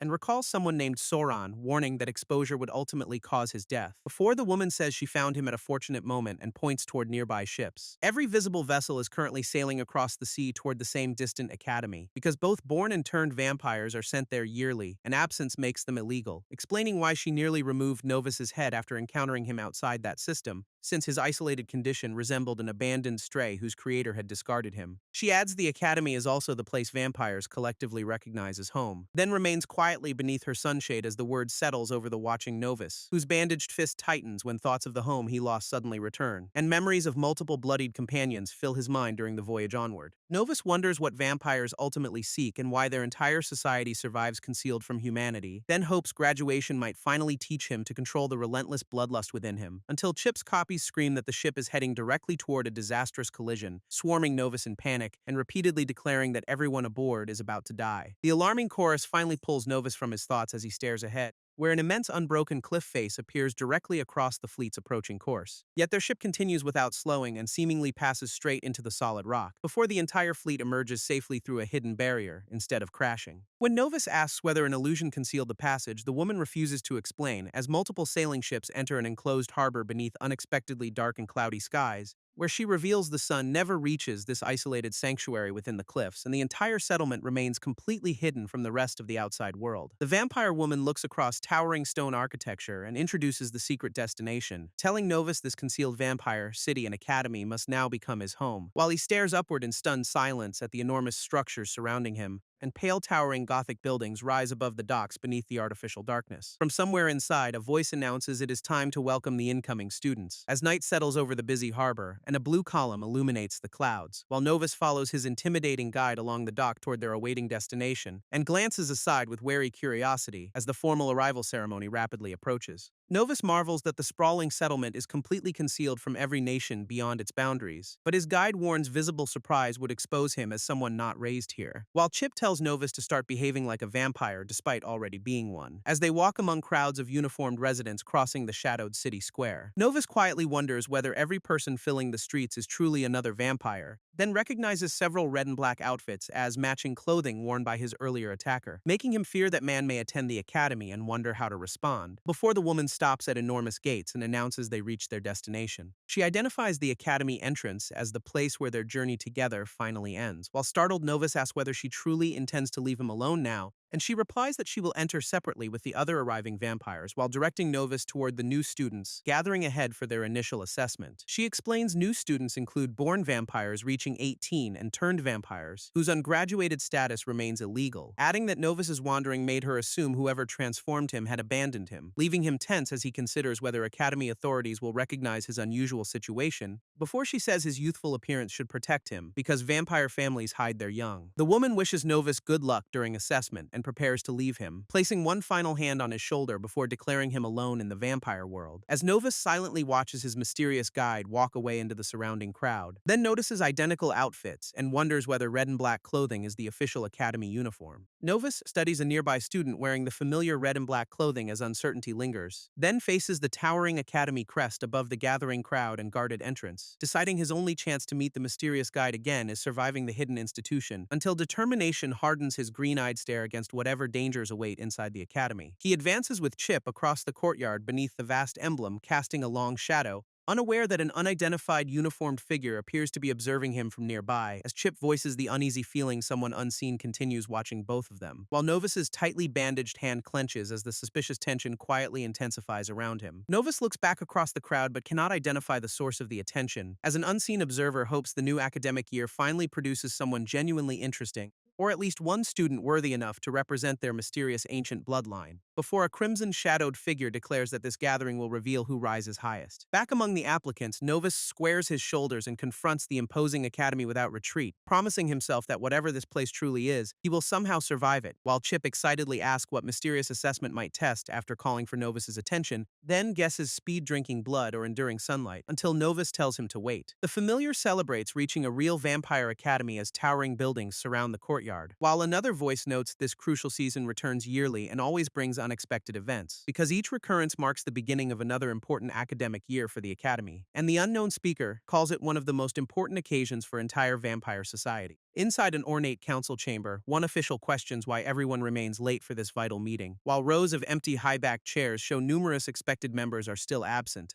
as a short-haired female official hopes the arriving class contains skilled spellbinders worth training, but a blonde male argues direct descendants of 10 families will always surpass everyone else. He says any weaker result from those bloodlines would be personally and deeply disappointing, while a long-haired colleague warns greater pressure surrounds the academy during this academic year, because more vampires are dying on missions against specially chosen forces serving the king, as remembered clashes show red magical defenses colliding with highly coordinated enemy attacks outside. Their tense discussion pauses when the large chamber doors slowly creak open nearby, and a broad-shouldered silhouette enters through the bright doorway with obvious commanding authority, causing the gathered officials to rise immediately from their seats and face the newcomer before the commanding arrival orders every student watched closely throughout the coming year. The figure says the academy needs talent from nobles, born vampires, or transformed vampires alike, while outside the towering institution remains silent beneath the concealed settlement's dim sky, until a ponytailed young woman calls after Sauron, directly confirming the guide's name, and remarks that Sauron's thoughts have seemed unusually crowded since returning home again. She eagerly asks whether Sauron encountered somebody noteworthy beyond the hidden settlement recently, then playfully wonders whether her quiet companion secretly found a mysterious boyfriend outside, drawing a visibly annoyed stare from Sauron as the teasing continues beside the academy. While Sauron questions whether the person being suggested would also be another vampire, Sophie dramatically guesses Sauron might have begun a forbidden romance with a human outside, imagining a blonde admirer kneeling among flowers and promising to grant her every desire if Sauron agrees to consume only his blood from that moment onward forever, before the excited friend bumps against Sauron and completely destroys the romantic fantasy. Sauron calmly apologizes and addresses her companion as Sophie, directly confirming her name, while Sophie says she must hurry or arrive late for first class, and explains she expected a special reward for finally becoming a second-year student, until Sauron interrupts by revealing that someone has formally summoned her before class. Sophie immediately understands and abandons her previous enthusiasm with a quiet, disappointed sigh, then admits nothing can be changed and sympathizes with Sauron's stressful sudden responsibility,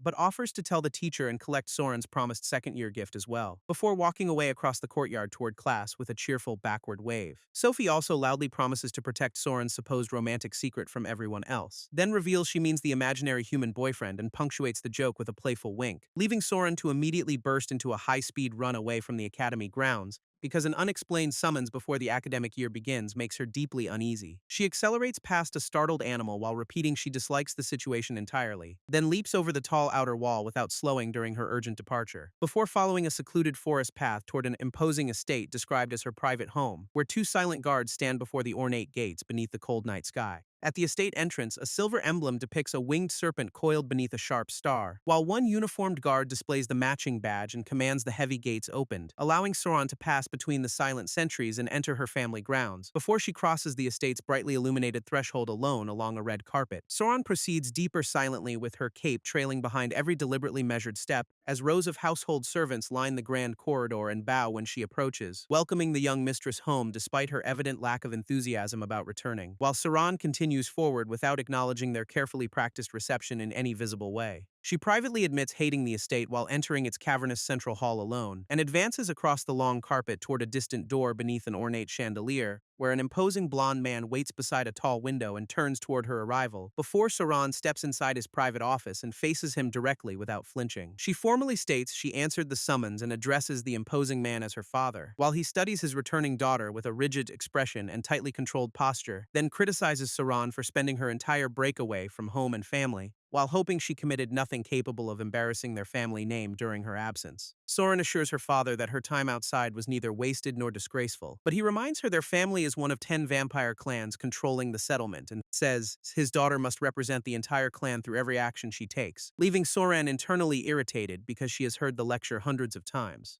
Her father complains that any vampire unwilling to remain on the island damages their family reputation, explaining he permitted her departure only so she could begin producing meaningful results, while Sauron remains silent beneath his threat with restrained anger visible across her mouth until he vows to keep her on the island if she fails this year. As the daughter of a top clan, she must rank among the Academy's top 10 students, and the demand visibly shocks Sauron, who knows competition now carries direct family consequences, while she imagines 10 ominous rivals emerging through a violent crimson haze ahead, before promising her father that she will perform to the best of her ability. He answers by erupting with red power that fractures the floor around his feet, and roars that her best is insufficient, demanding superior results instead this year, as crimson strands coil around the furious clan leader before gradually subsiding again. Then he warns numerous direct descendants from other clans are entering the academy this year. Among them is Jadger, a dangerous young vampire directly identified as Sauron's fiancé, whom her father expects her to monitor while maintaining a beneficial relationship with him, while Sauron narrows her eye and recalls Jadger standing over a defeated opponent nearby, before her father dismisses her toward the academy after making the dangerous stakes completely clear. Walking away, Saran resents a vampire life controlled entirely by the clan's will, where every duty serves the settlement and she cannot choose the person she marries. As she crosses the guarded estate path and concludes no genuine freedom exists there, then thinks of Novus and quietly wonders how long the newcomer will survive the academy. Back at the academy, Novus enters a corridor wearing the matching red and black uniform among gathered entrants, and sweats when realizing every surrounding individual is another vampire inside the crowded hall, while nervously wondering how much blood the entire population collectively consumes each year, before an unseen student compliments how naturally the unfamiliar colors now suit him. Novus stares downward at the uniform shared by all surrounding first-year students nearby,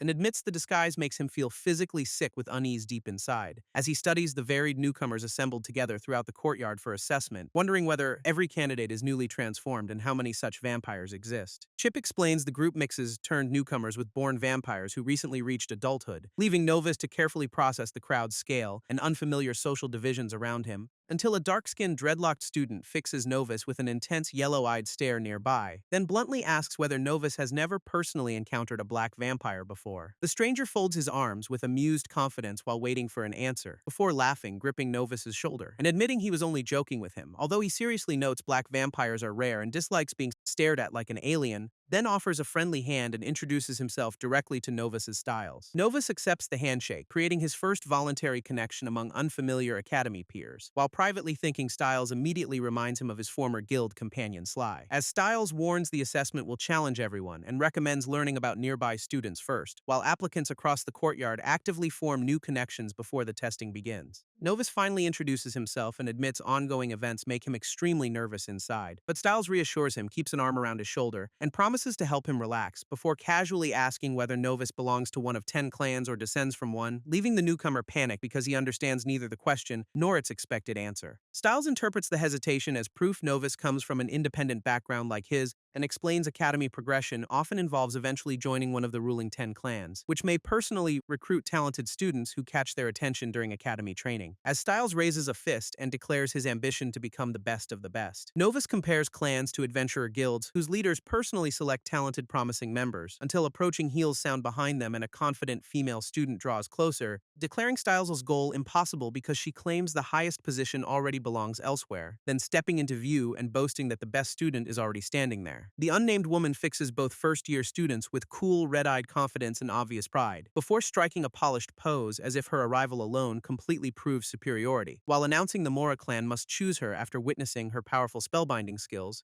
as Styles whispers that attractive women are dangerous and urges Novus to remain cautious. He adds spellbinders are especially dangerous while leaning perspirally toward his new friend, but the unnamed woman immediately says she can clearly hear every whispered word, as dozens of dark bats pour through the high chamber toward waiting applicants below, while hooded figures channel power into a glowing crystal sphere at the assessment floor's center. From behind the crystal orb, hooded evaluators watch Novus, Styles, and the unnamed spellbinder, and one calls it an ideal way to spot worthwhile students without pressuring candidates, although a sneering colleague argues anyone outside the established clans deserves no attention, before another notes unaffiliated students have surprised them before and may again this year. Hundreds of applicants gather around the central platform in the vast chamber as conversation fades, while a long-haired, bespectacled instructor steps forward wearing black and red academy clothing before them all, and loudly demands attention from every new student, filling the assessment hall immediately, until the entire crowd obeys and falls into absolute silence beneath his authority. The instructor welcomes them to an assessment that will determine their academy positions, and declares the same test will establish each student's personal worth inside the school. Because, as every vampire supposedly knows, raw strength governs everything there above all, prompting Novus to assume the academy staff apparently care very little about mathematics. Performance during assessment will award every student one of 3 differently colored pins, though those starting at the bottom can still climb toward the top during their studies. While Novus wonders how powerful the vampires he encountered compare with these entrants,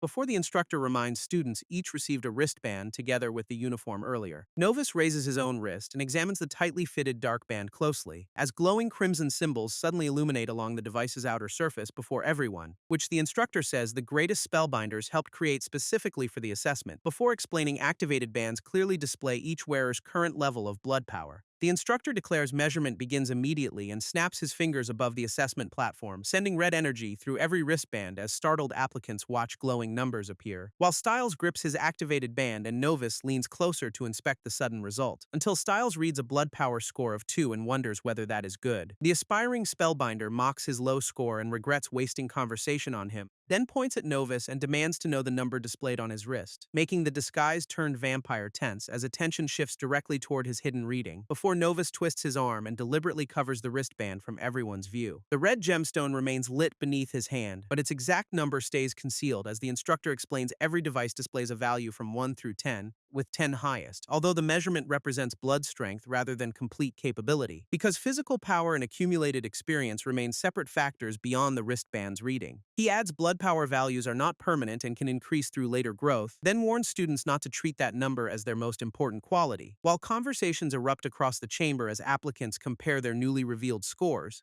and one excited blonde student announces a 5 while asking another student's number. A purple-haired applicant reacts with disbelief after discovering another student only received 3, while a dark-haired student hides the wrist and draws an immediate suspicious question, prompting nearby applicants to assume anyone concealing a score must possess weak blood power. As Styles studies Novus's covered wrist while the newcomer silently guards his unconfirmed result, Styles finally spots the concealed display and excitedly announces Novus received the same score of 2, but the aspiring spellbinder recoils in disgust after realizing both young men scored equally low, then complains she wasted her time speaking with either of them before turning away, while her own visible wristband reveals a considerably higher blood power score of 6. Novus recognizes her high blood strength and wonders what determines each displayed number, because his system reports blood aura strength at 5 despite the wristband showing 2, forcing him to conclude the Academy's measurement follows a different standard than expected. As Styles guesses the woman only approached them for advantage and calls 6 impressive. Styles reassures Novus that the instructor measured only blood strength instead of overall combat ability, then identifies himself as a physical-type vampire, and confidently promises his real strength is greater, while explaining spellcaster vampires naturally possess stronger blood power and frequently act overly proud, which makes Novus remember the physical and spellcaster categories from his earlier class selection. Chip reminds him that the system presented those categories through the original vampire class cards, including Night Warrior as the physical class and Scarlet Spellbinder as the spellcaster path, leading Novus to ask Styles whether vampires also recognize a third possible type, only for Styles to dismiss that path as useless because almost nobody chooses it. Assuming Novus shares his low reading, Styles confidently labels them both physical-type vampires, and says many of the strongest vampires follow that type while training blood strength to its peak. But Novus knows his blood manipulator class differs and secretly questions his relative weakness, as Styles surveys the surrounding applicants and contemptuously compares the assembled crowd to sheep. Novus notices a commotion across the hall and asks Styles why applicants are gathering there, prompting Styles to explain 5 descendants of the 10 ruling clans entered this year, with each clan bearing the name of the vampire who originally founded that bloodline, before Tanya of the Velmoa clan steps forward beneath a dramatic crimson aura. Silerne of the Varkith clan follows, folding one arm beneath her Dark Academy cloak. Then Sauron's dark-haired fiancé appears representing the powerful Marquess clan among the first years, alongside muscular Bronk of the Drawan clan, who stretches his arms with easy confidence, and quiet long-haired Zen of the Obsidianth clan, standing nearby beneath golden spellwork. The 5 direct descendants draw a wide circle of attention as surrounding students keep their distance, while Styles advises Novus to earn their favor for an easier academy life, warning that offending them would create several powerful enemies capable of tormenting him. As 3 displayed wristbands reveal exceptionally high blood power readings of 7, 8, and 9, Novus consequently wonders whether these direct descendants rank among the strongest living vampires, but Styles says the clan founders remain unmatched and their descendants surpass everyone present, while the 5 continue talking together beneath the nervous attention of surrounding applicants, until Zen turns toward Novus, making the white-haired newcomer wonder whether he is being watched. Novus quickly decides the unsettling glance must have been nothing more than imagination, before a cheerful brown-haired applicant notices him and raises one hand in friendly greeting, smiling broadly as he approaches without the threatening attitude shown by the clan descendants, while the newcomer's raised wrist clearly displays a blood power score of 4 in red light. Novus questions why the Academy publicly revealed everyone's blood strength before conducting any assessment, because the comparison seems deliberately arranged to make direct clan descendants appear naturally superior, until the bespectacled instructor claps sharply and regains the entire chamber's attention once more, before announcing that the applicants have now become slightly better acquainted with one another. He declares the first assessment ready to begin as anticipation spreads through the hall, then introduces its opening stage without yet revealing the challenge awaiting each group, and raises 3 fingers while explaining every attempt will be completed in teams of 3, requiring applicants to form their own groups immediately from the students standing nearby. Zen listens intently as the instructor prepares to explain what the assessment contains, and the instructor reminds everyone that students possess strengths and weaknesses beyond blood power, before revealing completion time determines their grade, with faster groups earning better results, which causes immediate complaints that powerful students will simply join forces for an unfair advantage. Several applicants excitedly predict the 5 clan descendants will create the strongest possible team, but one student doubts it because each descendant wants to prove superiority over every rival, making cooperation between those proud descendants seem unlikely despite their exceptional individual strength. As the instructor claps again and silences the increasingly noisy speculation across the chamber, he anticipates questions about mandatory partners and asks why students cannot attempt the test alone, then explains academy missions are never completed alone, while a dangerous joint battle illustrates his point, because functioning as a reliable teammate represents an essential part of being a vampire, before displaying a pocket watch and granting everyone 5 minutes to form their trios. The instructor shouts for everyone to begin and brings his hand down with a sharp clap, sending applicants shuffling rapidly across the floor while new groups form in every direction,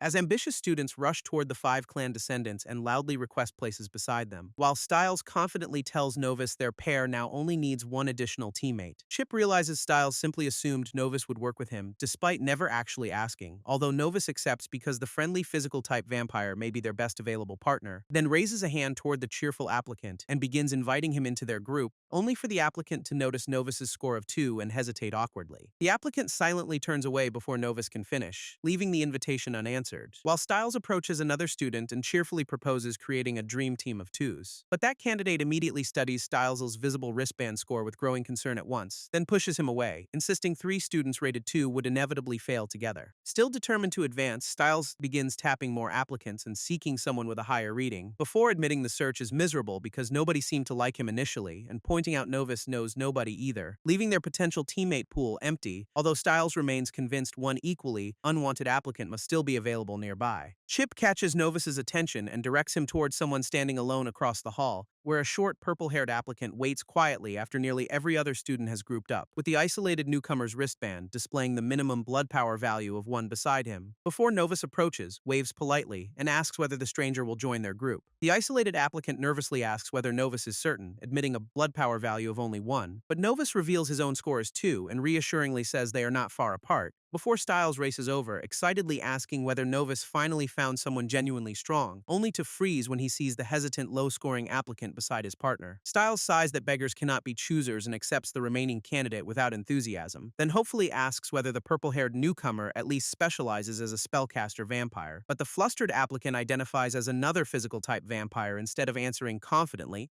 making Styles curse because balanced 3-person groups usually include at least 1 spellcaster. He nevertheless promises their available members can form a dream team and asks the newcomer's name, whereupon the applicant introduces himself as Nomo and promises not to slow either teammate down, while Styles declares the 3 officially united and enthusiastically demands a shared fist gesture, until Styles, Novus, and Nomo bring their fists together above the chamber floor. Chip calls the display cheesy for 3 strangers who barely know anything about one another, though Novus accepts it because surviving this place may require them to protect each other, as completed trios settle throughout the hall and the frantic partner search finally quiets, while Novus notices the clan descendants separated, yet each still recruited strong-looking teammates. The instructor announces 5 minutes have expired and confirms every applicant now belongs to a group, then says whichever bracelets illuminate first will identify the opening teams taking the assessment, as several wristbands begin chiming simultaneously among the newly organized students around him, before a towering blue column erupts beside the instructor and floods the chamber with light. The blue column stabilizes into an enormous portal, and the instructor orders the selected trio inside, promising the nature of their assessment will become clear only after they cross,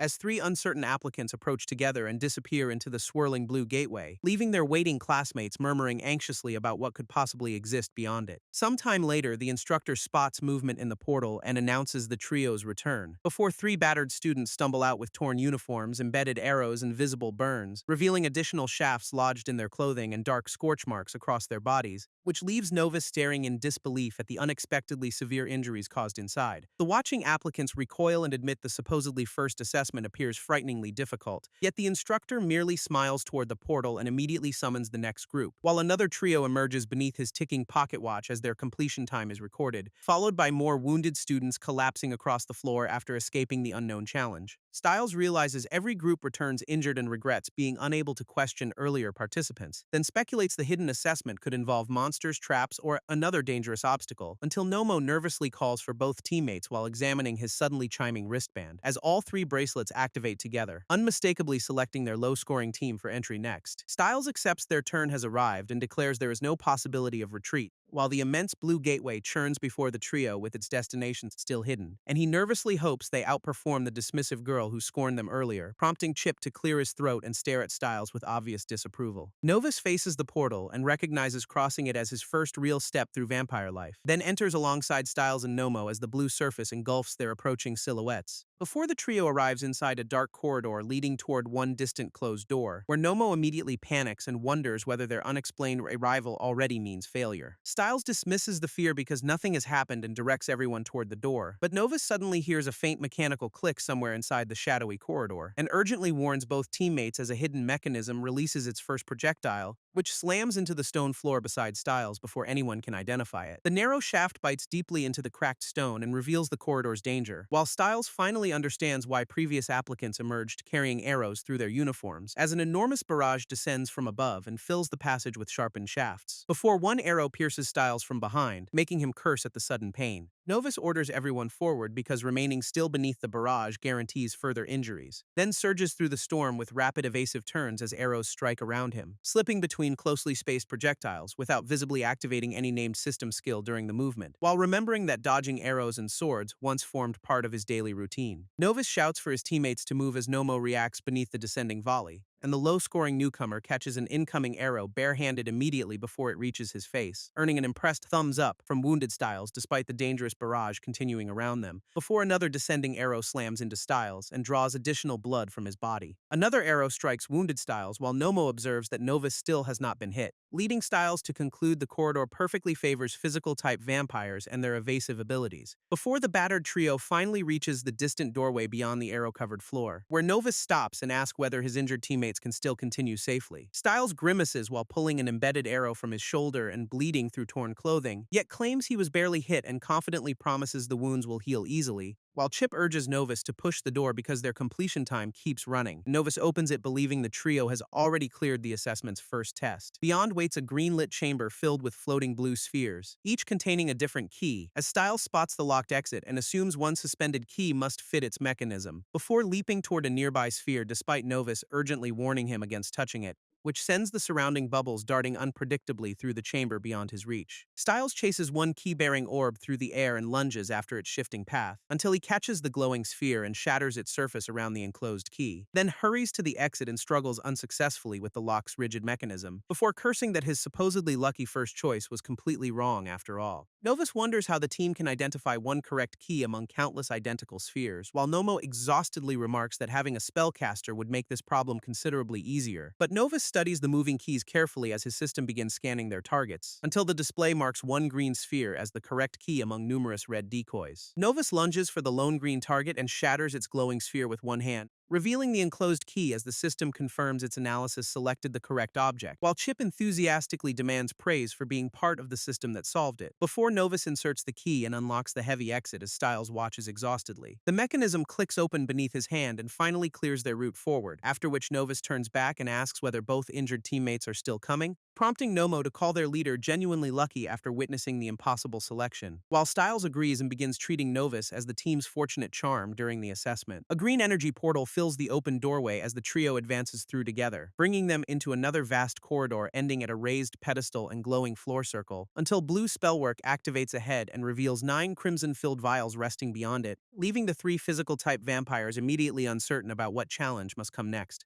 Nomo volunteers to go first because his teammates already helped enough during earlier trials, then kneels and places one hand onto the luminous circular markings covering the floor, before a fierce golden column erupts around him and scorches his exposed skin, making Nomo recoil, clutch his burned hand, and cry that the energy hurts. He compares the sensation to entering powerful sunlight and doubts they can cross safely, while Styles counts 9 blood vials and wonders whether they provide healing or test willpower. But Novus notices a written message beside the bottles and reaches down to read, learning only 3 vials may be chosen before every remaining bottle disappears completely. Nomo suspects every vial carries a spell and wonders whether the team must discover some hidden trick, as the 9 sealed bottles glow identically across the raised stone pedestal before them. But Novus quietly relies on the system again and focuses his green eye across them, causing analytical panels to appear beside every vial and calling the entire assessment a cheat. The readouts identify blood types, a no-blood decoy, and bonuses including blood auras or sunlight resistance, giving Novus enough information to declare that he knows exactly which 3 should be taken, although he wonders why the test provides 9 vials representing different possible blood contents, and hesitates over whether their arrangement carries meaning or remains completely random instead. Styles suggests one teammate simply grab every vial and force a path through the barrier, while Nomo reasons a strong or fast member could carry the others across quickly, until impatient Styles reaches for the bottles and insists they stop wasting precious time, forcing Novus to seize his wrist and sharply order him to wait before choosing. Novus argues 9 vials imply 3 per teammate and proposes dividing them evenly, so everyone can regenerate while crossing and receive an equal chance of surviving. Before Chip notices Novus secretly selected every vial associated with greater sunlight resistance, as the system confirms B-positive or B-negative blood increases his protection against the sun. Novus justifies the choice because bonuses only come from each newly consumed person's blood, while Styles assumes every bottle is identical and distributes 3 vials to each teammate until several brilliant spell circles ignite across the floor between them and the exit, and Styles grins toward the dangerous glowing route before shouting for everyone to move now. The trio dashes onto the illuminated route, spreading across alternating blue and golden spell circles, before towering sunlight-like columns engulf all 3 and force them to push forward through burning pain. As the system warns Novus he is under direct sunlight and his statistics are affected, then reports the simulated sun remains strong enough to begin decreasing his health. Chip concludes this barrier's spell burns even more fiercely than standing beneath the actual sun, while Novus glances back from the safer blue circle and checks both slower teammates, finding Styles and Nomo struggling together inside the golden column as the energy scorches them. Although Novus has lost little health and believes he can personally reach the exit, he nevertheless worries his injured teammates will fail and decides to accept an additional risk, then uncorks one of his secretly selected resistance vials while remaining beneath the harsh light, and drinks the crimson blood quickly as his eyes flare with renewed supernatural power, triggering restored health, 3 additional sun resistance points, and a total resistance of 6. Nomo looks up in confusion after noticing Novus stop ahead instead of escaping alone, before the strengthened newcomer returns through the barrier, surprising the teammate who thought him farther ahead, and seizes Nomo securely while reaching towards Styles across the punishing golden circle, until Novus supports both wounded teammates and insists on helping them through this test. The white-haired vampire then drives forward, carrying both men across several burning spell circles, leaving Styles astonished that Novus willingly endures the barrier's pain on their behalf, while Novomo realizes their leader is absorbing the greatest burden to protect his new team, although Chip accuses Novus of compensating for secretly taking every sunlight resistance vial earlier. Novus reflects that becoming a vampire may have forced him to abandon much of his humanity,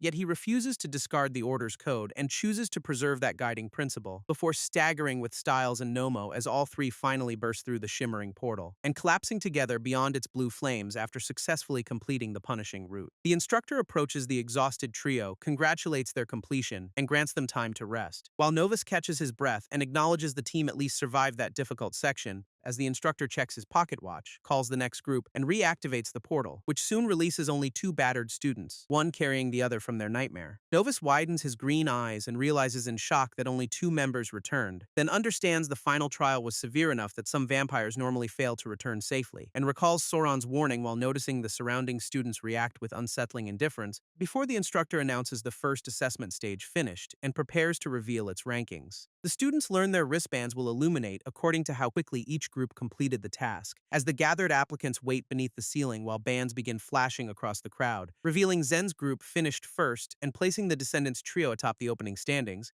while murmuring spectators expect direct descendants to claim the 5 fastest times overall. Bronx celebrates with a raised muscular arm when his group is awarded 2nd place, and spectators immediately predict another descendant will claim the next position as expected, while Jadgar privately grumbles that Bronx narrowly beat him despite his confidence in 2nd place, then assumes his group will receive 3rd place and accepts that expected result for now. The trio's wristbands suddenly blaze, drawing every applicant's attention toward the unexpected result, and nearby students recoil in disbelief when they realize this team recorded recorded the third fastest time, as the official ranking confirms Novus, Styles, and Nomo secured third place together, prompting the exhausted friends to laugh, celebrate, and stare at their lit bands in disbelief. Around them, confused applicants demand their identities and dismiss the unfamiliar trio as complete nobodies, while Novus covers his face, regretting the attention after intending to stay beneath the radar. Before Jadgar whirls around in alarm at seeing the group surpass his assumed position, and his wristband illuminates with 4, confirming Jadgar's team finished 4th overall among all entrants. The furious descendant roars over losing 3rd place and trembles with visible humiliation, because he has never finished 4th and considers himself a permanent top 3 contender. Then snarls that the nobodies must have cheated or exploited some hidden trick, and releases ominous purple energy while vowing to discover how they defeated his group. Novus, Styles, and Nomo remain together while increasing scrutiny spreads through the assembled applicants, as murmuring classmates wonder how 3 unremarkable newcomers captured one of the highest rankings, and speculate one teammate might secretly possess high status or belong to an established clan, though another observer says none of the 3 faces are recognizable at all. Their critic dismisses them as nobodies again and points toward their low wristband scores, while red-eyed applicants stare from across the hall as whispers intensify around the trio, and a glowing magical viewing orb presents Novus's face to unknown watchers elsewhere, who claim they witnessed the assessment but dismiss the team's successful passage as mere luck. One hooded observer challenges the claim of luck while the group studies Novus's glowing image, prompting another to suggest the white-haired student possesses a sixth sense that located the correct key quickly, while a companion argues their 3 physical fighting styles also accelerated the opening challenge, but they agree future assessments will reveal whether the first result truly came from luck. Back in the hall, the instructor claps firmly to silence lingering conversations among the applicants, then declares the first assessment part finished, praises everyone's effort, and orders them to rest, explaining the next stage begins tomorrow and directing the students to follow hooded assistants, as the assembled first years shuffle away behind their guides and leave the assessment chamber together. Jadgar stays behind long enough to glare toward his departing white-haired rival with open suspicion, before a nighttime view reveals towering academy dormitories beneath clouded skies and circling bats, where assistants assign everyone a random room on a random floor and distribute keys individually, while warning assessment participants cannot leave the dormitories before tomorrow or they will be disqualified. Each first year carefully accepts a small numbered key from the waiting hooded assistant, and Novus compares his assignment with Styles and Nomo while the trio reacts to their separation, revealing visible room numbers including 506 and 210 across their circular key tags. So Novus notes they occupy different floors and expects reunion at the next day's assessment. Styles cheerfully places an arm around Novus, saying former teammates remain united in spirit, then bows his head and sincerely thanks the sight-haired student for getting them through the challenge, leaving Novus surprised and unsure how to respond beyond an awkward expression of thanks until Nomo explains their success placed all 3 under the assessor's and teacher's attention.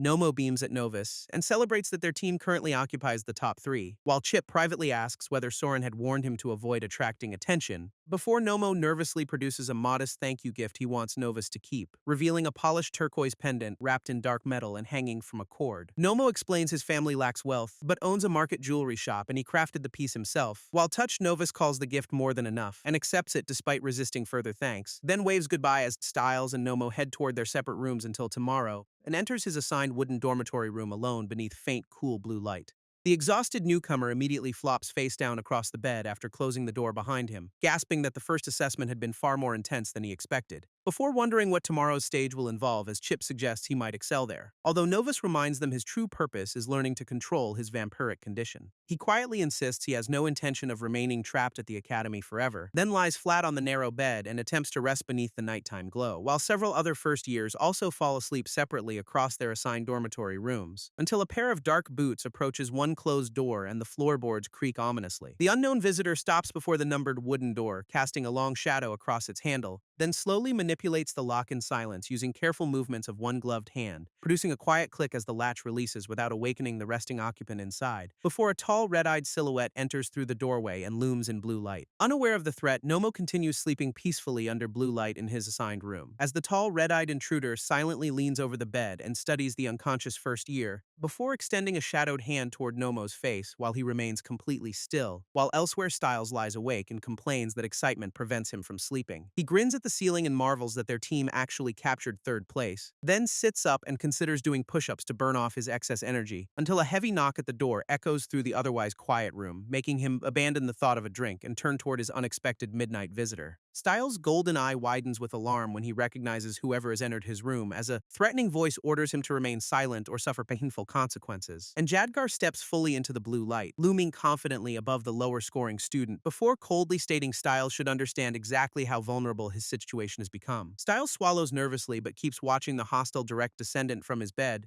as Jadgar fixes him with an intense red-eyed stare and demands his cooperation, then asks exactly how the trio cheated during the first assessment to reach the top 3, threatening to make Styles pay unless he provides an immediate answer to him. After the confrontation, Jadgar strides away through the dormitory corridor with his cape trailing, but stops when another dark-clad student approaches from farther down the quiet hall, whose clenched hand scraped and bloodied as a crimson drop slowly falls, prompting Jadgar to ask whether his apparent accomplice uncovered anything useful during the visit. The apparent accomplice admits he pressed his target as hard as possible, perhaps excessively, but says Nomo revealed nothing and only continued crying and begging throughout the interrogation. While Jadgar reports Styles also gave no answers and sneers that their fighting skills were embarrassing, insisting such meager fighting ability could never have cleared the assessment that rapidly. Jadgar nevertheless grabs the shaken student again and orders him to reveal anything he knows, then hurls Styles forcefully across the room when no useful explanation ever comes, before wiping blood from his hand with a cloth and contemptuously calling it filthy, and deciding only one remaining team member can still be questioned that night.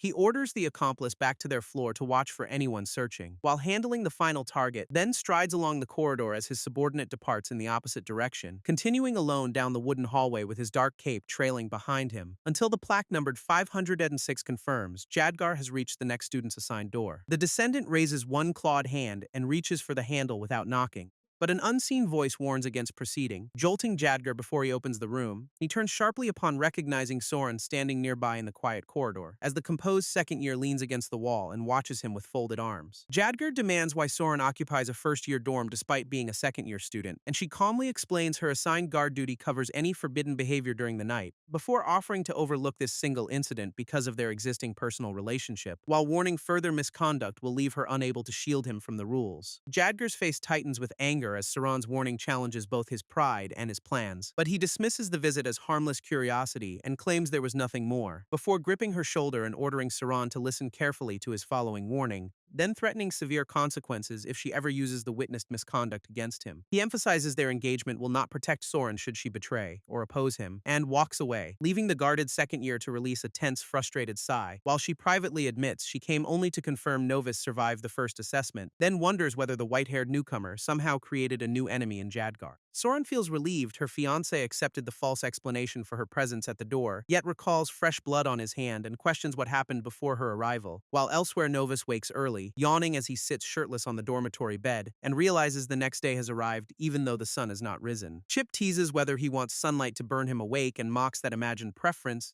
drawing sarcastic laughter as Novus stretches his stiff arms and dismisses the familiar's joke, before noticing no assistants have arrived and considering checking his nearby former teammates, since gathering information about the next assessment could help them develop a strategy. Novus fastens his uniform, opens room 506, and steps into the dim hallway, then walks alone through the quiet dormitory while floorboards creak beneath his boots, until he stops before door 210, confirming Styles' exact assigned room number inside the dormitory, and knocks twice while calling his own name so Styles recognizes the visitor. Novus asks Styles for a private conversation and politely checks whether his friend minds, but the closed door returns only prolonged silence despite repeated knocking in the empty hall, prompting Chip to guess the exhausted physical-type teammate might simply sleep unusually deeply, until Novus raises his hand, sniffs the air, and suddenly notices an alarming scent. His green eyes widen as recognition replaces confusion, and his body freezes outside the room, before he follows an increasingly strong trace of blood directly through the closed door, realizing the unmistakable scent comes from the other side where Styles should be resting, and immediately seizing the handle with enough force to abandon any cautious entrance.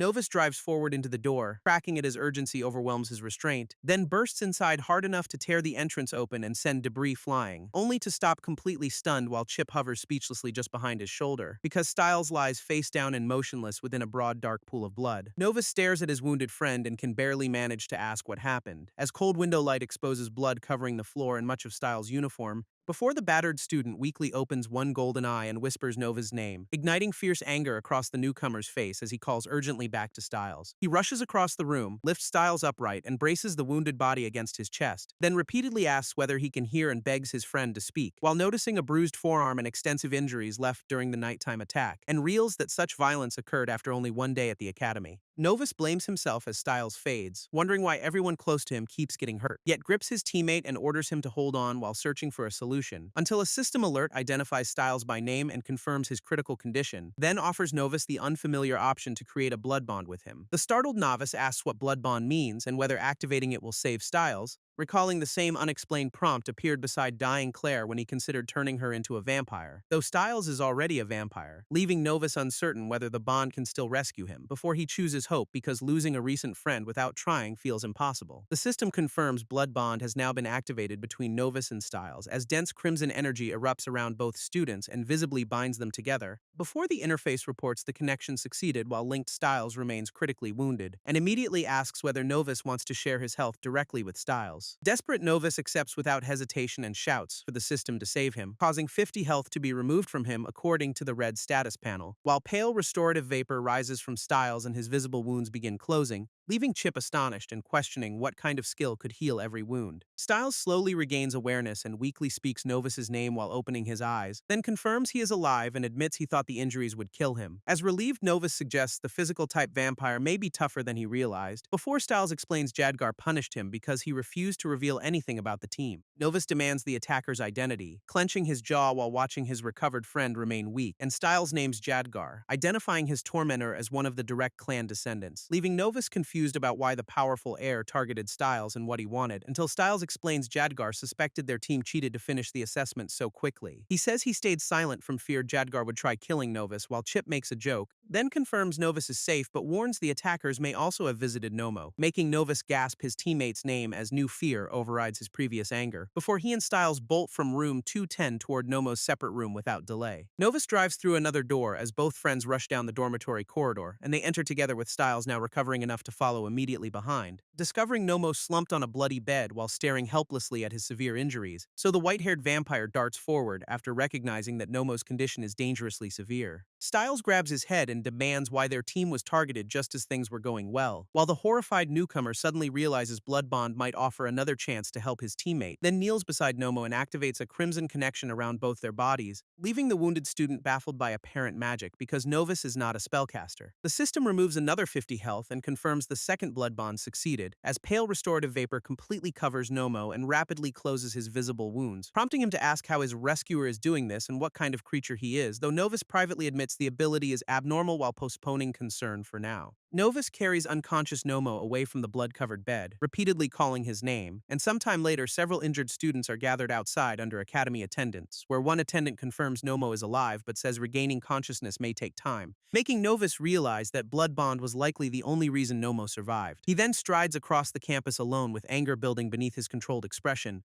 until uniformed guards order the students to remain on the grounds until they are escorted. But Novus lowers his head and commands them to move aside without slowing, forcing one guard to step directly into his path and repeat the order. Novus's eyes flare red as he shouts the demand more fiercely at the obstacle, before the assessment instructor tells the guards to let him pass, sensing he wants a conversation. And the furious first year identifies Jadgar as the attacker motivated by losing their ranking, only for the instructor to demand proof and warn that accusing a descendant is serious. Novus points toward the wounded victim and insists the attacked student personally named Jadgar. Yet the instructor argues a student might lie merely to remove a direct descendant from assessment, causing Novus to demand whether the academy plans to ignore the violence entirely, before the instructor explains vampires already live hunted in a world without dependable rules. He says their kind can be pursued at any hour and lacks reliable protection, so anyone entering danger can blame only themselves for not being strong enough, which makes Novus cover his face and laugh bitterly at the ruthless answer, before asking whether the response would change if the victim were a direct descendant instead. Novus accepts the instructor's harsh worldview with an angry grin and declares those rules will guide him, then leans closer and asks what happens if he goes equally far against whoever caused the attacks, reasoning that identical retaliation should remain permissible regardless of the responsible attacker's social status, before turning away from the uneasy instructor and striding back toward the assembled students. The instructor watches Novus leave and warns him not to become involved in reckless retaliation, while the remaining first years stand in orderly lines across the open academy grounds, where puzzled students whisper that noticeably fewer applicants remain than during the first stage, and one explains teachers removed several applicants early, leaving only the highest-ranked students. Novus quietly rejoins the gathered crowd with his anger still simmering beneath control,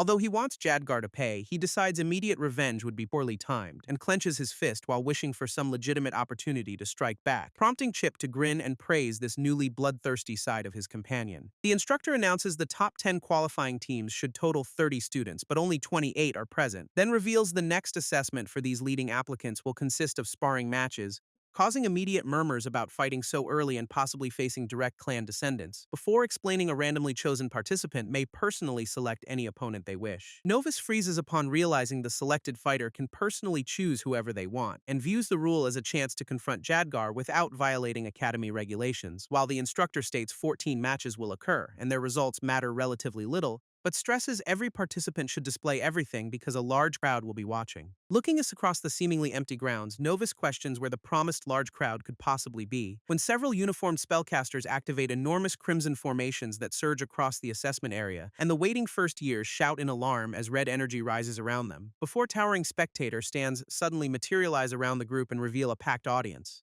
The qualifying students stare upward, astonished that nearly the entire academy appears to be watching them, while one excited participant identifies eliminated first years and even several second-year students in the seats, where Sophie admits all second years were invited but remains surprised that Soren chose to attend, and Soren coolly replies that her energetic companion never needed to accompany her. Sophie insists Soren has acted unusually for a while, drawing an admission that this year feels stranger, then suggests Soren came because a particular participant is competing, and teasingly mentions her fiancé, which earns Sophie a cold, menacing glare from her suddenly silent friend beside her, but she nervously continues joking about a fated romantic triangle despite the warning. Sophie dramatically contrasts Soren's arranged fiancé with a supposed human love and mentions a young prince, until Soren firmly states that her presence in the stands is not because of Jadgar, while privately looking toward Novus and admitting she actually came because of another man, as an announcement reveals that spectators from outside the academy were also invited. The instructor adds that 3 of their finest professors are present and will observe everything, as 3 mysterious hooded figures sit upon raised chairs overlooking the arena in silence,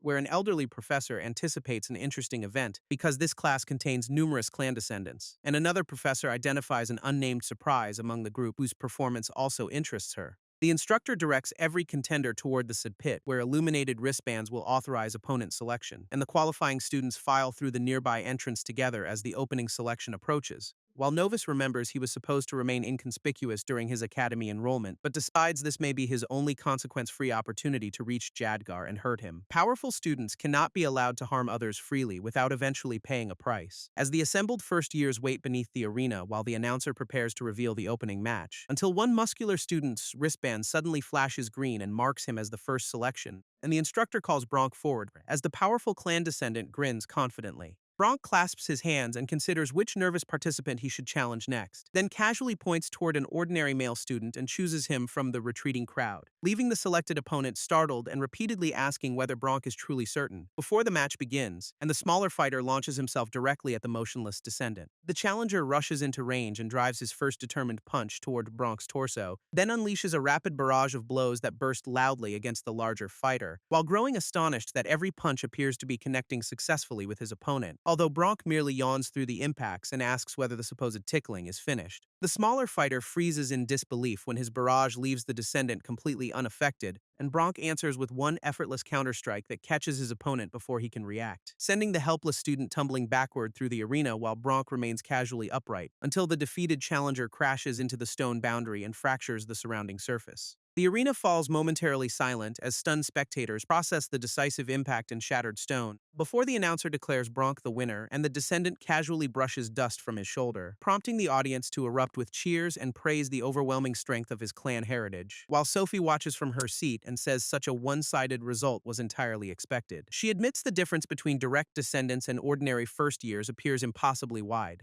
As Novus observes Bronk walking away and recognizes the remarkable power inherited by descendants, then remembers Jadgar used comparable strength against both teammates and imagines eventually defeating him, while deciding his retaliation must inflict exactly as much pain on the responsible attacker. Another match begins when a brown-haired student leaps forward with a powerful descending strike that slams into his dark-haired opponent's upper body and forces him backward under pressure, before the defender counters with a crimson slash that tears across the attacker's abdomen, dropping the wounded challenger onto one knee as he clutches the damaged area in pain. The dark-haired victor raises his blood-covered hand and warns the outmatched challenger to remain down, before Sophie asks whether any important spectators are present and learns no clan heads attended. As Soren explains these competitors remain first years and cannot compare with the world's true powers, then suggests that showcasing the new students may not be the event's only purpose. Elsewhere inside the arena, a dark-skinned contender drives a blurred fist toward another student's head, before Silerne catches a different opponent's arm and recalls that she would normally use a whip, but decides her barehanded alternative must suffice because the assessment strictly forbids all weapons, then pivots violently and swings the captured man overhead by one arm through the air. The captured opponent screams as Silernet's brutal rotation leaves blood scattering through the air, while Saran interprets the exhibition as a deliberate opportunity for direct descendants to display dominance, and remind every lesser-ranked vampire exactly where they stand within the Academy's hierarchy. As the hooded professor's viewing orb shifts its focus back onto Novus again, the female professor notices her companion studying Novus once more, and asks about his repeated interest, while the elderly observer admits a low-powered student reaching the top 10 is strange but possibly lucky, until his colleague says she noticed something unusual while reviewing the student's assessment details, and reveals that Novus's wristband blood power reading has risen from 2 to 3. The elderly professor suggests the trials strengthened him, though he admits such a change is unprecedented, but the woman considers it a possible error and recommends checking at the Central Academy, as the third hooded professor becomes increasingly uneasy about an unexplained concern surrounding the student, before ordering that Novus fight last and remain withheld until the professor returns. The troubled observer leaves the viewing chamber quickly, determined to verify the matter personally, while Tanya surrounds her gray-haired opponent with several identical apparent versions of herself, causing his desperate strike to pass harmlessly through one copy as it disperses, before the real Tanya appears behind him with a glowing violet attack and playfully greets him. She then unleashes a towering column of violet energy that engulfs her trapped opponent, and mockingly apologizes for the attack while asking whether the injured student is alright, before smiling wickedly and explaining that if he remains capable of responding at all, she intends to continue driving him repeatedly into the broken arena floor below. Styles arrives among the spectators with one arm supported in a sling and walks down the steps, prompting one second year to recognize him as a member of Novus's assessment team, while her companion wonders what happened and says someone that injured should have remained in bed, but Styles watches the arena intently and silently calls Novus's name within his thoughts. He thinks he had to attend because Novus might act recklessly after their shared ordeal, and wishes his friend would avoid their pain instead of throwing away his own future, before the announcer summons the #1 ranked student Zen for the next sparring match, and the crowd erupts as the reputed strongest descendant calmly enters the arena. A large bald opponent grins across from Zen and promises he will not fall easily, until the command begins their match and Zen fixes him with an unreadable stare, while the challenger draws back a huge fist and charges toward the motionless air, only for Zen to move invisibly fast as the attacker suddenly tumbles past him. Spectators stare in shock, unable to determine whether Zen even touched the airborne opponent, and one admits barely seeing the movement because it occurred too quickly to stop, while Sophie stretches, calls the descendants' entertaining matches finished, and asks Soren whether they should leave, but Saran remains seated and calmly answers that she is not ready yet. Novus's wristband suddenly chimes and illuminates while his hand hangs beside his uniform, before its display instructs him to select an opponent and he raises his focused gaze. Then Novus walks between the waiting contenders as they open a path before him, while silently scanning their faces until his green eye settles upon a chosen target. Novus extends one finger toward the surrounding contenders and firmly announces that he chooses one particular student, revealing Jadgar standing directly in his line of sight while the crowd watches the challenge. Before Novus identifies Jadgar aloud, and the direct descendant answers with an eager grin, as the departed professor reaches a red crystal linked to every active academy wristband. He explains that the crystal continuously assesses each wearer and should expose anything abnormal from there, then places one hand against its glowing surface and requests Novus Stormrider's complete student record, causing several crimson interfaces to appear as the crystal begins accessing multiple categories of data, while the professor smiles eagerly and prepares to uncover whatever secret the student conceals. Instead, numerous warning panels erupt across the display and overwhelm the expected assessment results, revealing Novus's name and vampire race while replacing his health and blood type with question marks, which makes the professor recoil and demand an explanation for the impossible information before him, before repeatedly insisting the crystal's alarming response cannot possibly be correct at all. He stares in growing fear and considers the consequences if the unreadable data is genuine, then realizes he must immediately stop whichever student Novus has selected as his opponent, and bolts from the crystal chamber, while urgently declaring that the fight must end now, before sprinting through the corridor in disbelief because such an event has never happened. The professor remembers the tournament was designed to display the clan descendant's superiority before other vampires, and believes disaster may still be avoided, provided Novus does not fight one of them. because any incident involving a descendant before the watching crowd could transform the entire academy, so he accelerates toward the arena entrance while shouting that he must hurry. Novus and Jadgar take their positions across the cleared arena while the watching crowd settles into silence. As the concerned hooded professor reaches the scene and realizes he has arrived too late, before Jadgar laughs at Novus's choice and repeatedly calls the challenger an exceptionally stupid man. Claiming assessment success means nothing because fighting a direct descendant amounts to certain defeat. Chip hovers beside Novus and asks whether he has a plan against someone this strong, but the white-haired fighter admits he must improvise once their dangerous exchange begins, then tightens his fist and privately acknowledges that he simply wants to punish Jadgar, while astonished spectators call him insane for voluntarily challenging one of the strongest descendants. Saran watches uneasily and wonders whether Novus understands what he has chosen to do, as Sophie can only hope Jadgar shows restraint during the severely mismatched fight, while the returning professor enters the viewing chamber and hears that a fool challenged Jadgar, leaving him alarmed and desperate to invent a convincing reason for stopping the match. The elderly professor urges calm, arguing Jadgar would never kill someone before so many witnesses, just as the official command sounds and both selected fighters begin their confrontation, where Jadgar grins and promises Novus an entire world filled with pain ahead, before exploding forward so quickly that his body leaves blurred afterimages across the arena. Novus turns in surprise as the descendant closes the distance before he can properly react, and Jadgar drives a crushing fist directly into the side of his opponent's head, launching Novus backward into the stone boundary hard enough to fracture it upon impact, while the system reports that the opening strike removed 18 health from him. Recovering at the cracked boundary, Novus realizes Jadgar removed 18 health despite his reflexive block. While Jadgar praises those reflexes and announces he intends to enjoy this opponent, before Novus crosses his arms and releases a crimson slash toward the approaching descendant,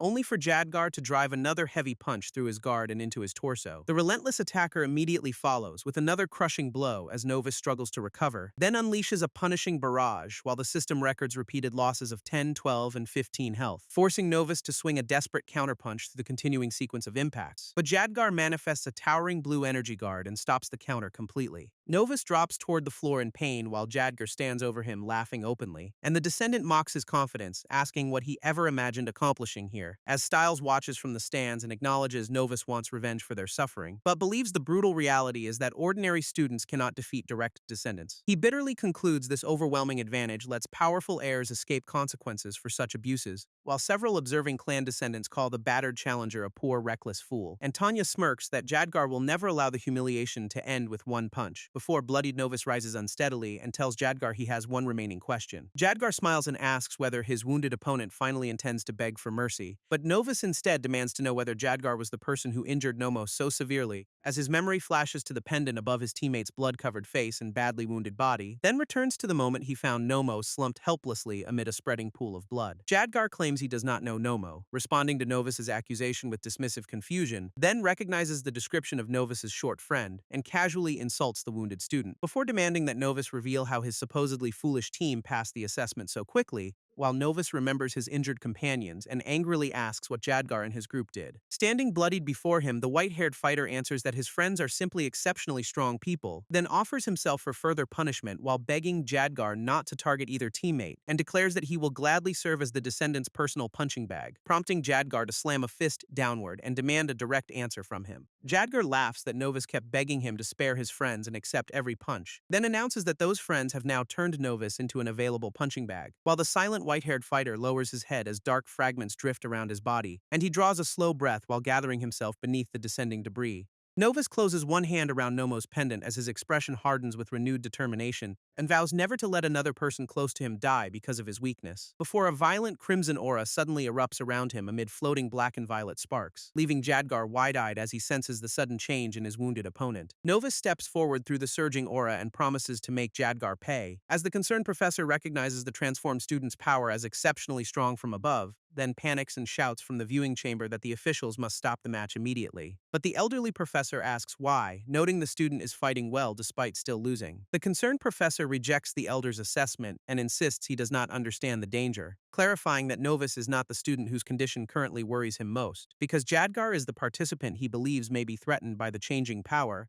as Novus rushes forward through his crimson aura while black and violet motes circle overhead. Jadgar laughs at the charge and accuses his opponent of trying to appear intimidating, then cracks his knuckles and says such posturing might frighten weaker fools but not him, before rapidly concentrating bright blue-violet energy around his raised fist as Novus approaches, while Novus recalls enduring similar situations hundreds of times during his previous battles. He raises one forearm beneath the descending strike, maintaining a calm expression behind his guard, and decides to harness his rage without surrendering the clear judgment needed to win. When Jadger swings the energy-coated fist downward and shouts for his opponent to die, forcing Novus to cross both arms and absorb the overwhelming impact directly again. The blow sends Novus crashing backward into the stone boundary despite his defensive posture, and the system removes 15 health while he realizes even a perfect block still hurts. Before Jadgar calls the Crimson display a bluff and dives toward his grounded opponent, then overwhelms Novus with another rapid series of punches against his crossed guard. Sophie admits surprise that Novus has remained conscious for so long under Jadgar's assault, while the Descendant continues his barrage, apparently choosing to prolong the punishment for entertainment, and she argues an ordinary vampire cannot overcome the enormous inherited advantage of a direct descendant. But Saran replies that she would agree only if this were truly an ordinary fight. Saran asks Sophie to identify the greatest difference separating direct descendants from every other vampire, and Sophie suggests their notorious stubbornness, prompting an unimpressed stare from her serious friend, then nervously retracts the joke and asks Saran to repeat the question properly, so Saran answers plainly that the difference lies in their inherited blood weapons. She explains that every vampire may wield one, but clan descendants inherit weapons strengthened across generations, although the assessment rules prohibit every contestant from using a blood weapon during these matches. And Sophie notes that direct descendants should still remain far stronger even without them, before Saran adds that two further inherited advantages also influence this dangerous confrontation. She compares ordinary humans withholding full strength from ants with the descendants restraining themselves, yet notes even an ant can make a grown man recoil painfully with one bite, as an illustrated traveler cries out and grabs the small bite on his leg, while Sauron concludes Jadgar would embarrass himself by using his complete strength here. She believes the descendant has underestimated Novus and will likely continue doing so,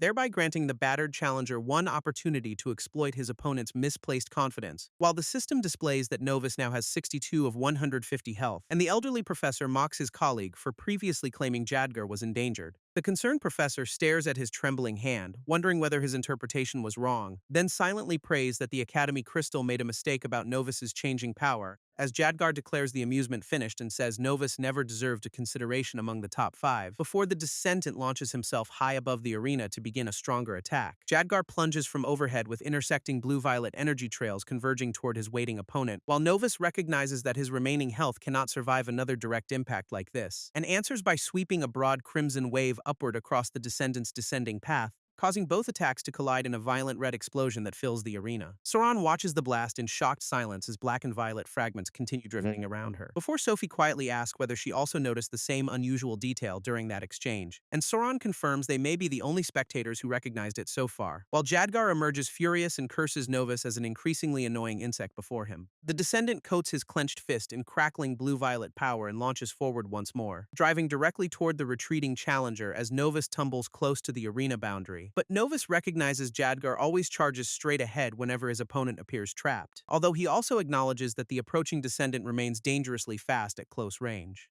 He determines Blood Swipe cannot succeed from this distance and a prolonged exchange guarantees defeat, while his unchanged 62 health remains insufficient for the stronger technique he wants to use. As Styles watches from the stands and believes his friend has already done everything possible, then wishes he could somehow help Novus remove the dangerous opponent from the match. A crimson connection suddenly surrounds Styles as he walks through the spectator corridor with his sling, while unconscious Nomo quietly murmurs Novus's name from his infirmary bed elsewhere at the academy, and a matching blood-like current rises from Nomo's body while he remains asleep, before Chip warns Novus that Blood Bond is absorbing health from both bonded teammates. Novus's health begins rising in small increments from 70 to 71 as Crimson energy gathers, and he admits that he does not understand the unexpected recovery occurring around him, but forms a dense crimson sphere between both hands and decides to seize the opportunity, while Jadgar descends with an energy-coated fist and orders the challenger to die. The Descendant reaches Novus at close range as the system shows health climbing to 76. Yet Novus grips him amid coiling crimson power and promises to make him pay, then activates Blood Cannon, consuming 50% of his maximum health in one instant, as violent crimson tendrils wrap around Jadgar directly before the attack's expanding force. The condensed blood power erupts into an enormous circular blast around Novus and his captured opponent, before surging upward as a towering crimson column that leaves Jadgar suspended above him, while Novus screams that this attack represents his only remaining chance to win the match, and desperately hopes the devastating direct impact causes Jadgar severe pain throughout his body. Novus insists the descendant must suffer at least as badly as Styles and Nomo did, as the concentrated Crimson Blast continues driving Jadgar upward through crackling blue-violet energy, while terrified spectators shout that the expanding attack may reach them and begin fleeing, until the hooded professors raise blue hexagonal barriers that intercept the scattered crimson streams. The concerned professor braces behind the shield and recognizes the destructive display as the danger he feared,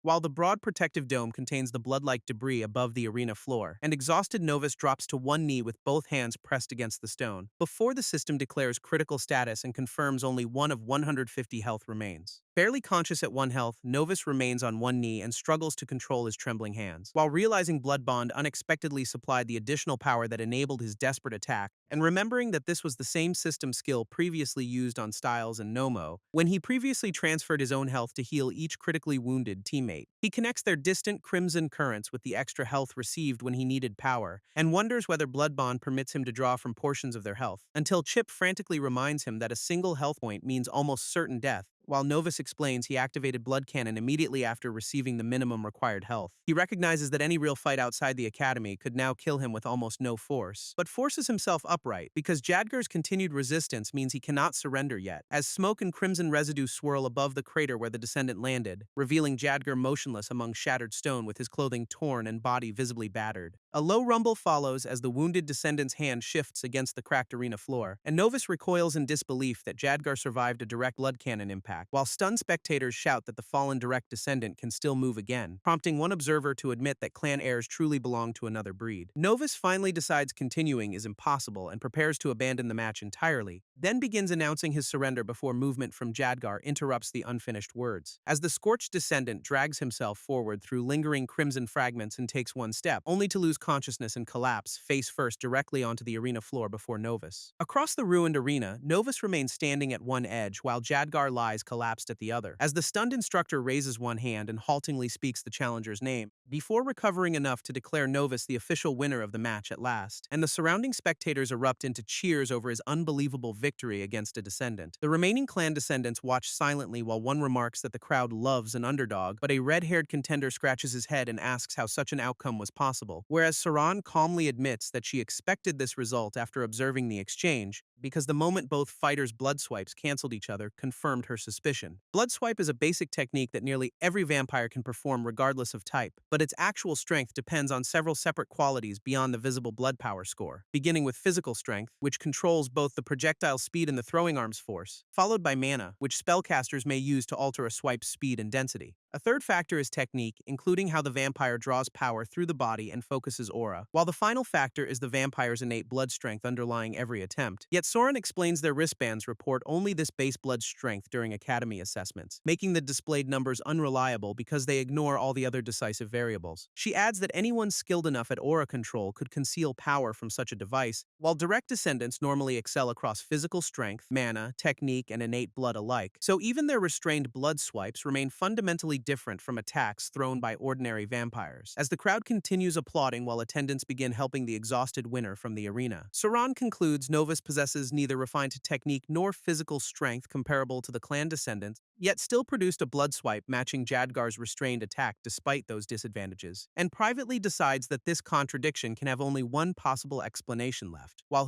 hooded assistants enter the ruined arena and begin carrying the exhausted fighters away. The elderly professor clutches his hood in disbelief and demands to know how this happened, questioning how a student whose blood power reading showed 2 could defeat a direct descendant, as another professor agrees the result defies every logical expectation for someone scored so low, while the concerned professor sits uneasily and begins reconsidering the meaning of that reading. He repeats that the earlier value shown by the Academy Crystal requires a different interpretation, prompting the other hooded professors to turn from the arena and listen closely, before he reveals that Novus never actually possessed a blood power reading of 2, leaving his confused colleagues staring silently while he struggles to explain the discrepancy. The professor finally states that Novus's original reading was 12 rather than 2, because the earlier apparent 2 and subsequent 3 actually represented 12 and 13, as assistants carry the unconscious Jadgar from the arena while the audience continues discussing the upset, and Sophie calls the victory unbelievable as she walks beside Soren through the stands. She still expects Jadgar would win a rematch but admits Blood Cannon was extraordinary, while Saran offers only a quiet agreement and continues walking toward the exit, before Sophie speculates that Novus may be a hidden illegitimate child of a major clan, or a secret weapon raised by a subsidiary family seeking power, then asks Saran's opinion. Saran pauses and looks back when Sophie's speculation raises a more serious concern, explaining that if Novus truly belongs to no clan, his victory creates immediate danger, because every major clan will now watch him closely and attempt to recruit him, while any refusal could make them treat the unaffiliated fighter as a threat worth eliminating. Sophie concedes that someone so powerful without clan backing would possess no meaningful protection, as Saran remembers warning Novus against standing out and resents his spectacular defiance of that advice,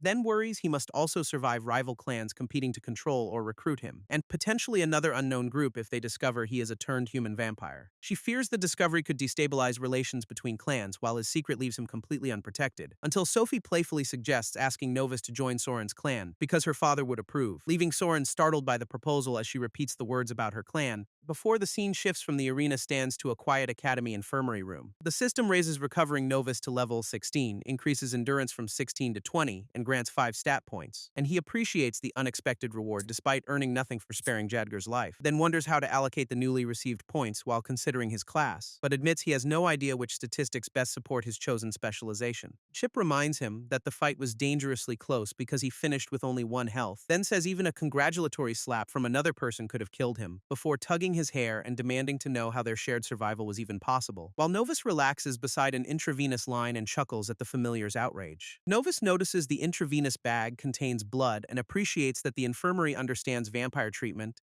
After consuming a positive blood restores him to 160-160 health and increases blood efficiency, until a sudden knock at the infirmary door interrupts his conversation with Chip, and Styles calls through the door for permission before the patient invites him inside. Styles enters wearing patient clothing with one arm immobilized and approaches Novus's bed, while the patient reflects that broken bones and deep tissue damage heal slower than depleted health, before the injured friend sits nearby and asks how Novus feels after the match, and Novus answers that he honestly feels better than ever right now after recovering. Styles laughs that this confidence is exactly what he expected from the victorious fighter, then says he would also flaunt defeating a direct descendant before everyone he met, although he worries Jadgar may seek revenge and that the Marquess clan could react worse, leaving Novus swallowing nervously as he considers those consequences for the first time. He remembers Soren telling him to remain inconspicuous and realizes he accomplished the exact opposite, but Styles shifts the conversation and sincerely thanks him for intervening against Jadgar, because Novus delivered the retaliation Styles wanted for himself and for Nomo afterward, then reveals that Nomo has awakened in another infirmary room nearby following treatment. Styles proposes that the two of them visit their recovering teammate together at once, and praises Novus for surviving while joking that he is stronger than his appearance suggests, as Nomo rubs his head and responds weakly from the neighboring bed nearby, then brightly congratulates Novus after hearing that he successfully defeated Jadgar in combat. Novus asks how Nomo learned about the match so quickly while still confined to bed, and Nomo says the infirmary staff discussed it constantly, likely spreading news across the island, before thanking Novus and admitting he never imagined anyone would retaliate against Jadgar for him, while the victorious fighter insists success was impossible without both injured teammates supporting him. Styles dismisses their contribution and playfully grabs Novus, accidentally removing another single health point,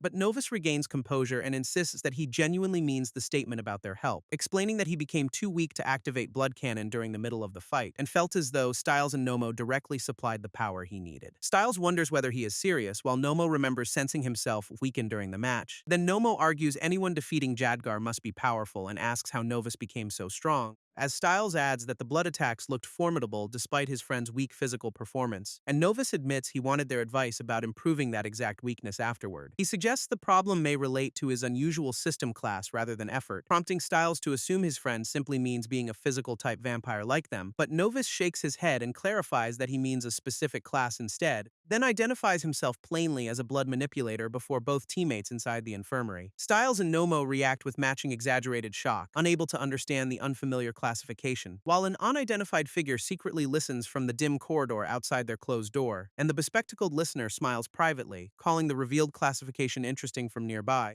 as both patients continue mumbling blood manipulator in disbelief before Novus inside the room. Novus asks whether something is fundamentally wrong with the blood manipulator class after seeing their reactions, but Chip averts his eyes and remains suspiciously silent beside his confused partner, prompting Novus to remember that the familiar originally recommended choosing this particular class, and wonder why he trusted someone who knew so little about the system. Nomo cautiously says the class is not inherently wrong but hesitates before explaining its reputation, until Styles bluntly declares that nobody chooses Blood Manipulator because the class is terrible, adding that no clan head follows it and therefore no skilled mentor can teach beginners, while rare students who attempt the path usually discover they can accomplish almost nothing. He explains that its attacks demand substantial blood yet deliver little power and virtually no physical support, so most students eventually abandon Blood Manipulator and change to another class instead, because committing to any path reshapes the vampire's body, leaving failed users severely disadvantaged. And Nomo agrees that this bottom-ranked reputation makes nearly everyone avoid it entirely. Novus examines his hands in silence while reconsidering the dangerous choice Chip encouraged, but reasons that his system may explain how he overcame the class's demanding requirements, as his level 16 status shows 160 health, 30 strength, agility, and sense, 20 endurance, 50 energy, and 5 unspent points, and he recognizes exact mathematical limits governing his blood effects in every system skill. Unlike ordinary vampires, he always knows precisely how much health each blood attack consumes, while his years as a physical fighter help compensate for the class's weak bodily support, allowing his growing collection of system skills to offset most remaining physical disadvantages, though he reasons the class must have at least one experienced master somewhere in existence. Styles and Nomo admit they have never seriously considered whether any blood manipulator master exists, but reassure Novus that defeating Jadgar ensures nobody can reasonably call him weak, before Styles advises him to keep his rare class secret from everyone else,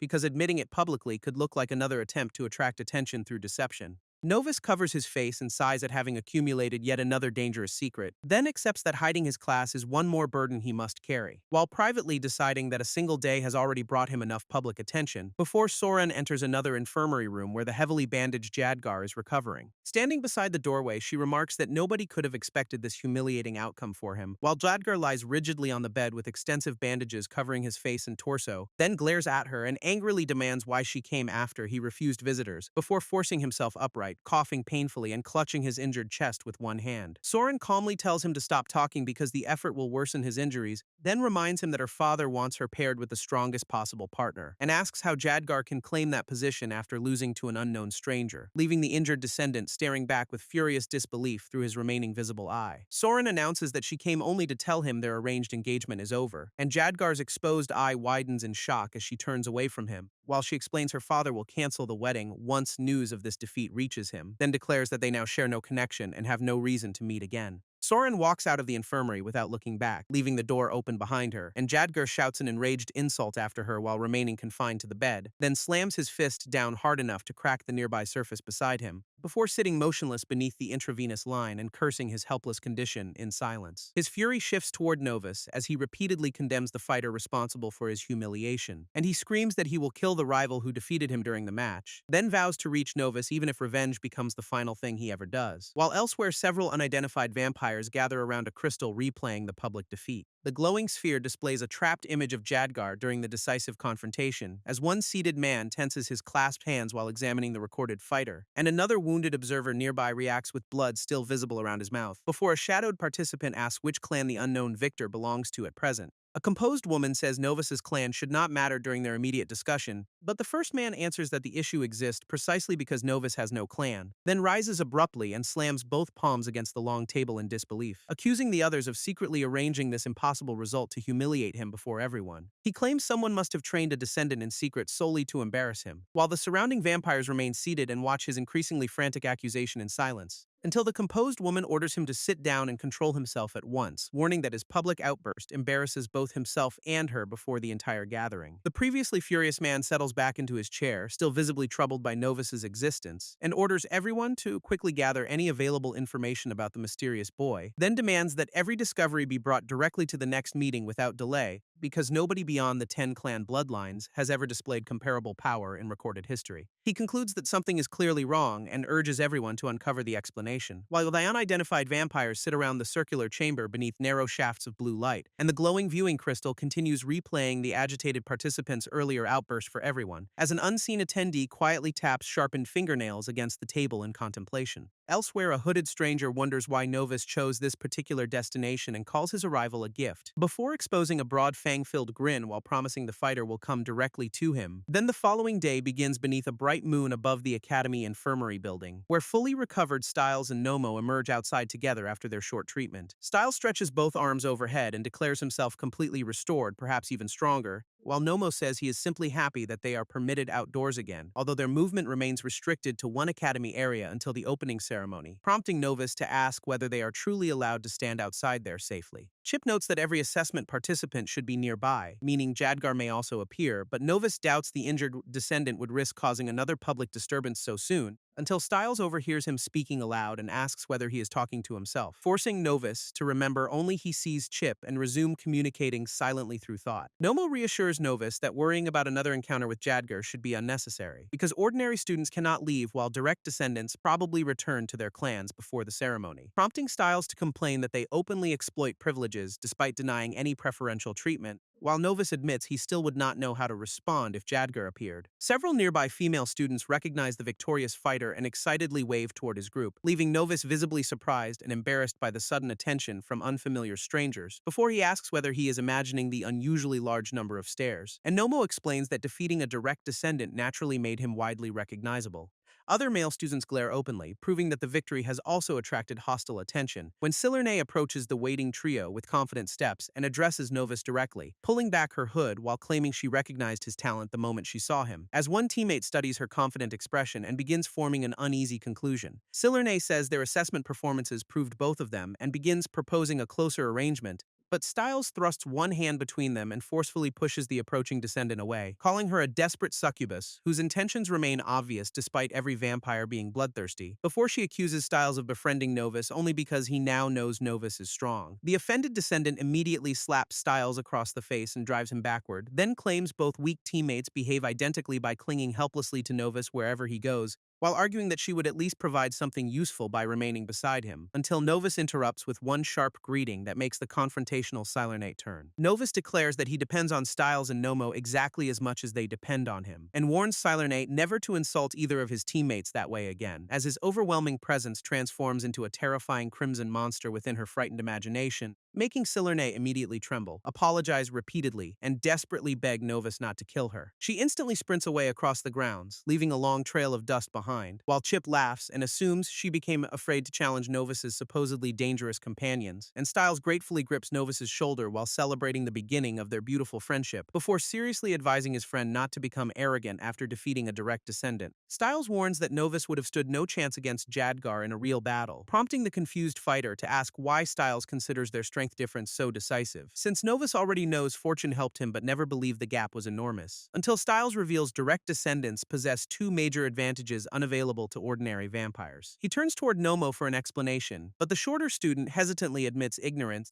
then identifies their powerful blood weapons, inherited through each clan's leadership across successive generations, and explains these inherited weapons exceed anything ordinary vampires currently possess or can create, making Novus wonder whether the extraordinary object Soran previously used was also a blood weapon. Styles confirms his guess and says the second advantage explains the Academy's entire purpose, allowing students to seek recruitment or choose which clan they hope to join, but he rejects Novus's suggestion about family backing and clarifies that he means specialized abilities, because every established clan possesses one distinctive skill unavailable through ordinary vampire training. Styles explains the 10 clans remain separate because each teaches members its own unique skill, with Varkath clan vampires able to transform portions of their bodies directly into weapons, while Marquess clan members possess the ability to divide their bodies into numerous bats, and every direct descendant already inherits their clan's extremely useful combat technique from birth. Nomo says this knowledge helps students select a clan whose skill complements their fighting style, especially when recruited, although Novus privately hopes to avoid joining any clan if possible, until an approaching dark-haired student addresses Novus and announces that he has a request, causing Styles and Nomo to stare at the unexpected visitor with immediate alarm. Styles immediately begins stammering uncontrollably as recognition replaces his initial surprise and confusion, then demands to know what the imposing descendant could possibly want from Novus, before Zen steps fully into view and calmly faces the white-haired student directly, formally requesting that Novus accept a personal duel against the Academy's highest-ranked first year. Styles panics after realizing the #1 student has deliberately chosen Novus as his opponent,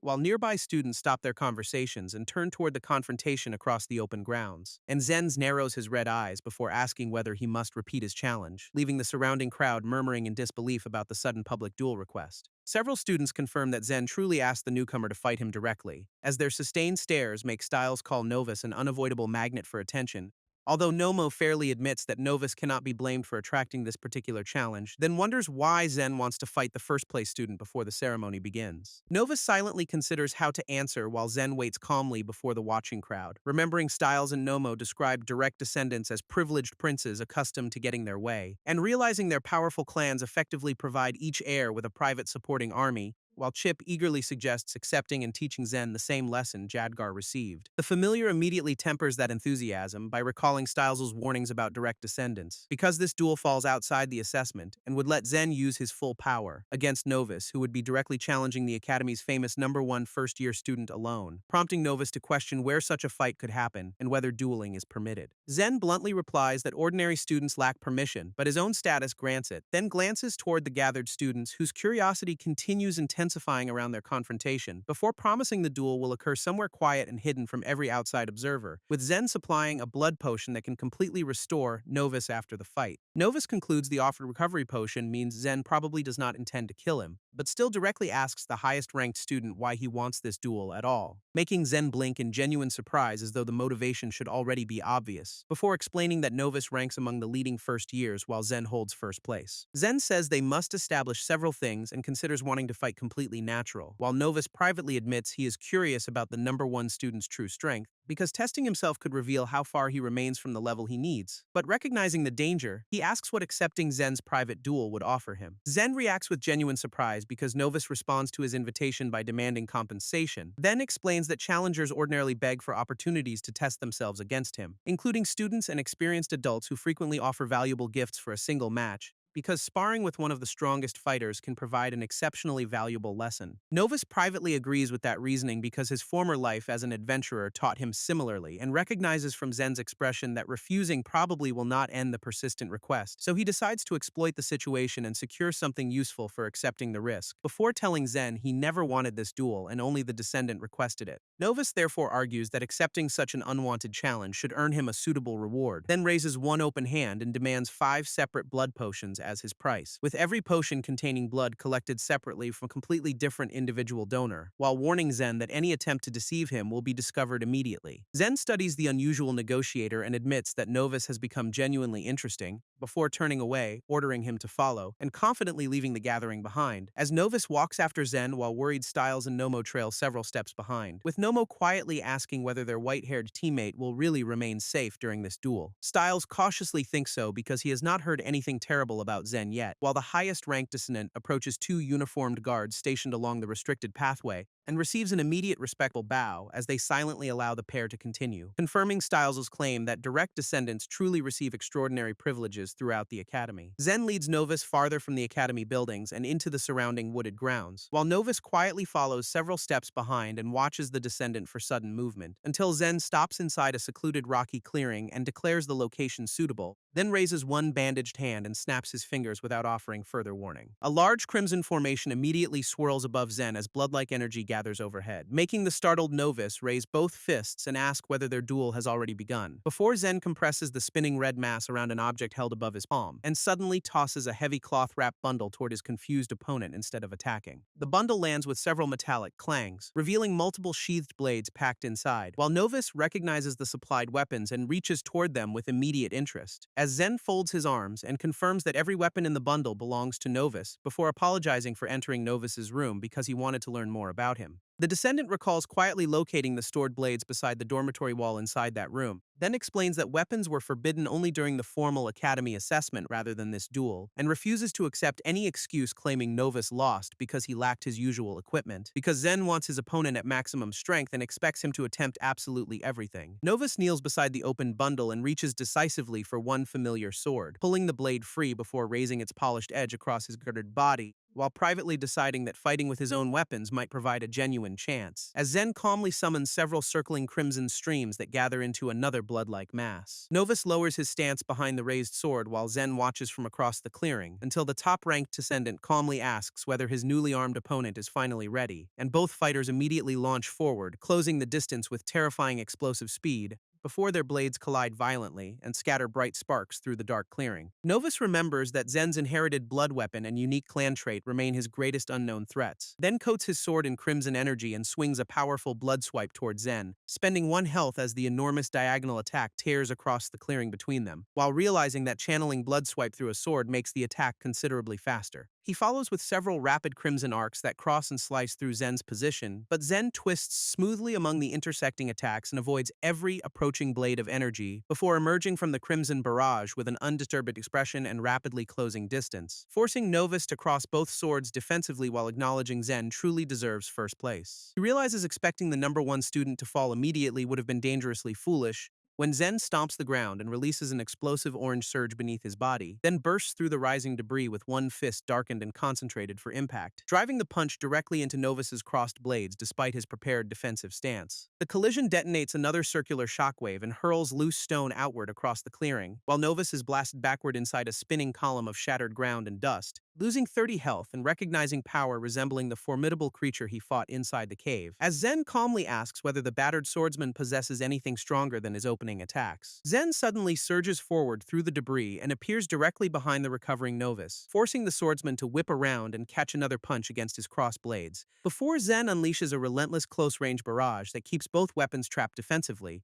with every fist colliding against steel, hard enough to scatter showers of bright sparks. Novus realizes his sword cannot cut Zen's hands despite receiving every unprotected impact directly, and suspects the descendant is covering his entire body with an exceptionally dense blood aura, while repeated blocks remove 5 more health and rapidly exhaust the struggling defender, because every single strike drains Novus further even when his crossed swords stop it. Zen then concentrates another blazing punch and smashes directly through the crossed weapon guard, sending both swords spinning high above the clearing, while Novus remains trapped within striking distance, until one disarmed blade tumbles downward far behind the 2 closely engaged fighters, and Zen grins while asking what Novus intends to do without his swords. Novus absorbs another forceful kick before seizing Zen's attacking limb with crimson energy, then forms jagged blood claws around one hand and tightens his grip on the descendant, while secretly spending every remaining stat point to raise strength from 30 through 35. Despite knowing emergency allocation is wasteful because he refuses to lose this duel, Zen merely smiles at the elaborate crimson claw and casually calls its appearance impressive, as Novus anchors his grip, steps forward, and draws the enlarged blood construct backward, before swinging the massive crimson claw across Zen with all his newly increased strength. Yet the attack unexpectedly connects and sends the top-ranked descendant flying across the clearing. Novus notices one sword lying behind Zen and realizes the unexpected hit creates another opportunity, then extends 2 narrow crimson tendrils from his blood claws toward the disarmed blades, snaring both hilts with the flexible blood constructs before sharply jerking his arms backward and pulling the recovered swords through the air along 2 sweeping curved paths. Novus uses the crimson tethers to send both blades converging upon Zen from opposite directions, but neither remotely controlled strike touches him, leaving the frustrated swordsman cursing his failure, while Zen calls the unusual weapon control interesting and says it matches his expectations, before settling into a low stance as orange energy concentrates around one raised hand. Zen lifts that open palm and calmly tracks the airborne swords approaching from multiple angles, as Novus directs a dense pattern of looping blade attacks around the descendant's position, yet Zen blocks every carefully aimed strike using only his bandaged forearm and hand, despite Novus deliberately targeting awkward openings that should have bypassed an ordinary defense. The descendant suddenly rushes through the failing assault while one deflected sword strikes the ground, and coldly declares Novus's intricate technique still insufficient against his superior combat ability, before launching himself upward inside an explosive orange column and descending directly upon Novus, then smashing the white-haired fighter downward with one crushing close-range blow delivered to the head. The impact drives Novus into the ground and erupts through the clearing like an explosion, removing 67 health before the rebounding force hurls his battered body backward violently, as the battered fighter finally admits that every remaining strategy seems incapable of defeating Zen, while Chip observes Zen's needed no blood weapon and simply won through skill, making Novus question himself. Zen forms another compact crimson vortex beside one hand and draws a blood potion from it, then tosses the bottle toward Novus, calling this first restorative dose completely free, and the potion lands beside the collapsed fighter while Zen remains waiting at distance, before ordering Novus to drink and repeat the same attack previously used against Jadgar. Novus realizes Zen means blood cannon and studies the nearby bottle with renewed determination. Knowing restored health would permit activation while suspecting Zen understands the technique's enormous blood requirement, until the battered fighter abandons hesitation and tightly grabs the offered crimson potion, then pulls out its stopper and rapidly drinks the entire restorative contents inside. Novus rises across from Zen and warns that the descendant personally requested what comes next, before violent crimson energy and dark lightning erupt around his body as blood cannon activates. While Novus reasons that injuring Zen should not bring punishment because Zen initiated everything, and compresses a dense black-centered crimson sphere between his clawed hands for release. The completed blood cannon erupts forward as a gigantic crimson beam surrounded by dark lightning, while Zen plants both feet and answers by surrounding himself with concentrated orange energy, then pulls one blazing fist backward and throws it directly into the approaching crimson blast, meeting Novus's strongest attack head-on with nothing except his orange-coated bare hand alone. Their collision detonates a towering orange and crimson explosion that consumes the entire rocky battlefield, and the expanding shockwave throws one distant figure high through the smoke-filled air, leaving Novus and Chip startled when Zen reappears standing calmly amid the settling debris, because the direct collision with blood cannon has left the descendant completely unharmed. Zen asks whether Novus finally understands the enormous difference separating their current levels, then places 5 promised blood potions nearby and confirms their agreement has been completely honored, before warning that Novus's public victory will draw countless powerful observers from now onward, including the entire Marquez family, which may kill him before he reaches maximum strength. Zen turns away and says the endangered student now has only 2 realistic options: either find someone sufficiently powerful to provide protection or become strong enough to need none, then walks calmly from the ruined clearing while Novus remains collapsed among blood-stained debris, leaving the defeated fighter to comprehend the true strength of the Academy's #1 student. Novus rises and wonders how many similarly powerful vampires currently inhabit this isolated island, remembering first the dangerous vampire encountered inside the cave before reaching the Academy, then recalling Sauron and the extraordinary power she previously displayed directly before him, and finally adding Zen to the growing list of overwhelming vampires he has encountered. Chip says obtaining answers requires one clear course of action from this moment forward, then bluntly orders Novus to continue growing stronger regardless of the obstacles ahead, and the exhausted fighter silently nods because he already accepts that unavoidable conclusion, before recognizing that the newly acquired blood potions provide one dependable path toward improvement. Novus lifts one bottle and realizes he needs only a sample rather than consuming everything, then allows a single crimson drop to fall from the bottle onto his extended tongue, triggering confirmation that O-type blood raises his blood aura strength from 5 to 6, while he swallows the measured sample and keeps the remaining potion for later use. Novus wonders where Zergzen obtains so much preserved human blood while examining the remaining bottles, but decides questions about other people must wait until he can reliably protect himself, although he still intends to discover the source supplying these valuable blood potions, whose sealed containers appear capable of keeping human blood usable for extended periods. System displays O-type for blood aura strength, A-type for blood aura efficiency, B-type for sun resistance, and AB-type for reduced blood hunger, before Chip advises storing every remaining potion safely instead of consuming them immediately, and the familiar gathers the clustered bottles into his unseen system storage space, leaving Novus convinced that access to stronger blood may provide his best route forward. However, the Academy's control prevents him from leaving the island to seek independent resources, making survival one day at a time feel difficult enough without planning any escape, until he returns to the crowded Academy courtyard where Styles and Nomo wave excitedly, and Nomo admits they worried after Zen returned without Novus following behind him. Novus jokes that he assumed their friendship had already broken apart and his revenge arc awaited, but Styles says he would abandon that plan immediately upon learning Zen had killed Novus, prompting both teammates to continue their animated argument while nearby students watch curiously, and making Novus realize vampires can behave remarkably like ordinary humans despite their differences. He concludes that this population contains both decent people and dangerous individuals alike, before Styles and Nomo hurry him back toward their room for a private conversation, where Styles notes none of them are spellcasters and suggests speaking quietly to avoid detection, although he remains anxious that someone could still be secretly listening beyond the closed door. Inside the room, Styles asks what happened and assumes Zen thoroughly defeated his returning friend, prompting Novus to collapse backward across the bed while raising one exhausted arm, and admit that Zen completely overwhelmed him without ever revealing an inherited blood weapon, before wondering how long becoming powerful enough to rival the top-ranked student might require. Night passes over the Academy beneath changing moonlight and drifting clouds above its towers, while Novus, Styles, and Nomo sleep separately across the 3 beds inside their room, and Novus reflects that his life has transformed completely since serving within the Order. Although part of him still clings firmly to the code that once guided him, he recognizes that surviving and avenging his fallen companions may require abandoning that code, as an old memory returns of younger Novus training with armed Order members outdoors, where a bearded shield-bearing Paladin remarks that Novus still has not struck him once, and says the order emblem on his shield proves he is more than a useless elder. Younger Novus immediately closes again, sweeping both swords toward the veteran's guarded position, but the broad decorated shield absorbs another explosive combination and scatters fragments across the field, leading the veteran to call Novus strange because paladins normally prioritize defensive skills over swords, while Novus explains that those natural defenses encouraged him to develop additional offensive ability. Their sparring pauses as both combatants immediately turn toward another sudden exchange nearby, where a younger axe-wielding paladin drives a powerful downward blow into the veteran's shield, and the bearded veteran agrees that this other unusual paladin also avoids carrying one, before concluding the order has become remarkably interesting with these two unconventional fighters present. The memory fades as sleeping Novus lies quietly inside the shared academy room before dawn, thinking that he and Park entered the order together, and wondering how his old companion fares, while fearing what Park might think if he eventually learned everything Novus has done, until moonlight gives way to the bright morning of the Academy's long-awaited opening ceremony. Repeated pounding shakes the room door while Novus complains about another night of poor sleep, and he reluctantly opens it, asking why the visitor needs to knock so loudly, only for Styles and Nomo to demand how anyone could sleep through such an important day, because the opening ceremony will finally make all successful applicants official Academy students. Nomo excitedly calls this a major occasion while both teammates urge Novus to prepare, and reassures him that encountering Jadgar today should not create another immediate problem,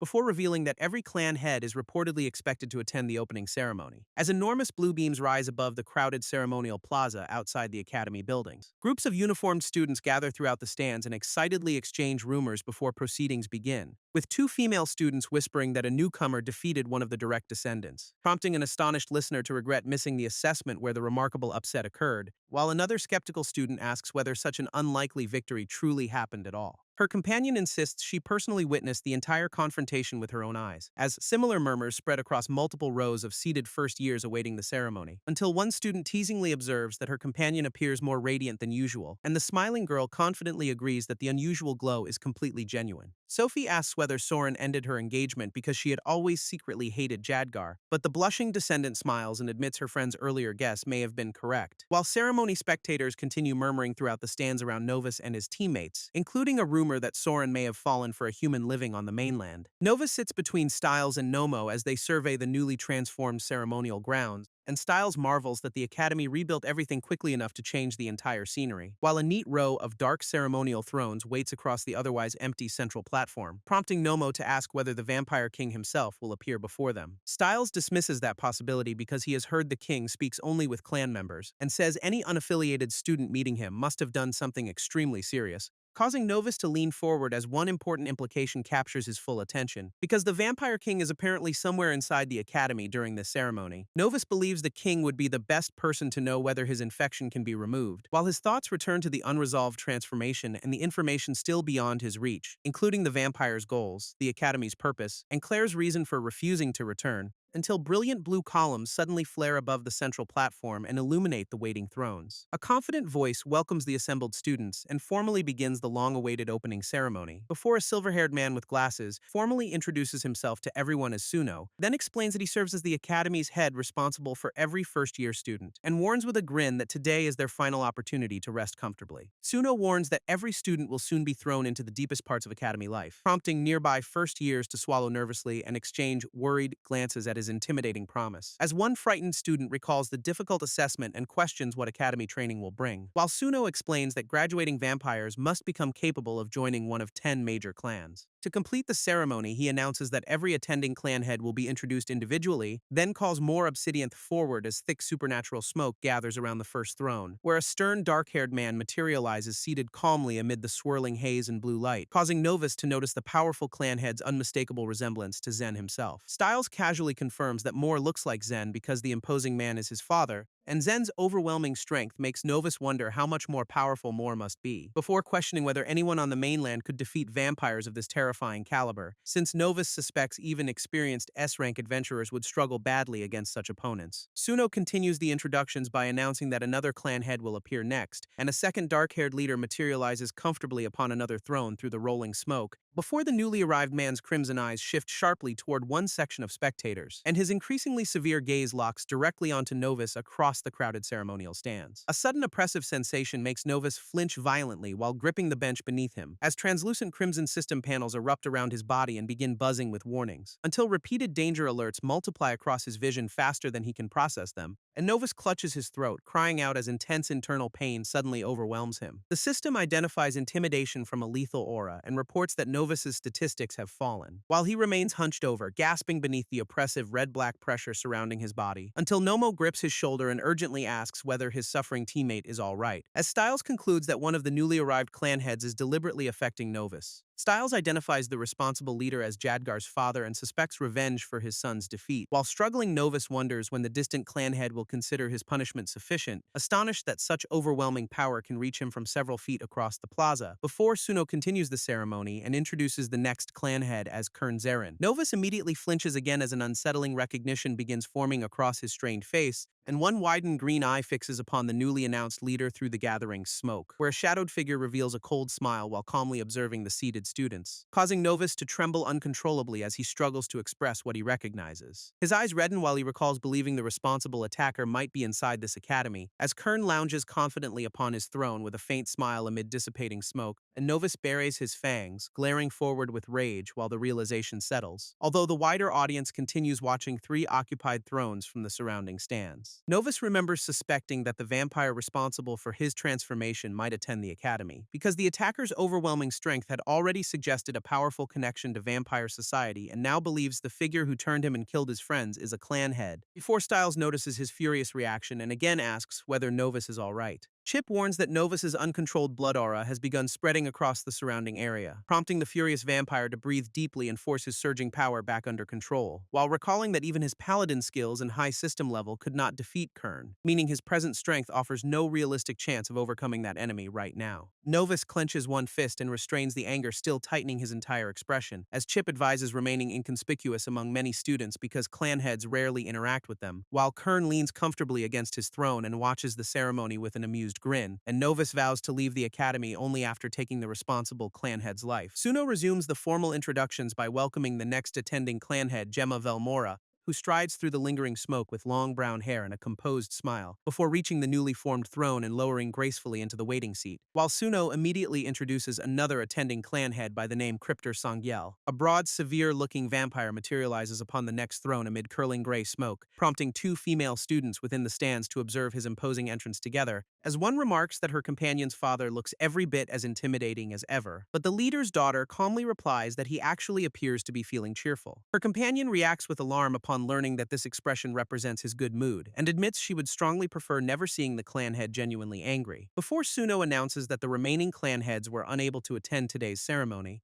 because their important work improves vampire society, though students may eventually meet them personally. The attending clan heads remain seated across the platform while curious whispers spread through spectators, as students wonder whether the distinguished visitors will provide a special opening ceremony performance, and eagerly speculate about witnessing either an exhibition fight or a grand magical display, reasoning that clans should impress talented students if they hope to recruit them later. Suno silences the growing speculation by clapping sharply beneath the towering blue ceremonial beam, then announces that one attending clan head will deliver an inspiring opening address, before politely inviting Kern to stand and share several words with the students, while Nomo remembers believing Novus was troubled only by the Marquess family leader. He now wonders how his supposedly clan-ignorant teammate could recognize anyone from the Zarin family, as Kern leaves his throne and walks alone toward the center of the ceremonial platform, where he spreads both arms and claims he can feel extraordinary potential in his bones, before predicting this academy year will contain the strongest students the institution has ever seen. Kern promises excitement but warns anyone unable to improve will fall behind, including direct descendants, leaving the packed stands silent while every student absorbs the provocative challenge before them, and one furious first year bares his fangs as the speech threatens even privileged heirs, until Kern suddenly turns toward the spectators with a sharply calculating expression across his face. The clan head's severe look transforms into a knowing grin as he chooses someone, and he raises one hand, pointing directly toward Novus's section of the stands, before a thin crimson beam shoots from his fingertip across the entire ceremonial arena, creating a glowing target above startled Novus and confirming Kern has singled him out. The beam remains fixed above